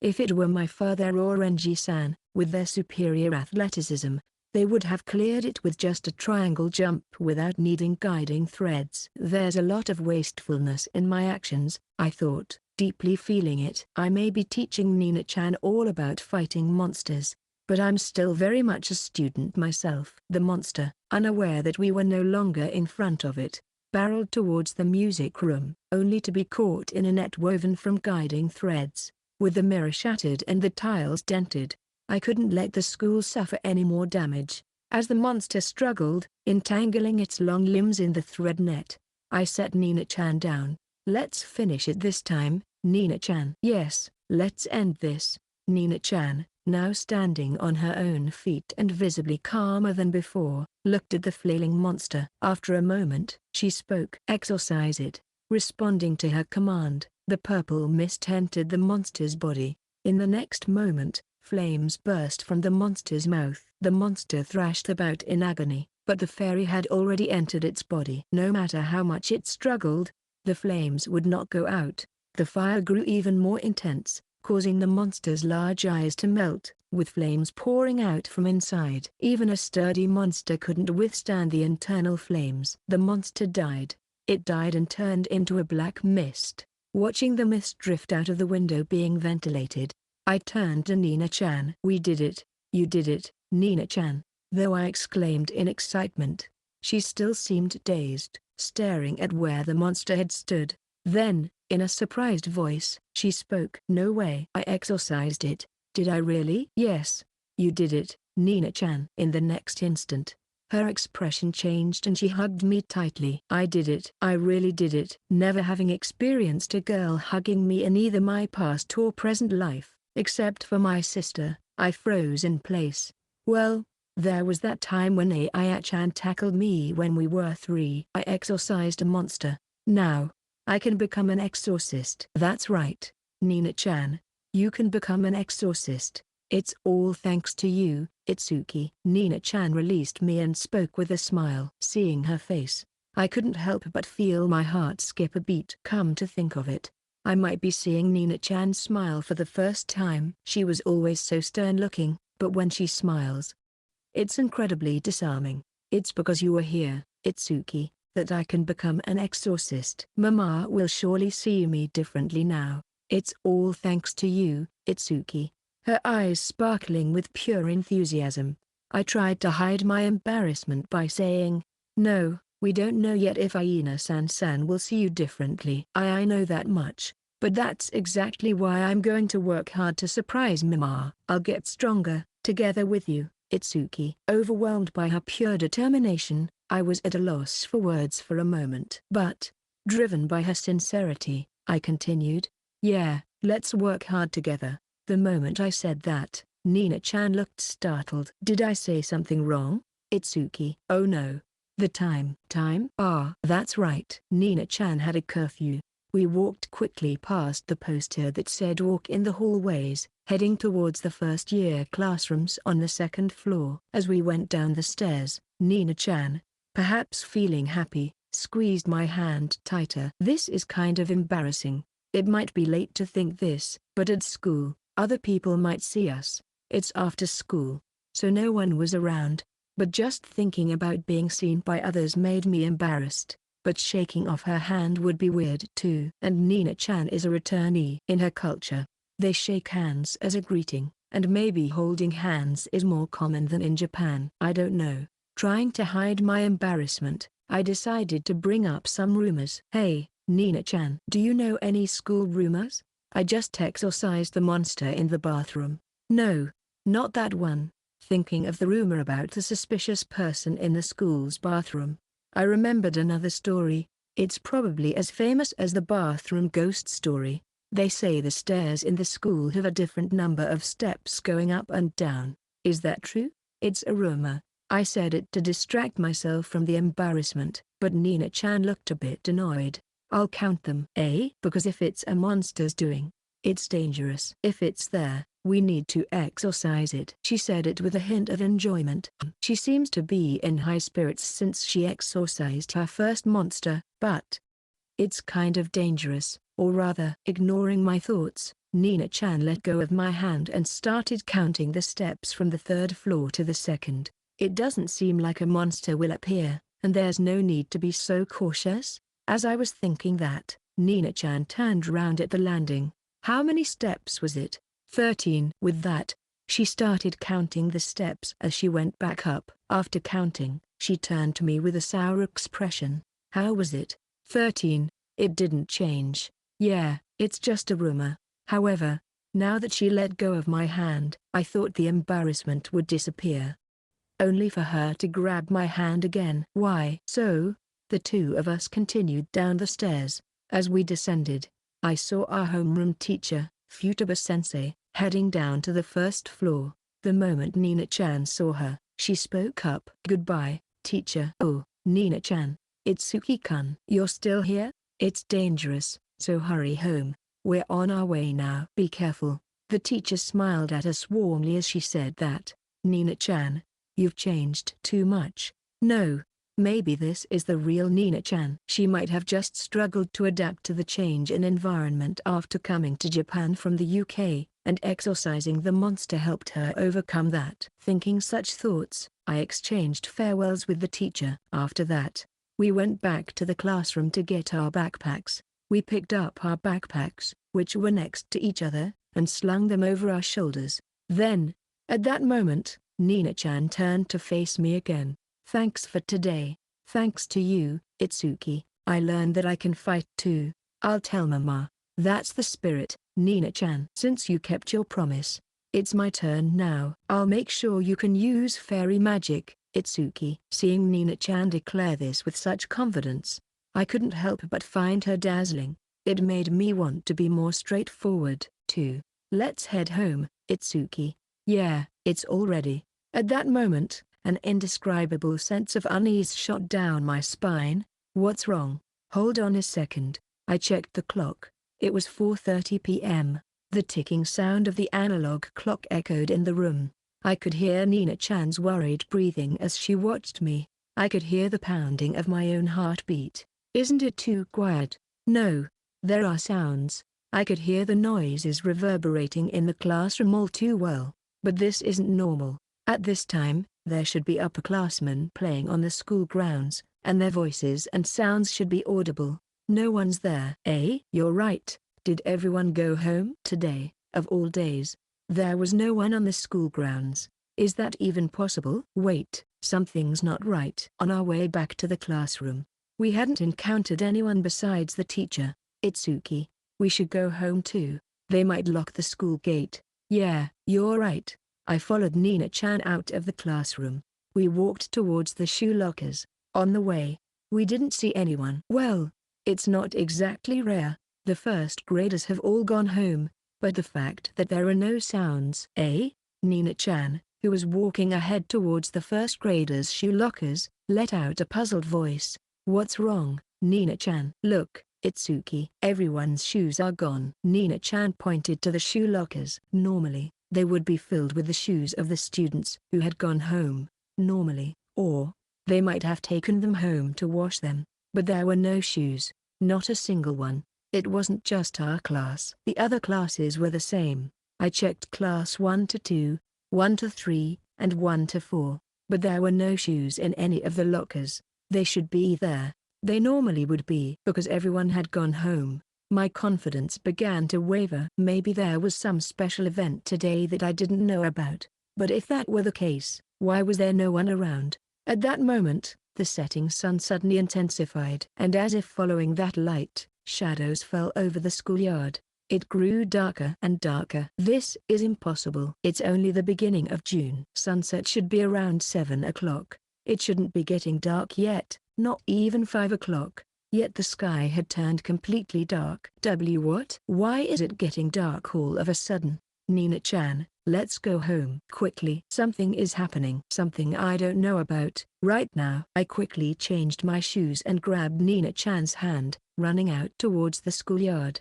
The moment we stepped outside, we were back inside the school building. Wait, didn't we just step outside? Both of us were caught up in the anomaly. The strangeness was overwhelming. To shake it off, I deliberately spoke in a louder voice. Nina-chan, I'm going to step outside now. Watch me. Got it? After seeing Nina-chan nod in agreement, I once again headed out the open door towards the schoolyard. The moment I thought I had stepped out, Nina-chan was standing in front of me. Why?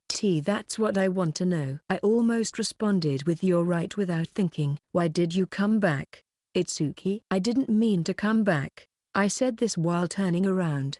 There was the door we had just run through, still wide open.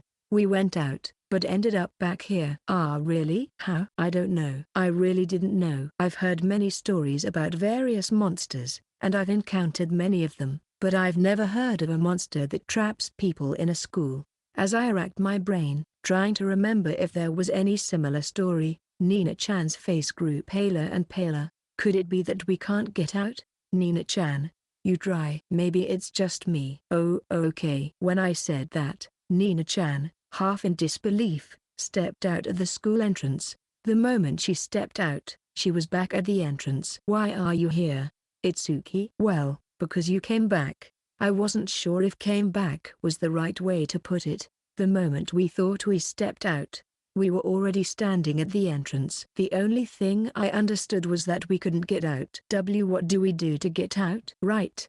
Let's try to find another way out. Oh, okay. Yes, let's do that. Calming Nina-chan, who was on the verge of panicking, I said that the school's entrance isn't the only exit. There are also the visitor entrances, the entrances leading to the gym, and there's a door connected to the outside from the infirmary for injured students to be brought in from the field. So, we should check all those places. With that in mind, I decided to head to the nearest gym. Just as I was about to move, Nina-chan pointed to a window. Hey, Itsuki, can't we get out through the window?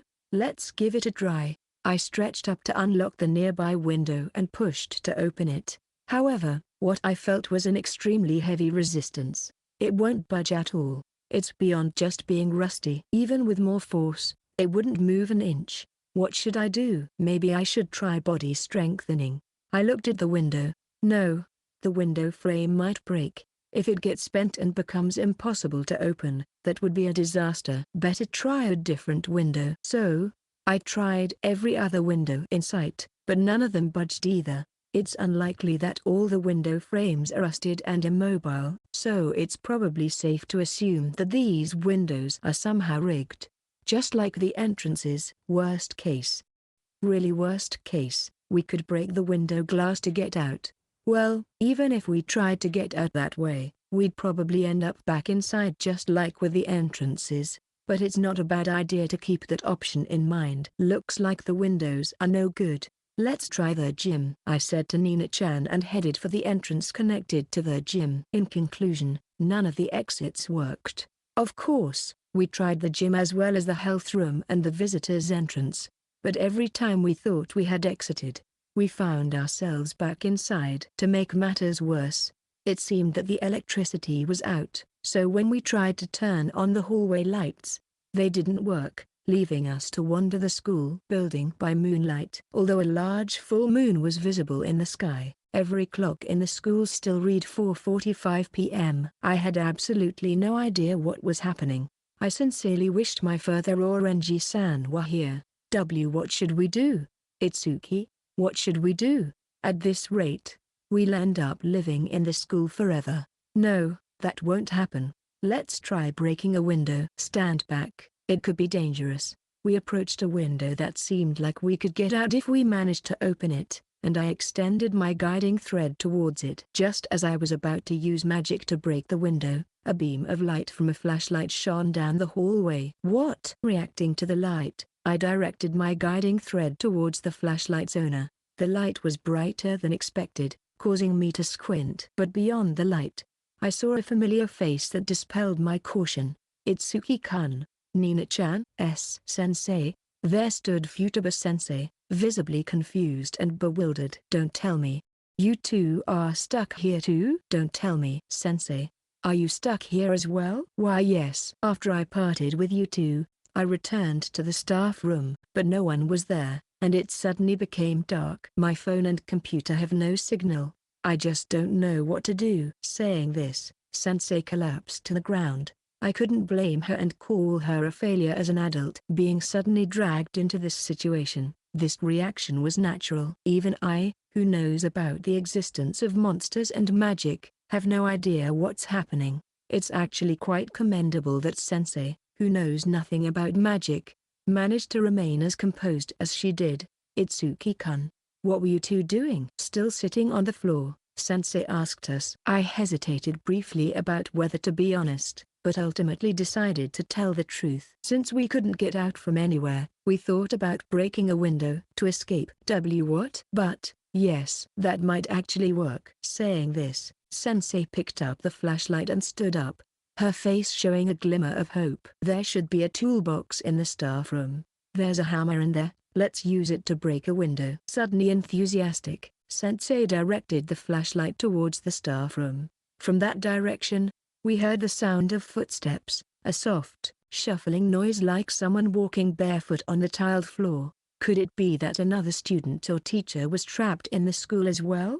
Thinking this, I looked down the hallway. What came into view was a tall figure, about 2 meters in height, with a body that looked twisted and contorted like a wrung-out cloth. This bizarre figure swayed like a balancing toy as it walked towards us. Right. Left. Right. Muttering softly, the monster walked towards us. As Sensei shone the flashlight on it, she spoke up. Who are you? Answer me. Could she see the monster?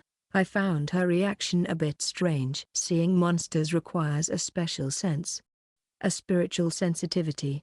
I couldn't tell if Sensei had this sensitivity all along or if the bizarre situation was making the monster visible to her. Nonetheless, she stepped forward on trembling legs, trying to shield us. Stay back. I'll call the police. Left. Right. then left again. Although she had said earlier that there was no signal, I realized that it didn't matter if she wasn't telling the truth in this situation. But that would only work if the opponent were a normal human being. While Sensei was trying to keep its attention, I extended my guiding thread towards the monster. Just as I was about to decapitate it, the guiding thread didn't transform. Puzzled, I tried again. The thread extended. I was certainly using the thread technique, but the end wouldn't change. It wasn't turning into magic. I was merely extending my magical energy without any effect. Nina-chan, can you do it in my place? Got it. In a voice just soft enough that Sensei couldn't hear, I made my request to Nina-chan. She gripped my hand so tightly it hurt, and she prayed. Burn. In an instant, a purple haze erupted. It covered the monster's entire body and ignited. The sudden pillar of fire lit up the dark school building. What? It caught fire? Sensei, who knew nothing about magic, was shocked by the monster's sudden ignition. But I was shocked for a different reason. Nina-chan can use magic, so why can't I? My doubts deepened, but seeing the monster flailing around, trying to extinguish the flames by slamming itself against the walls and floor, I refocused. Nina-chan's magic lacked power. Of course, it was unreasonable to expect Nina-chan, who had just learned to use magic yesterday, to defeat a monster with one hit. Moreover, this monster's twisted, wrung-out body meant I couldn't use the same method as I did with the monster in the restroom. But I couldn't use magic either. Even now, I was extending my guiding thread, but it wasn't transforming or taking on any properties. As I searched for other options, the school's PA system suddenly crackled to life. Testing, testing. Is this mic working? If you can hear this, answer me. Itsuki Kisaragi. The voice was loud and distorted, and it had a vaguely familiar, unpleasant tone. I've finally caught you. How dare you kill my dear, sweet little sisters? So, your sentence is death.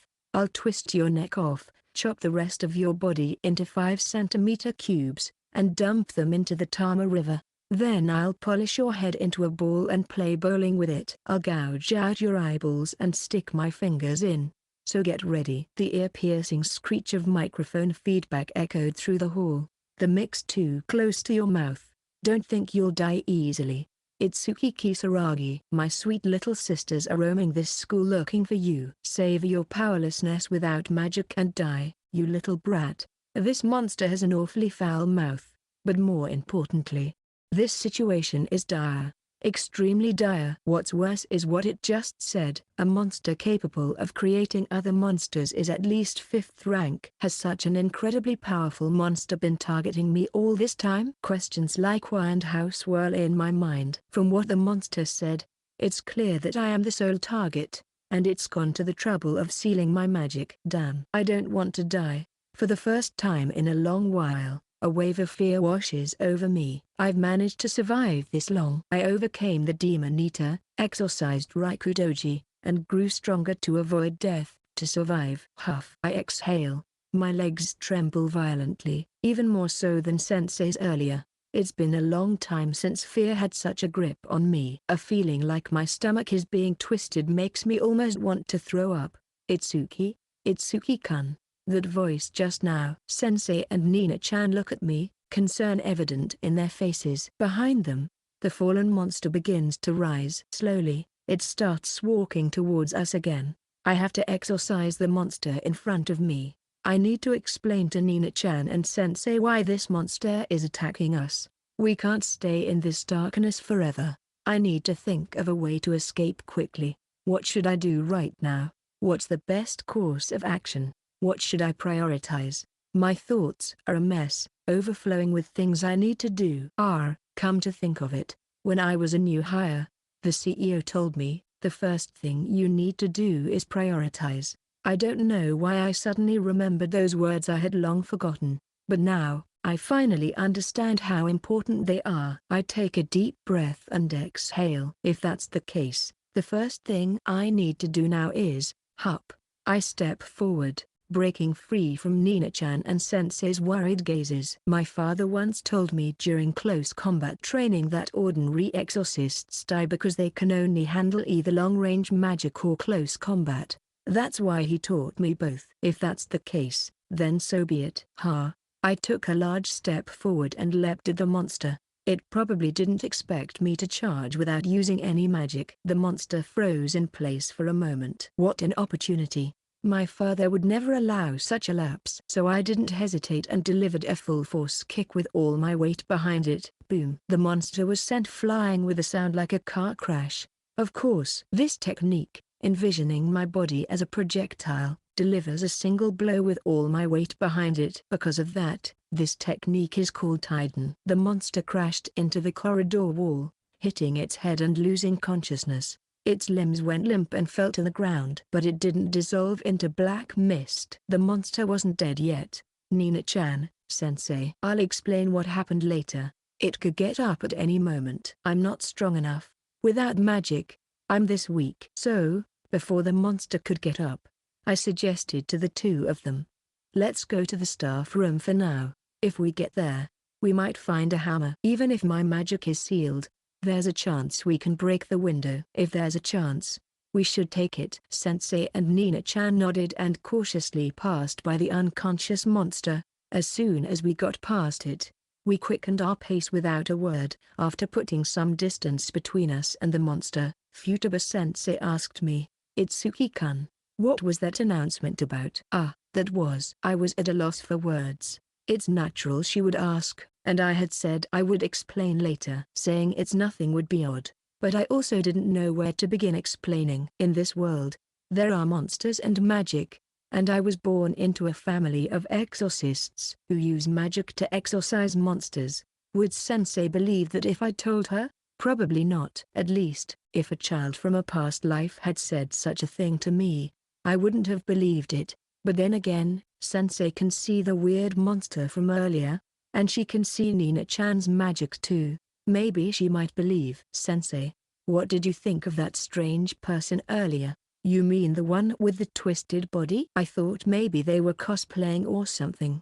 As absurd as that sounds, I understand how she could think that. If I were shown something like that in a past life, I wouldn't have exclaimed, there really was a ghost. More likely, it would have been, there was some suspicious person. I'm being stalked by such a strange person. You mean the one from the announcement? I nod. I'm not sure if I can call that thing a person. He said something about your sister? Did you do something to provoke him? Mischief. Something like that. To sensei, I'm not an exorcist but a first grader. If this first grader does something to annoy someone, it's probably seen as mischief. Words I've never heard from exorcists were fresh, and they caught me off guard. But the sister the monster mentioned, probably the two who liked cubes and spheres. However, it was father and Aina-san who exorcised them. So it wasn't me. It's excessive to think of it as resentment. While thinking about it, Nina-chan pulls my hand. I look around in case monsters are visible. Very worriedly, she looks at me and asked in a small voice, Itsuki, are you okay? I'm fine. No, that's not it. I'm talking about magic. She deliberately lowers her voice so that sensei can't hear, but unmistakable anxiety and fear creep through. I think it's normal to feel that way. Unable to leave the school, with monsters wandering inside, and unable to use magic, this situation is bound to cause anxiety. So, I put on a desperate smile to dispel Nina-chan's anxiety. Leave it to me, there's nothing. I have no plans at all. To be honest, I'm scared too. The low-level monster I encountered in the hallway earlier, probably a first-rank monster, and I can't exorcise it now. In this situation, being targeted by a fifth-rank monster. If you don't think this is scary, you must be insane. Even so, if father, or Renji-san, were in the exact same situation, would they be disturbed? Would they just end up in confusion? I don't think so. Those two would never give up, no matter what. That's why I want to be like them. At the very least, I absolutely won't do anything that unnecessarily worries Nina-chan. We're here. As I reassure Nina-chan, sensei mutters quietly. We've arrived at the staff room, where the door was closed in the darkness. Sensei opens the door and enters the staff room. As expected, it's empty inside. Fortunately, there's no monster inside the room. There are tests and documents left scattered on the desks, as if the teachers suddenly disappeared in the middle of their work. With a familiar stride, Futaba-sensei confidently heads inside and walks towards a steel storage shelf against the wall. Thank goodness, it's here. Saying so, Sensei retrieves a toolbox that looks like it could be sold anywhere. From there, she takes out a hammer and shows it to us. Let's break the window with this. Just wait a moment. She says this and takes out some duct tape from the same shelf. Then, she starts applying it to the window glass. When you break window glass, you should tape it first for safety. Is that so? It's the first time I've heard that. If I ever have a chance to break window glass again, I'll try it. I can only hope such a chance never comes again. While I'm thinking about that, Sensei finishes taping the staff room window and swings the hammer against the window glass with determination. She doesn't hesitate at all. This person. I thought she was a quiet person, but I never expected her to act so decisively. Perhaps, this situation has prompted her to do such things. As Sensei's hammer strikes the window glass, it makes a sharp sound. The sound of glass breaking. There, like this. In that situation, the broken glass adhered to the duct tape as Sensei peeled it off, the shards coming off with it. I see. By applying duct tape, all the fragments stick there. It's a learning experience. Well, I'd rather not have an opportunity to use it, though. However, the window glass was shattered. As Sensei smashed the remaining glass on the window frame with a hammer, the night wind blew into the room. Itsuki-kun, Nina-chan, come here. It's dangerous, so I'll carry you both. Without delay, Sensei picks us up and takes us outside. I wonder how Sensei plans to get outside. She brings in a suitable chair from the staff room and uses it as a foothold to climb out. Can we go home like this? I wonder. To Nina-chan's overflowing anxiety, I couldn't give a clear reply. Certainly. We managed to get outside the school building. However, checking the staff room clock showed it was 5 p.m. Despite that, there was a large full moon hanging in the sky. After seeing such a thing, I couldn't unconditionally believe we could say we left school and go home. Anyway, let's get outside the school. If we do that, those weird people shouldn't be there. Without using the word monsters, I suggest our next move. If we believe the words of the 5th rank, the monsters are only released inside the school. Considering they used the school broadcast room, they're likely stationed there. If we think about it that way, I believe outside the school should be safe. Yeah, you're right. If we go outside, maybe Mama will come to help us. Now Nina-chan agrees, but Sensei still has an uneasy expression on her face. Nonetheless, she must have thought it's safer outside the school. She nods after Nina-chan and is delayed. So, as we head toward the school gate to leave, we head toward the school grounds. Nina-chan and the others who first appeared on the school grounds froze. Next, I saw the same thing and was paralyzed, and behind me, Futaba-sensei also froze in the same way. Welcome. Itsuki Kisaragi. How should I explain the scene in front of me? On the jungle gym, 3 giant eyeballs were playing. On the swings, a monster with only arms was clapping earnestly. On the rope ladder, a spider-like monster was entwining and making a nest. And above all, on the playground, dozens of monsters were kicking human skulls and playing soccer. It was like the rumored Hyakki-Yajiu, or night parade of 100 demons. The woman stood among them and looked at us. You're late. Men who keep women waiting won't be popular. Her upper body was covered in intricate patterns. No, not tattoos. Upon closer inspection, they were some kind of designs, faintly glowing and writhing like creatures on the monsters' bodies. I've grown tired of waiting. Really tired of waiting. Itsuki Kisaragi, despite being at the center of the playground, her voice carried well, even though they were dozens of meters away from us. My body trembled so much I thought they were yelling loudly right in front of us. Here are the cute little sisters gathered to avenge my dear little sister who you exorcised. They've all gathered to kill you. Yes, to beat you to death. At that moment, all the monsters on the playground turned toward us simultaneously. Individually, they were not much of a threat, but it's different. Even with those monsters right there, I can't win, just because you can use a little magic. You brat. Without magic, you're just a kid. You understand that, right? Bang! A monster stomped on the ground. They stomped the ground repeatedly as if throwing a tantrum. This is a closed world sealed against human magic, a place prepared just to make you suffer and miserably kill you. Now, should we settle the score? At those words, I involuntarily looked at Nina-chan's face, because the monsters were clearly mistaken. Nina-chan used magic just now. Magic to burn and exorcise the monsters. So, what's sealed here isn't human magic, but my magic, huh? No.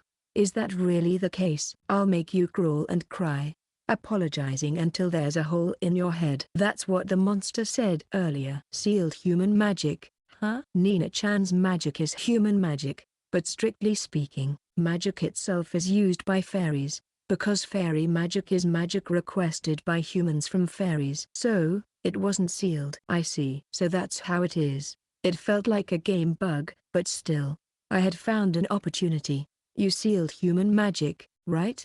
To make you die disgracefully. In fact, in front of me, you can do nothing. Come to think of it, techniques like shijutsu and thread control are techniques using magic power, not magic itself. That's why I could use them in this closed world. Thinking about it that way made sense. Understanding rushed into my head. At the same time, I glimpsed a possibility that might break through this situation, and I felt a bit exhilarated. Nina-chan, sensei, please step back a bit. Itsuki-kun. Without waiting for their reactions, I stepped forward. Fairies prepare two types of magic, the core magical power and the container magical power. And beginners in solidification practice prepare a shell like a doll or stuffed animal, filling it with the heavy magical power that serves as the core. So I had been practicing that for a long time, creating a core and covering it with light magical power. But, I wondered, but perhaps I had been fixating on the idea too much. If the normal practice was to create a core and place it inside a doll or similar shell, then couldn't it be done the other way around too? Maybe shells aren't the only thing that can be substituted. In other words, can't the core be substituted too?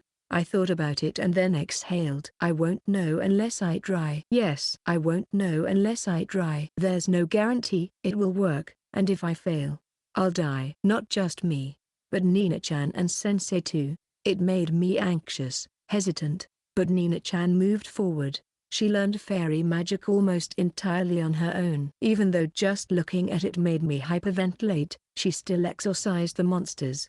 I think it's amazing. I think I should learn from her. So I too, am taking the challenge. What are you smiling about?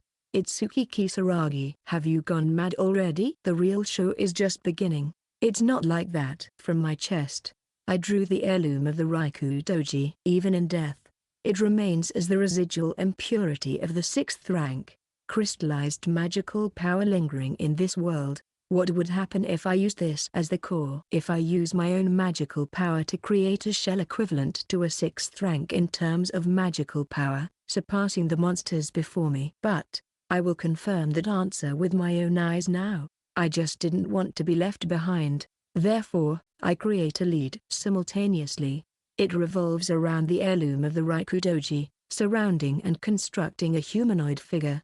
The world distorts with this magical power alone, causing the monsters around me to step back. I'm really glad I pushed through with the magical power enhancement training. It's good to be at the 7th rank. As I watch the humanoid figure being created before my eyes, the female monster widens her eyes. But it's too late for anything she might say. Thus, the humanoid figure I've created extends 2 horns towards the sky, cloaked in a deeper black than the darkness of night. It has a tall physique covered in armor like carapace and supported by robust muscles. With a crackle, purple lightning runs through it. And all of this comes to completion simultaneously with the explosion of magical power. I am resurrected. Goo! A booming voice echoed. At that moment, purple lightning raced through the ground where the monsters had stepped back. In the blink of an eye, nearby monsters exploded. The ground streaked with lightning heated up, and black mist, the vanishing reaction of the monsters, blew wildly in the hot wind. In the background stood the frozen 5th rank monster. What? What is that? This is a world sealed against human magic. You shouldn't be able to use magic. I'm not using magic. No matter how many times I try, I can't. The inability to use magic hasn't changed. Magic? No. I'm not using magic. It's just the Raikou Doji. Raikou Doji. It was just a fairy I called out. It's been a while, Raikou Doji. Yes, it's been a while, my master. Master? You created it. If so, the child is my master. Because it's a fairy, it becomes like that. Understanding that, Raikou Doji knelt before me. Well, you must have had a reason for calling me out. Tell me what you need. I'll lend you my power. Of course, it's quick and helpful. I saw the 5th rank monsters that were still standing. Raikou Doji is back. Nina-chan, teacher. And within my safe range, the hand is reversed. I want you to go wild, Raikou Doji. Yes. In an instant, countless lightnings rained down from the sky. The monster playing on the jungle gym was hit by a thunderstorm and exploded. The monster with only hands felt to the thunder and broke up perfectly. A monster who was playing soccer on the school grounds kicked a skull toward Raikou Doji. However, it exploded in the air before reaching Raikou Doji. Just a hand waving, countless people and monsters are disappearing. This is the 6th rank. This is a named monster. You arrogant. The tattoo woman, not yet ripe, not yet ripe. Oi 2 o'clock. The monsters fled in terror from Raikou Doji, who was exorcising them at a frightening speed. But Raikou Doji released lightning like a net, incinerating the monsters caught in it. This guy is really strong. As I marveled at Raikou Doji's strength, a monster that had just dodged the lightning screamed, "You're on our side." Whose side are you on? Ha ha ha. I am already dead. If I am brought back from the depths of the underworld, I am on the side of the one who brought me back. Don't mess with me. Do you have no sense of aesthetics? Those who spout nonsense about aesthetics are always weak. True strength is beauty. The 5th rank monster threw a guiding thread towards the school building and used it to pull herself towards me, closing the distance at an incredible speed. I will avenge my sister's death.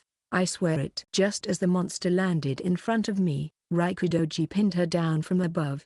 The moment the monster's body slammed into the ground, it slid violently. I suppose your sister was not ripe enough. Shut up. What do you mean by ripe? Are you saying Kisaragi Itsuki is ripe?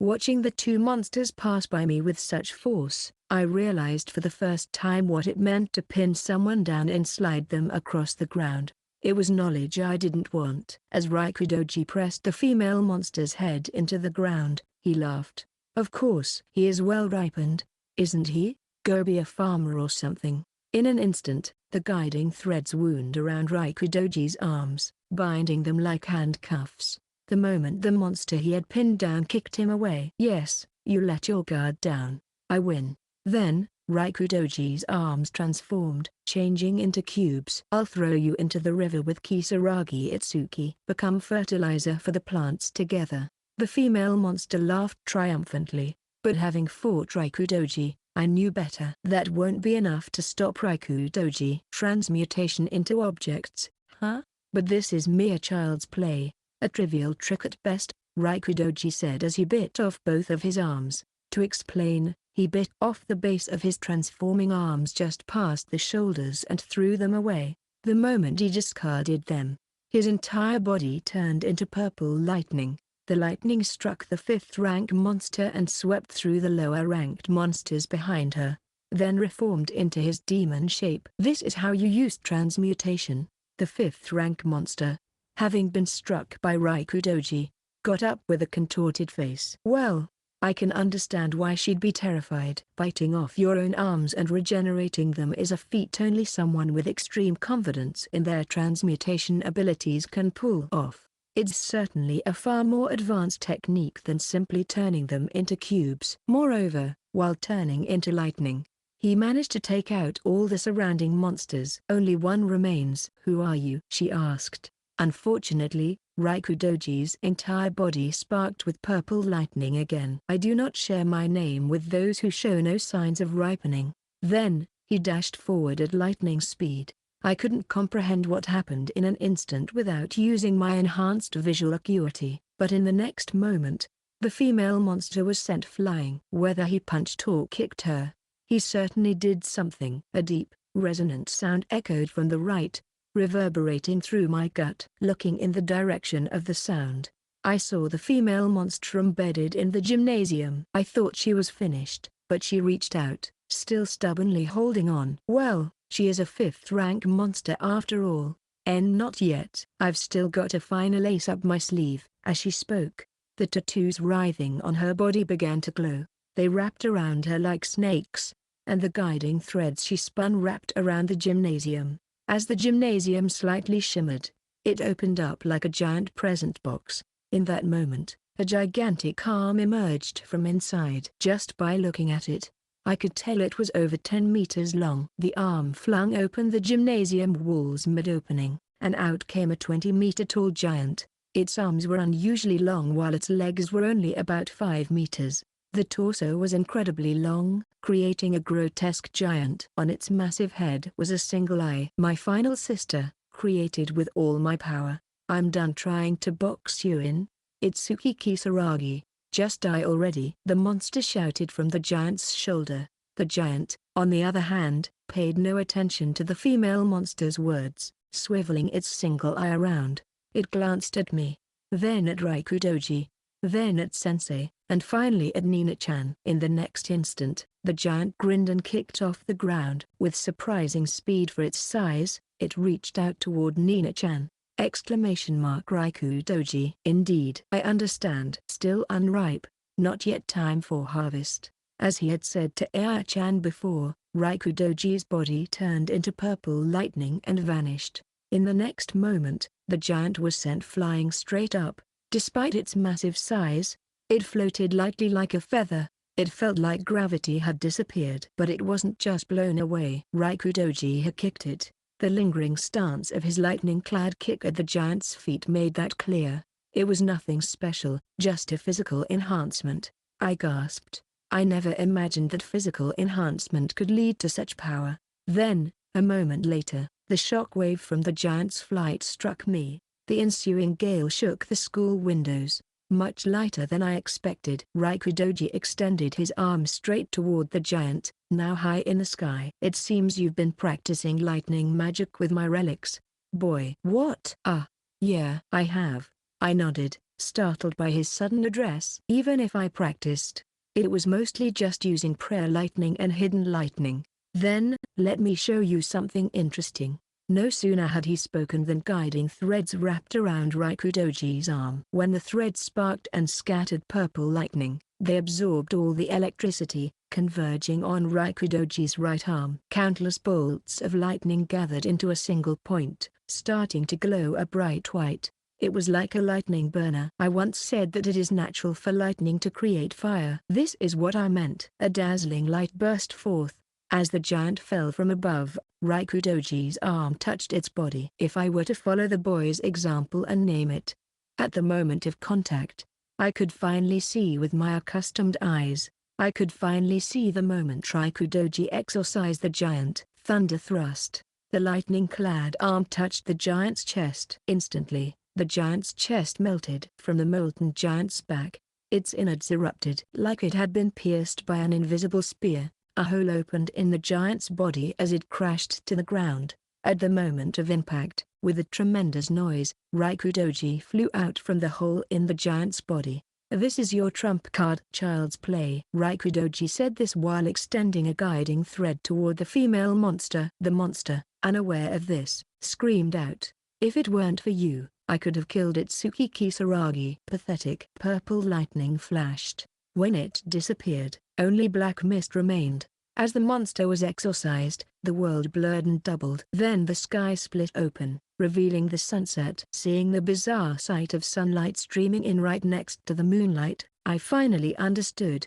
We were being released from this strange world. So, my master, are you satisfied? As expected of you, Raikudoji. I said this as Raikudoji returned to me, and he nodded grandly.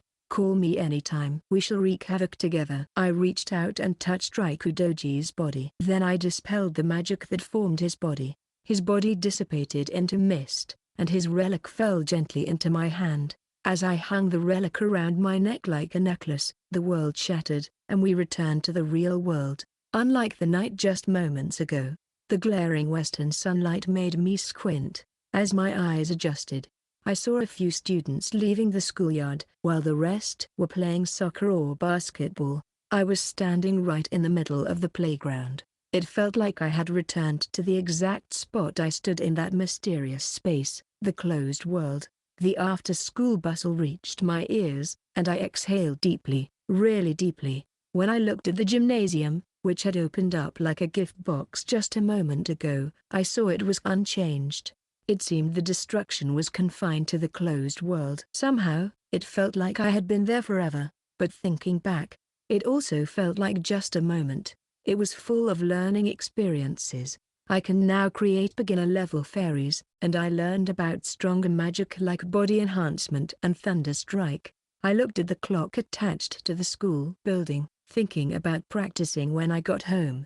The time was 5:40 p.m. There was no discrepancy between the time and the surrounding scenery. I made it back. The realization slowly sunk in. When I turned around, there was Nina-chan and the teacher standing a little distance away. Nina-chan looked relieved to be back in reality and seemed like she wanted to say something to me.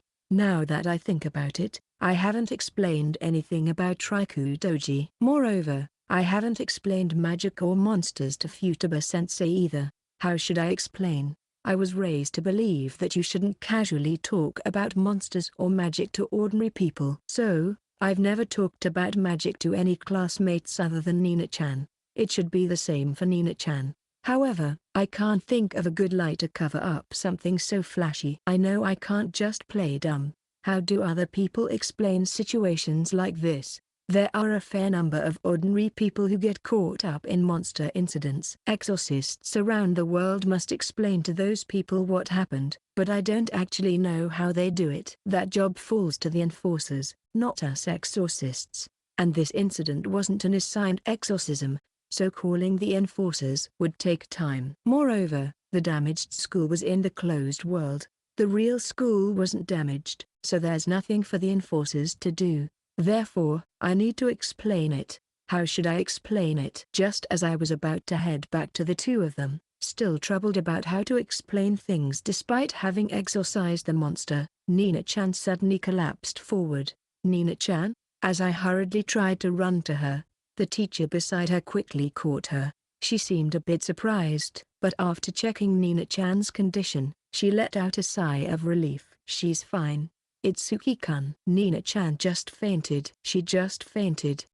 Is she really okay? Probably just anemia. It's not uncommon, especially after experiencing something so strange. Even though Nina-chan had helped exorcise the monster, she still hyperventilates just from seeing them. Her trauma hasn't been resolved. Being in such a state, she endured a series of mentally taxing events. The fact that she held out until now shows she was doing her best. The teacher, holding the unconscious Nina-chan, stood up. I'll take her to the nurse's office. You can go home. Itsuki-kun.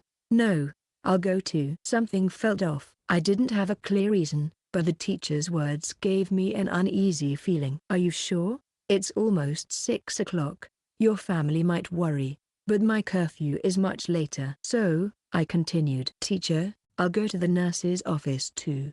I can't leave Nina-chan alone. She's not alone. I'll be with her, and I'll call Nina-chan's mother to come pick her up.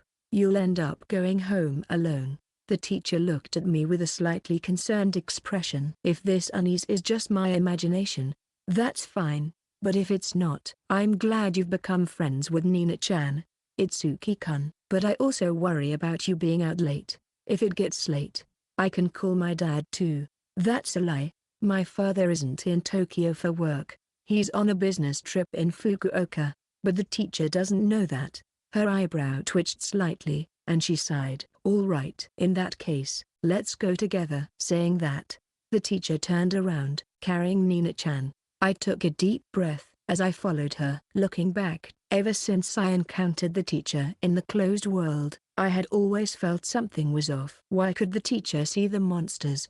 Why could the teacher break the windows that we couldn't? Why didn't the teacher question me about using magic? No, if I think back to the basics, it's clear. Why was the teacher in the closed world in the first place? So, I cast a guiding thread from behind the teacher as we headed to the nurse's office. It was like a fisherman casting a line into the sea. If nothing happens, then that's fine. If that's the case, there's no problem. For ordinary people, coming into contact with a guiding thread poses no issues. If they have little spiritual sensitivity, they won't even notice it.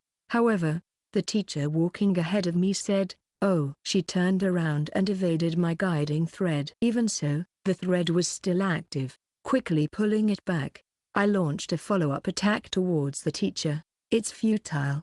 Itsuki Kisaragi. But my guiding thread was neutralized by the teacher's black thread. What was that? I gasped involuntarily, nullifying a guiding thread before magic is cast. Is that even possible? I thought I handled it well. So, I've been found out. The teacher, with Futaba-sensei's voice and face, but entirely different speech, spoke in front of me. I knew it. I clicked my tongue internally. This was the worst-case scenario. My feeling of unease was justified. When did you notice? Itsuki Kisaragi. I know that some monsters possess humans and hide from exorcists by blending in.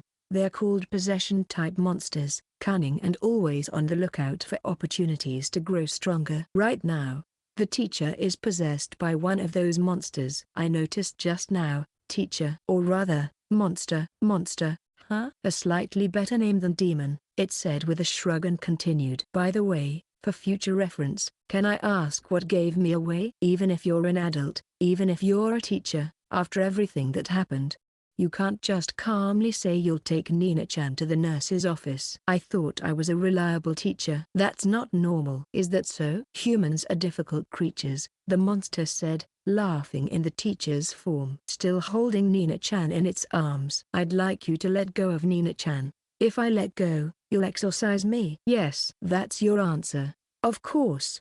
I planned to exorcise it even if it didn't let go. Using a quick cast magic technique I learned through Elemental, I tried to drag the monster out of the teacher. At the same moment the teacher grabbed the unconscious Nina-chan by the neck. Stop.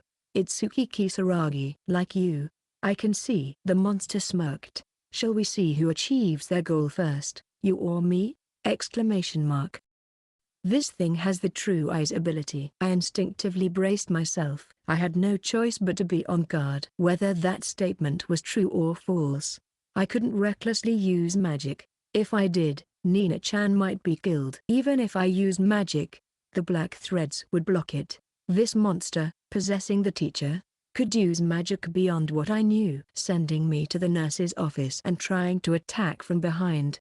Impressive for a young exorcist like you, Itsuki Kisaragi, but did you think I wouldn't be prepared for someone who exorcised Rikudoji? As it said this, an eyeball appeared on the teacher's cheek. That eyeball moved smoothly, crawling all over the body, yet, none of its pupils ever left me. Well, this is just a show of force. In reality, I operate a bit more subtly. With that, the teacher's third eye disappeared. Since when have you been inside the teacher? From the very beginning. That means, since the entrance ceremony, I figured Nina-chan would make a good hostage if you took an interest in her. I stirred things up a bit, and it worked better than expected.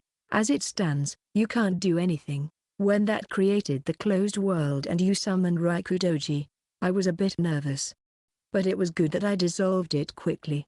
If he had noticed me in that world, I wouldn't have stood a chance. What's your goal? I have 3 objectives. The first is to assess your abilities with my own eyes, the second is to absorb the power of that tattooed monster, and the third is to eliminate any promising young exorcists. The monster spoke calmly, explaining everything to me, one by one, just like I was earlier. It was confident of its victory and in a good mood. Of these, I've achieved the first 2. I've understood that I can't defeat you, and I've consumed the power of the 5th rank. Monsters can sometimes grow in rank. Words that Renji-san once taught me echoed in my mind. If I consume about 25 more of the 5th rank, I'll break free from that pathetic leader's control and join the 6th rank. I can't wait to see what kind of unique ability I'll develop. Unique ability? Don't you know? Each magic power is imbued with unique essence. Ordinary monsters and exorcists don't have enough power for it to manifest.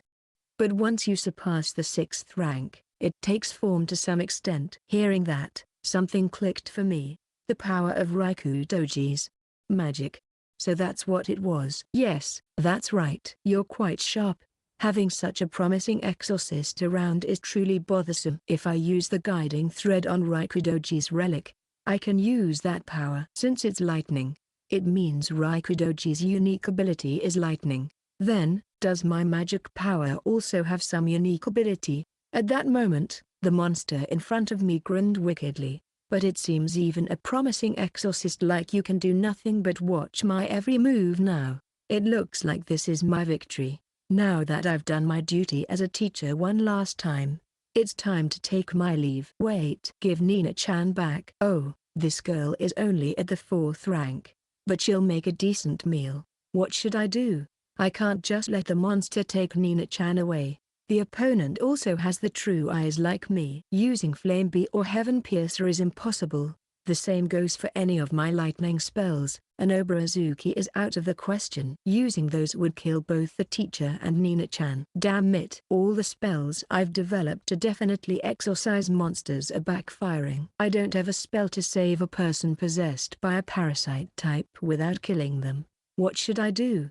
Should I lower the power of my spells? But I've only practiced increasing the output, never the opposite. Trying to strike the perfect balance to incapacitate the monster without killing the teacher on the first try is too risky. While thinking that far, I suddenly realized something. Realizing it, I lowered my stance. Then, to keep the monster from noticing her, I directed its attention to me. Just one last question. If you've been the teacher from the start, did you do the schoolwork? Why bring that up now? Yes, I handled all the duties myself. In that case, didn't you hear? Nina-chan's family has a very strict curfew. In an instant, a mass of magical energy struck the monster from behind. With a loud thud, like a person being hit by a car, the monster was flung from the teacher's body. It looked like a slime made of filthy mud. At that moment, I quickly cast a spell and grabbed Nina-chan from the monster's arm.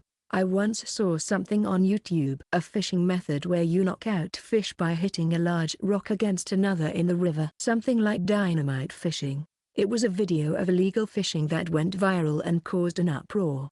But against a monster, there's no such prohibition. I exhaled as the exorcist who did that. When did she arrive at the school? Aina-san, who had somehow appeared on the playground, asked me quietly with a worried expression. Is Nina okay? I silently show Aina-san, Nina-chan, whom I am holding. Upon seeing her, Aina-san exhales a relieved sigh and faces the decayed monster that emerged from the teacher's body. According to my memory, Aina-san was supposed to have departed for somewhere within Japan from Haneda Airport, yet here she is, in Tokyo. You seem surprised. Itsuki-san, she remarks. Yeah. Well, of course I'm surprised. Considering Aina-san's behavior until now, it would be more implausible to think she wouldn't come to help so quickly. But more pressing than that, I'm curious about something. How did you come to the school? We have a magic called replacement. It's an advanced magic that swaps the positions of a fairy and myself. As long as you overlook time and magic power, well, it's quite a handy magic. It's like the teleportation magic that monster used back then. Huh. I'll give it a try with Rikudoji next time. No, wait. Why did you realize Nina-chan wasn't coming back even though there was a curfew? No. It's clearly flustered by my question. Aina-san stammered. So I asked to check. Aina-san, you've been watching Nina all this time, right? No, I mean, Nina-chan, unconscious, is in my arms, behind Aina-san, trying to deceive. And between me and Aina-san, there is a monster. You don't have to lie. I've been wondering for a long time. Why isn't there a barrier around Nina-chan's house? If you're a demon hunter, you'll always need a barrier around your home to protect yourself from monsters. That's now true of my apartment and Ayat-chan's house, but Nina-chan's house have no barrier. At first, I thought Aina-san was doing that because she disliked Nina-chan. But that was overturned after several visits. I noticed that house isn't a barrier, It's covered in a thin fairy membrane that I can't see without squinting. That fairy was also cleverly adjusting for Nina-chan's leakage. So there must have been a mechanism to protect against attacks from the monster. This is speculation. A fairy created by Aina-san to protect Nina. I think so. You like Nina-chan too much. Quickly, she came to her daughter's place, and immediately released her. And although her voice was calm, she was more worried about Nina-chan than anyone else. That's why I think I don't like her. Why didn't you teach Nina-chan magic when you were watching her? If you can appear like this when it's dangerous, teach magic to Nina-chan. That's not true, Itsuki. When Aina-san said that, the slime transformed just as it was about to flee in the form of a dog. Its right leg vanished, causing it to stumble. It was Aina-san's fairy magic that I had seen once. I aimed my thread at the opening it created, but the monster in dog form spat out black threads, nullifying my magic. This is troublesome. No one in this world can become as strong as you. Not everyone possesses talents like yours. Nina-chan's rank is the 4th rank. If she decides to fight, she can surely fight. Just like me. Aina-san's expression was stern. With that stern expression, she launched an attack at the monster. But if I teach her magic, this girl would surely want to become an exorcist. In this world where even those with mediocre talents easily perish, she would want to step in. But, even just teaching her enough magic to defend herself. If I teach her defensive magic, she'll have the option to fight when faced with monsters. Considering that choice could cost her life. So, I decided not to teach Nina-chan anything. That way, her choices would be limited. What she's saying isn't entirely incomprehensible. I've heard similar stories from my father. Close combat and long-range magic. Exorcists who learn both can easily die if they neglect either. That's because they hesitate on which to use against mid-range enemies. That hesitation can be fatal. So, that's why you didn't teach her magic? Yes. If I had, she would resent me and eventually resent my work as an exorcist. Then surely Nina-chan would never become an exorcist. Aina-san said that with a self-mocking smile. But even that was a mistake. This girl became an exorcist with her own power. They say parents don't understand their children's hearts, but it's not always true that parents understand their children's hearts. Is that really so? Is that really the case? I just think it's a lack of communication. Since I hesitated to say that directly, I kept silent, and the monster lying on the ground stood up. 2 exorcists. And they're at the 7th rank and 4th rank. The dog, missing one leg, spoke like this and began transforming into a human form. I'm so scared. I feel like crying, as Aina-san's fairy tried once more to extract the monster from the body. A black silvery thread, born around them, scattered the fairy. It scattered and laughed. Let's stop bullying the weak. Don't you hate fighting against someone stronger than you? Don't you hate dying? The monster extended a silvery thread towards Aina-san. In the next moment, it turned into a sharp wooden branch and was released. I intervened with net-like threads of magic. However, the monster shrugged as if it had expected magic to be blocked from the beginning. Of course, I don't want to die either. Well said. Again, I wove threads. If threads were to be erased, it would be better to turn them into magic first. So, I created flames in the shape of a spear and faced the monster. You tried to devour Nina-chan. The magic was named Flame B. You tried to kill Aina-san. My magic, several times faster than sound, was extinguished by the black threads. Payan. The moment it touched the black silvery threads, the spear of flames vanished. Close call. If it hit, even I would easily die. Before the exploding magic scattered, Aina-san stepped forward to take the next move. Well then, shall we try hitting this time? As Aina-san said that, the monster's shadow anomalously stretched long. Is this magic that uses shadows as a medium? The monster's shadow split. 1, 2, 3. The monster's shadows increased rapidly. In the next moment, a jet black hand extended from one shadow and grabbed the monster's leg. Beginning with that, 2, 3 shadows grabbed the monster. They grabbed and dragged it into the shadows. Slowly and deeply, The monster's body sank into the waving shadows. "Oh, what are you doing? This is terrifying." The monster put a hand into its mouth and pulled out a small box with black threads. What was stored inside its stomach? I feel like I might just die. However, before there was time for a response, the monster completely sank into the shadows and disappeared. Yet, Aina-san remained in a ready stance. With my shadow sending, buying time is all I can manage. Most likely, that monster will emerge from the shadows in less than 30 seconds. How do we purify that? The troublesome thing is, in any case, those black silvery threads. Because of them, our magic is being nullified. Since earlier, it's been cancelling out Itsuki-san's magic with inverse phase magical energy. In other words, the monster's magic and Itsuki-san's magic are mutually nullifying each other, reducing them to zero. Inverse phase? Yes.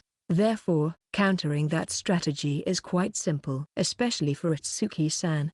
It should be a piece of cake. In an instant, shadows overflowed from an empty spot on the ground. From the bubbling foam-like shadows, the monster crawled out. In the next moment, the monster released the black box it was holding. It rotated swiftly in midair, came to a halt, and unfolded. The opened plane expanded to surround us in the blink of an eye, becoming massive enough to enclose the world. As it closed, simultaneously, silence and the night's world returned. I found an escape route earlier, but I've sealed that off too. I am a coward, after all. When the fairy around Aina-san saw this, they trembled and began to disintegrate and scatter. I tried to weave threads and use magic, but it wouldn't take shape. Yet, despite all that, Aina-san continued. You just need to pierce through with magic power that exceeds your opponent's output.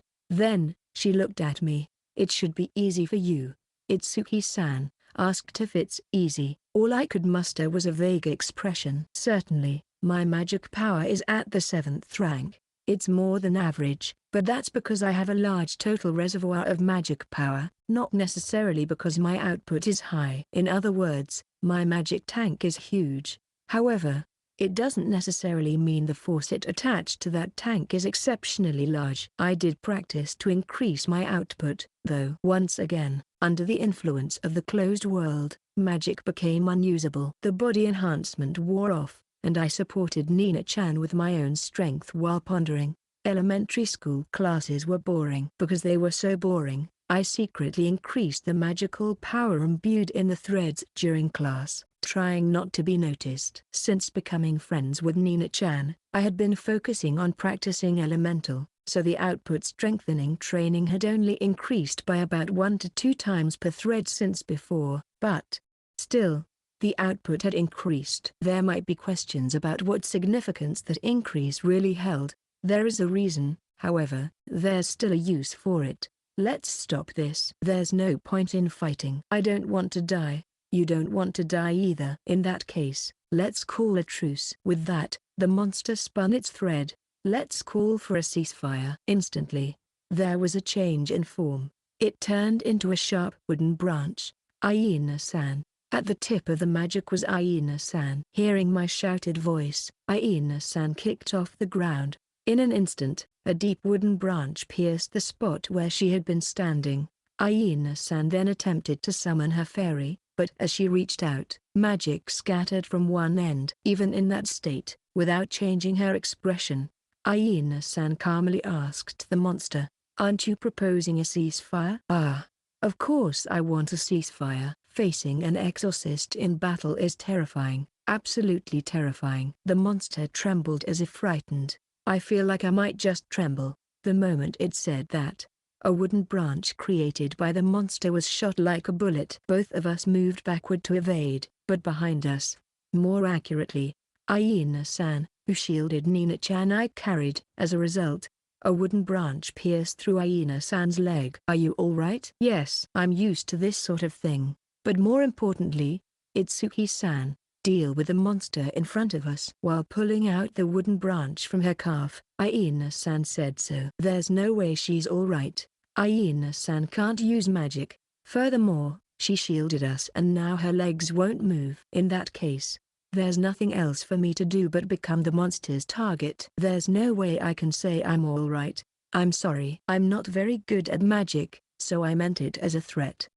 But it seems I hit you. The monster chuckled lightly, with a flippant attitude. Just by dealing with it for this long, it's clear that what it's saying isn't true. This creature in front of us clearly intended to use magic to kill us, but because we dodged it, it's now speaking as if it never aimed at us in the first place. It's just so shallow. Hey, can I ask you something? What is it?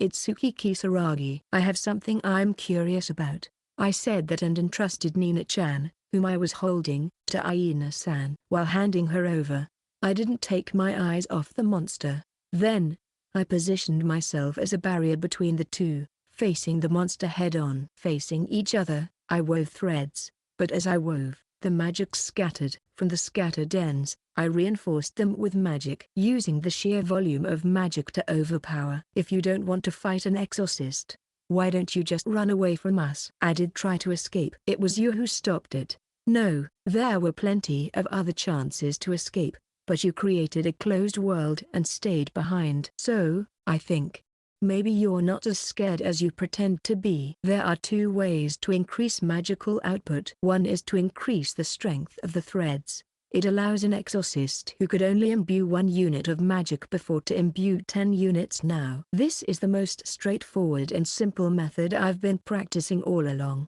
Despite all your talk, aren't you really just after our magic power? The second is to create 100 threads imbued with the magic of 1. By combining them all, you can achieve respectable output, and considering the nature of magic, this method might actually be more convenient. How many more bodies do you need to become a 6th rank? I don't remember, but, well, if you eat me, you can skip all that and become a 7th rank. The moment I said that, the corners of the monster's mouth lifted. It stretched up, until it split open at the ear. The monster laughed widely with its mouth open. That's disrespectful, quite disrespectful. Itsuki Kisaragi, are you suggesting that I can't defeat you? You think I can't? That's why, even though you created a closed world and sealed your magic, giving you plenty of chances to escape, you're still here, aren't you? When I said that much, the monster fell silent. Instead of responding, it began weaving threads of magic again. But this time, the target wasn't me who was facing it, nor Aina-san with her injured leg, but Nina-chan who was unconscious. The action itself was understandable. In the closed world, it must have thought it had sealed both my magic and Aina-san's magic. In that situation, it would have aimed to remove me as a threat by targeting Nina-chan, whom we protected together, because that would make us suffer. Because that would make us regret. Was it carelessness, arrogance, or perhaps a more suitable word? Well, in the end, I think it's simply a weak attachment to life. That's why you're going to be exorcised. And then I used magic. Since coming to this world and encountering magic, I've noticed something. The nature of magic is multiplicative.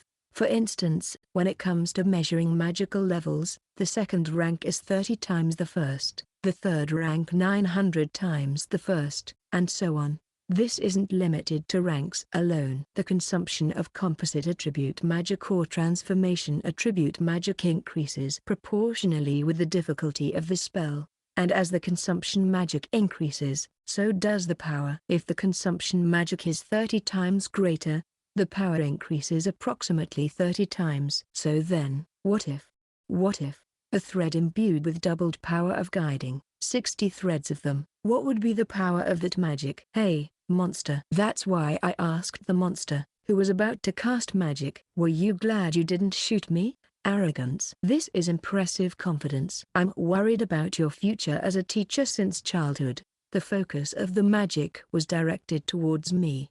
Confidence? No.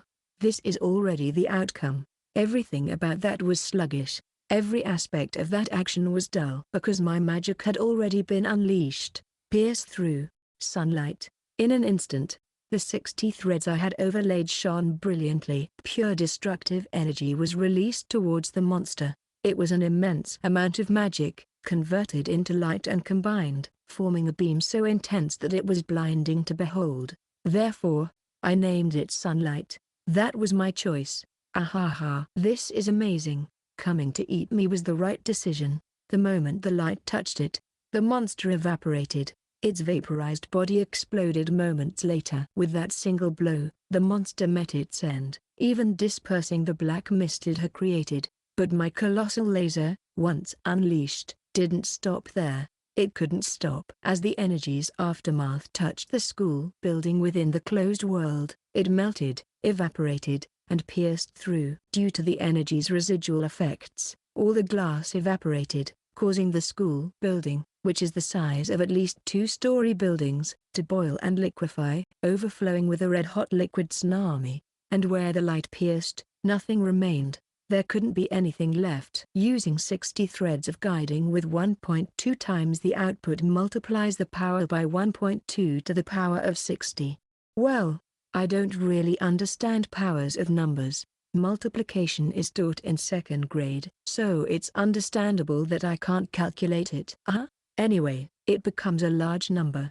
At that moment, cracks appeared in the sky. Seeing the same scene twice would make even an idiot understand. I've won. Returning to the real world, I breathed a sigh of relief that no one had died. As I exhaled, the sky split completely. Since it was already night in the real world, for a moment, I worried if I couldn't return properly, but I heard the sound of cars, so I knew I had returned. Looking around, there was no one on the ground. Everyone had gone home. Aina-san, are you okay? Your leg? Yes, I'm fine. If I can use magic, I can heal it. Exorcist Aina-san said.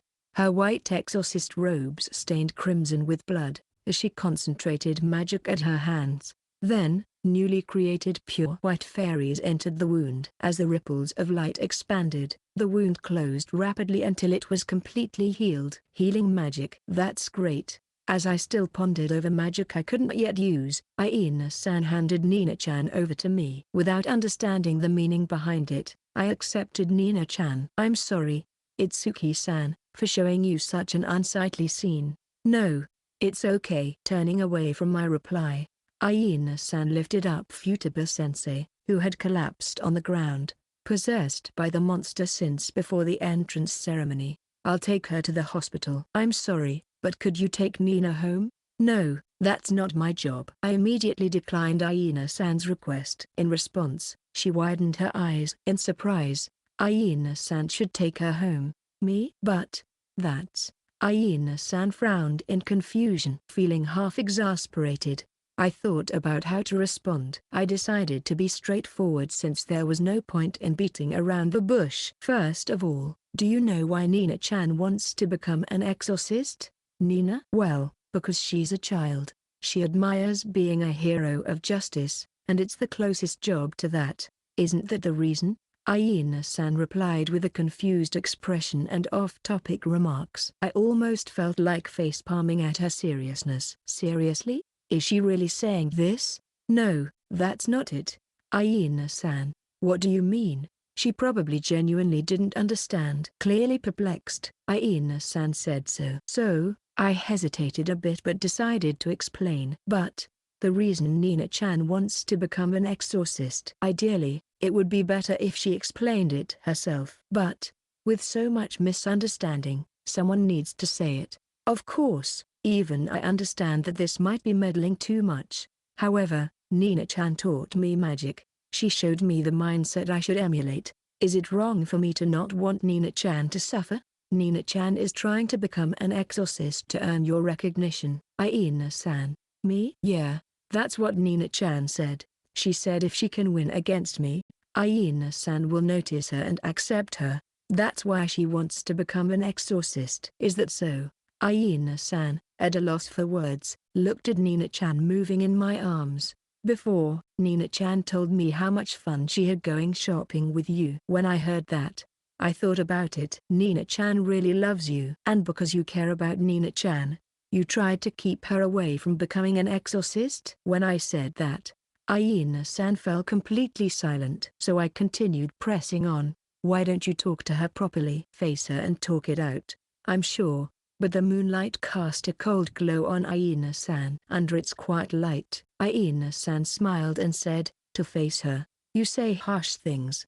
Itsuki-san. Harsh. I've done terrible things to this girl. I thought it was for her own good. I know even saying this is just an excuse, but still, I thought doing so was the best thing for her. She spoke calmly, yet there was passion in her words. A quiet, yet undeniably fiery passion. It was like smoldering charcoal. 6 months ago, this girl's father was killed by a monster. Covered in her father's blood, her heart shattered, and she could only laugh. When I held Nina, who could only laugh, I decided then and there that no matter what, I would protect her. Even if it meant losing my qualifications as her mother, I was prepared to do that. I sealed her memories and stopped teaching her magic. I closed off information to keep her from entering the world of exorcists. Was that a mistake?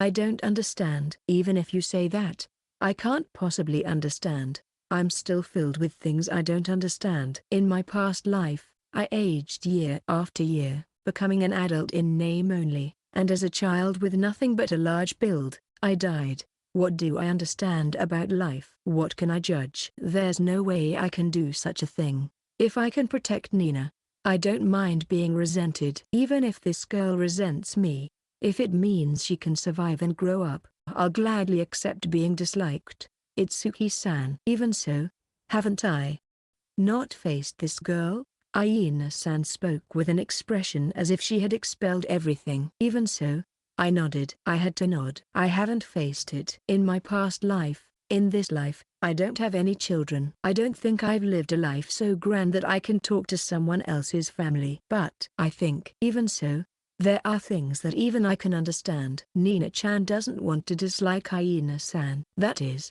Aina-san must have desperately thought about it. How to protect Nina-chan. How to ensure Nina-chan doesn't die. I understand that. It comes across. But to think that Nina-chan would hate her, it's too awkward. Even so, Nina-chan is just like that. Nina-chan and Aina-san should talk properly. Why doesn't Aina-san want Nina-chan to become an exorcist?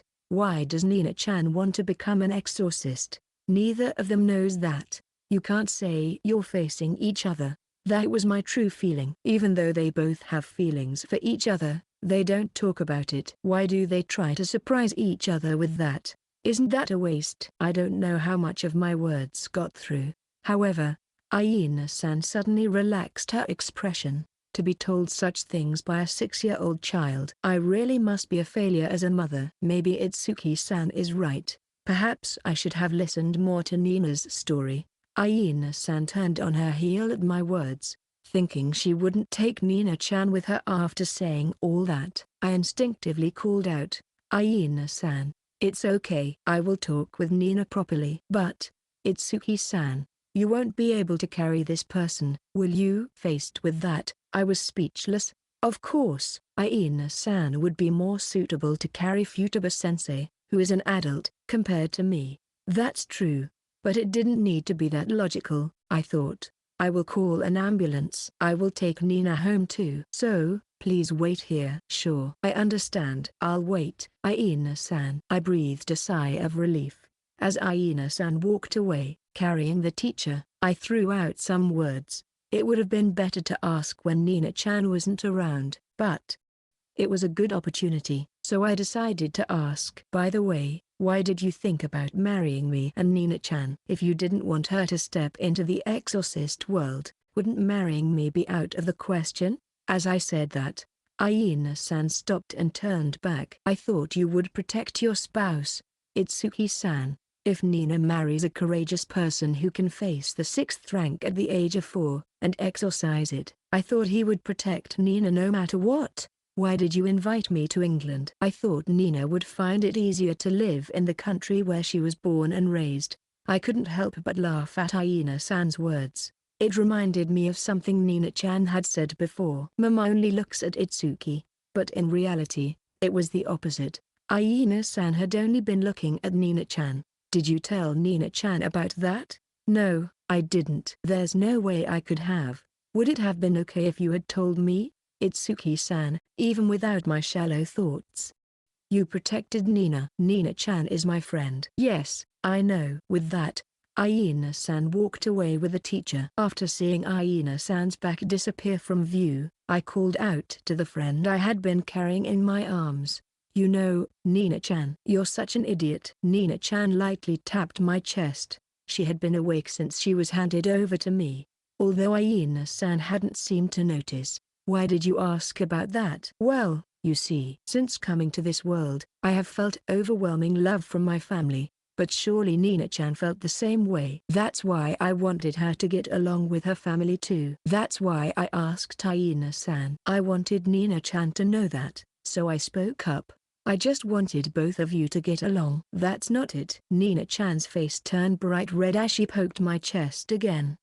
That's not what I meant. Talking to Itsuki always throws me off. With that, Nina-chan turned away. As I pondered what might have been different, I recalled what I had said to Aina-san. In the end, maybe what I did was selfish. Thinking back over these past 6 months, it might have been a choice that wasted all the effort Aina-san had put in and everything she had tried to do. Even so, I still think. Even so, from the bottom of my heart, I wish these two would get along. End of Volume 2. Challenges from Overseas. Fragment. Rainy season. After school. The scent of the wind. I like the rain. First of all, the sound is great. That clapping, pouring sound is wonderful. Listening to it makes me feel like I'm all alone, which is why I like the rain. I like the rain. What's good about it is the gloomy sky. That gray color, which can't be painted in a single shade, is good. Watching it makes me feel like there's something dirtier than my own heart, which is why I like the rain. I like things other than rain. The library after school, the smell of a brand new book I just bought, the feel of writing with new mechanical pencil lead. As long as I have these things in my world, I'm content. That's why, on rainy afternoons, I'm here alone reading a book in the library. Because that's my luxury. Flip, I turn a page. Words overflow. Books take me to unknown worlds. They teach me about places I don't know. So, I turn the page. In that instant, thud, there was a sound. I looked in the direction of the sound, and there was a pile of dozens of books. The pungent smell of old books lingered. Majima-san. Sorry, but could you put these away? Sensei. What? I closed the book I was reading and looked at my homeroom teacher. A woman in her late 30s, single. Her perfume had a pungent smell. A smell I dislike. Her gaudy makeup, like an animal marking its territory, caught my eye. A color I dislike, but I'm not the only one who dislikes her. She dislikes me too. It's like a wild animal angry that its territory has been invaded. She despises me for not fitting into the school or the class, trying to eliminate the outlier. However, we both have the decency not to put it into words. Or so I think. Sensei, I have an urgent matter today. It's fine, Majima-san, you're on the library committee, and your urgent matter is just reading books, right? Sensei roughly pushed the pile of books towards me. It won't take long. So take care of it, okay? Then, she went back to the staff room. I think it's ridiculous. I know. That homeroom teacher overlooks the school rule violating smartphones that the noisy boys, like zoo monkeys, bring into class. She overlooks the school rule violating snacks that the girls, who shamelessly upload TikTok dance videos, bring in. But she speaks to me like this, because she thinks I'm someone she can say it to. Sigh. I sighed while looking at the books. I could have ignored her and gone home, but I hated the idea of my favorite place being dirtied by someone I dislike, so I reluctantly tidied up. It took more time than I expected. Looking at the time, it was 5:30 p.m. I'm 30 minutes late. I usually close the library and leave by 5 p.m., but today it took time to find places to put the books. I have to leave soon. If I don't leave, he will come. He, who appears when I stay at school too long on rainy days. After a quick check to make sure I hadn't forgotten anything, I grabbed my bag and left the library, only to find the worst thing standing there. A jet black suit like morning clothes. A face like a frog's, about 190 centimeters tall, with hands that also looked like a frog's slipping out of the sleeves. At first, I thought he was a creepy guy in a weird costume. But when I realized no one else could see him, I started pretending I couldn't see him either. The frogman's huge eyes, about the size of my palms, swiveled to look at me. Majima-can. I saw that woman. Throwing books at you. We can't forgive that, can we? Majima-chan being looked down on by such an old hag, that's just wrong. isn't it?" he whispered in my ear. The stench of rotten fish, the oppressive humidity. I endured it. I silently locked the door. I turned around. Pretending not to notice the frogman, I walked past him. Let's kill her. That woman. Let's kill her." "Hey, Majima-chan, would you be happy if we did that?" "Hey, Majima-chan, you think so too, right?" It was about a month ago that this incoherent man first appeared before me. It was raining that day. Just like today, and I was reading a book. Just like today. When the broadcasting club started playing the going home announcement, I decided to leave the library, and there he was, standing alone on the school grounds. I thought he might be a suspicious person, but then our eyes met. That was the beginning of my misfortune. This guy appears out of nowhere after school on rainy days and disappears without a trace. So, I thought the best thing to do was to avoid provoking him. Because when a girl I barely knew passed by after school and said, "Doesn't he smell?" the angry frogman turned her into a tadpole and threw her out the window. The offspring of a frog is a frog. So, the offspring of trash is TT trash. If they disappear, Majima-chan will be happy. Happy. I didn't understand what he meant. That girl was reported missing. After that, the police got involved, and for some reason, an unfamiliar teacher was added to the staff. That person seemed to think I was the cause of the girl's disappearance. He poked around, and he also got turned into a tadpole. So, I decided not to see anything. I covered my eyes, covered my ears, and thought only about the things I liked. The sound of the rain, the library after school, the smell of a brand new book, the feel of writing with new mechanical pencil lead. I didn't need anything else. Not people's malice, not the creepy frogman. I didn't need anything. I just wanted to be surrounded by what I liked. When I went to return the library key to the staff room, my homeroom teacher was scolding the new teacher who had joined this year. She was scolding him so that everyone could see and hear. Wow, she's hardcore. Let's kill her. Yes, let's kill her. Then Majima-chan will be happy. Ignoring everything the frogman said, I left the staff room. I took out my folding umbrella from my bag and changed my shoes at the entrance. I like the rain. I love the rain because it feels like I'm the only one in the world. There's no frogman, no one to direct malice at me. It feels like a world with just me. Thinking that, I stepped out of the school gate and saw another suspicious figure standing there. Was his head a slug or maybe a snail? The eyes of the suspicious figure in a black suit like morning clothes extended grotesquely. I was so startled by the bizarre sight that I stopped in my tracks. My eyes met the extended eyes of the slug man in front of me. So Majima-chan can really see us. She's got the sixth sense. The frogman, who had been standing next to me, shouted. This was bad. I wondered why there was another weirdo here. Before I knew it, I had dropped my umbrella. I knew I had to run. I didn't know where to run, but I knew I had to get away. I protected you, Majima-chan. So, have my children tadpoles. Lots of tadpoles. It's a bit out of season, but let's turn our classmates' brains into a rice paddy and float the eggs. Then I'll be happy. The raindrops pounded against my body. A hand reached out from behind and touched my shoulder. It was the slug man. A slimy sensation. I instinctively threw my bag at him. The slug man flinched. I took the opportunity to run. You bastard. I saw her first. She's my Majima-chan. I heard the frogman's voice. I heard footsteps running up behind me. I didn't want this. I hated this. What was going on? I hate exercise. So I'm slow. I knew I couldn't get away. I didn't want to be caught. I wanted help, but no one else could see the frogmen, so they just saw me running desperately. I was the only one subjected to curious stares. I did nothing. We just made eye contact. Just eye contact. So why is this happening? Ugh. It's already hard to run in loafers, the rain-soaked road and the manhole cover. I slipped, fell. My outstretched hands couldn't break my fall, and I rolled forward. I knew my uniform was getting dirty. I could feel people around me staring oddly. Large drops of rain were falling from the sky. No, the sound of the frogman's footsteps. The sound of the slug man crawling. Why? They were getting closer. I knew I couldn't escape anymore. Why is it always me? Tears blended with the rain. The sound of the rain made me feel alone.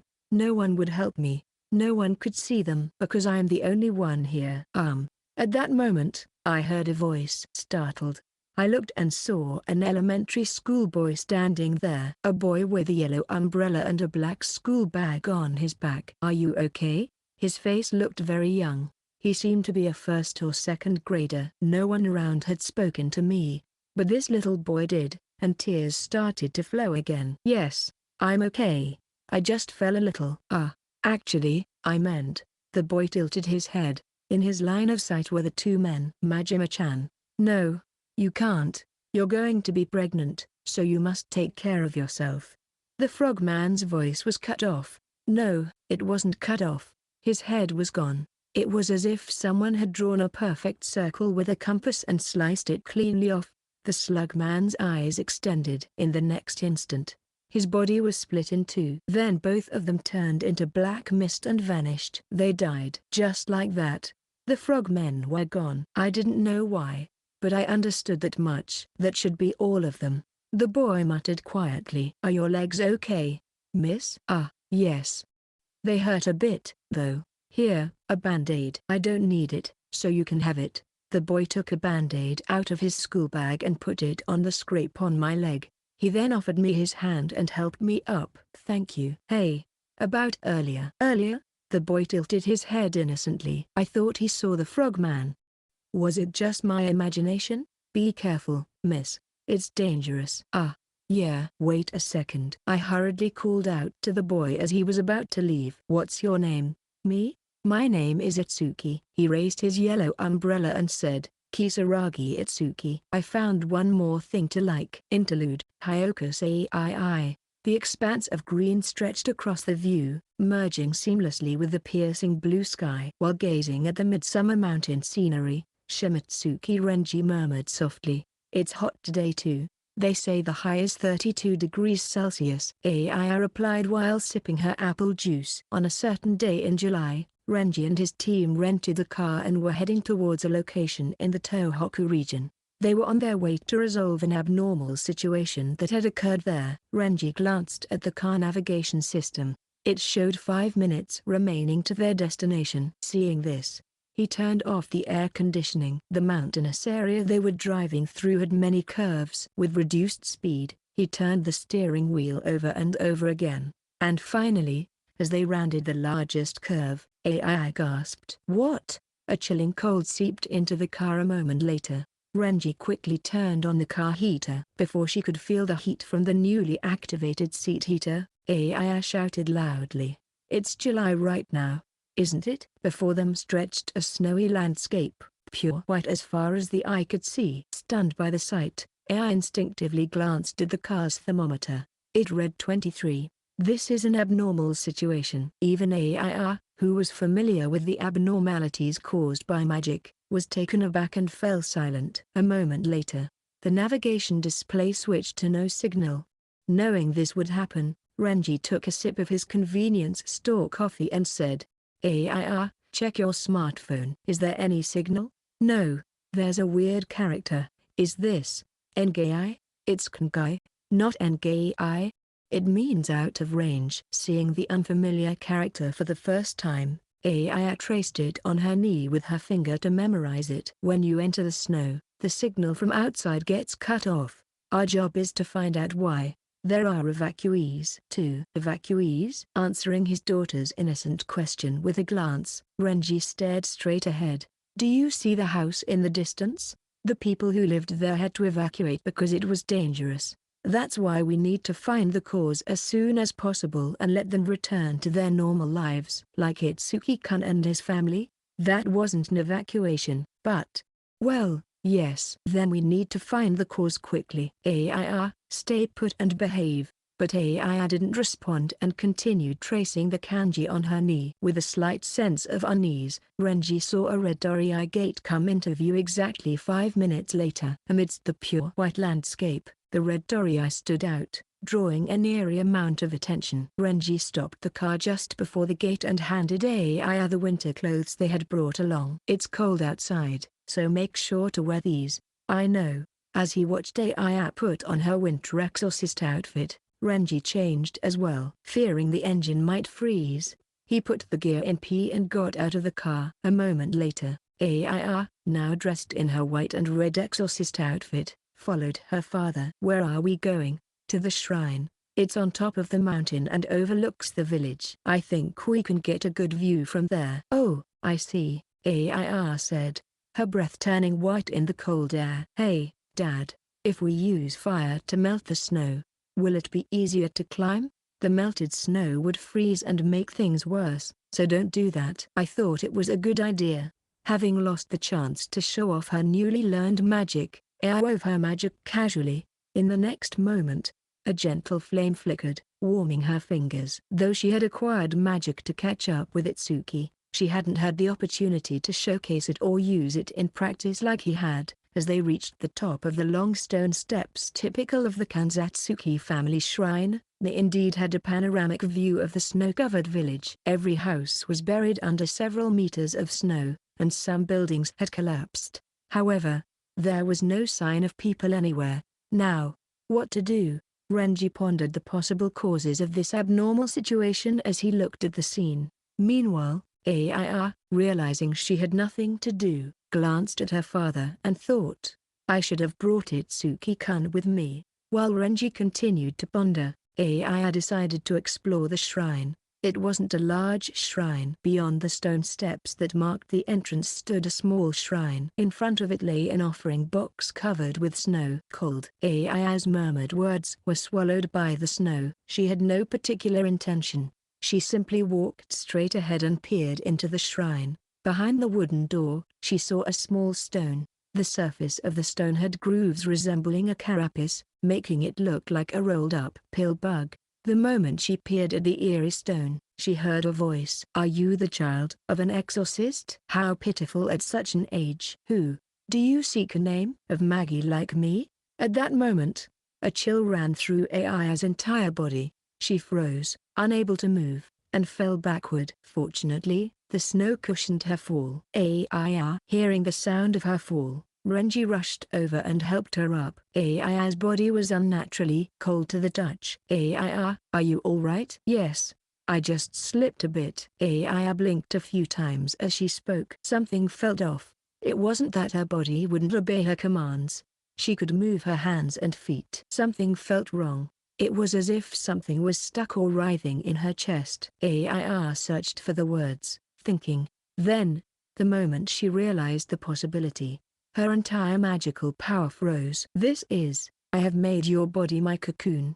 This is the feeling of being possessed by Magui. I shall become a butterfly that flutters, fragrant as if burning your bones. As the eerie voice echoed inside her head, Aia lost consciousness. Afterwards. Hello. This is Cyclamen. I hope you enjoyed Volume 2 of the Reincarnation of an Ordinary Person with Unparalleled Effort. If you work hard from the time you are a baby, before you know it, you will be carrying the future of Japan on your shoulders. If you did, I'm very happy. Once again, due to my tendency as a foolish author to cram the pages full, there are only 2 pages for the afterword.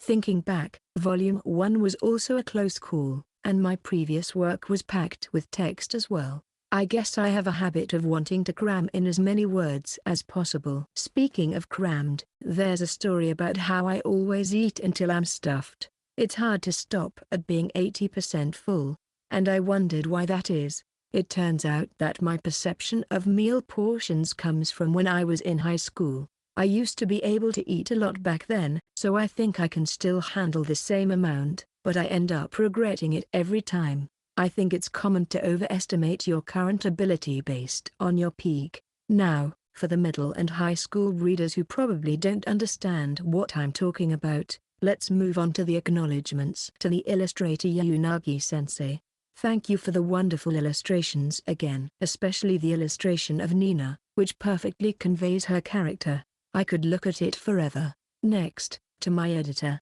I'm sorry for the unreasonable demands I made again, following Volume 1. Let this be an apology instead of an acknowledgement. And to all the readers, in an industry where over 2,000 light novels are published annually, Thank you for finding the reincarnation of an ordinary person with unparalleled effort. If you work hard from the time you are a baby, before you know it, you will be carrying the future of Japan on your shoulders, and especially for following it to Volume 2. I hope to continue writing works that you will enjoy. Just a small request: if you found it enjoyable, I would be grateful if you could leave a comment like it was interesting, on social media or review sites. Lastly, with gratitude to everyone involved in this book, I will conclude this afterward. Oh, Volume 2 has a bit more to go, so I hope you enjoy the rest. See you, Cyclamen. End of Volume 2.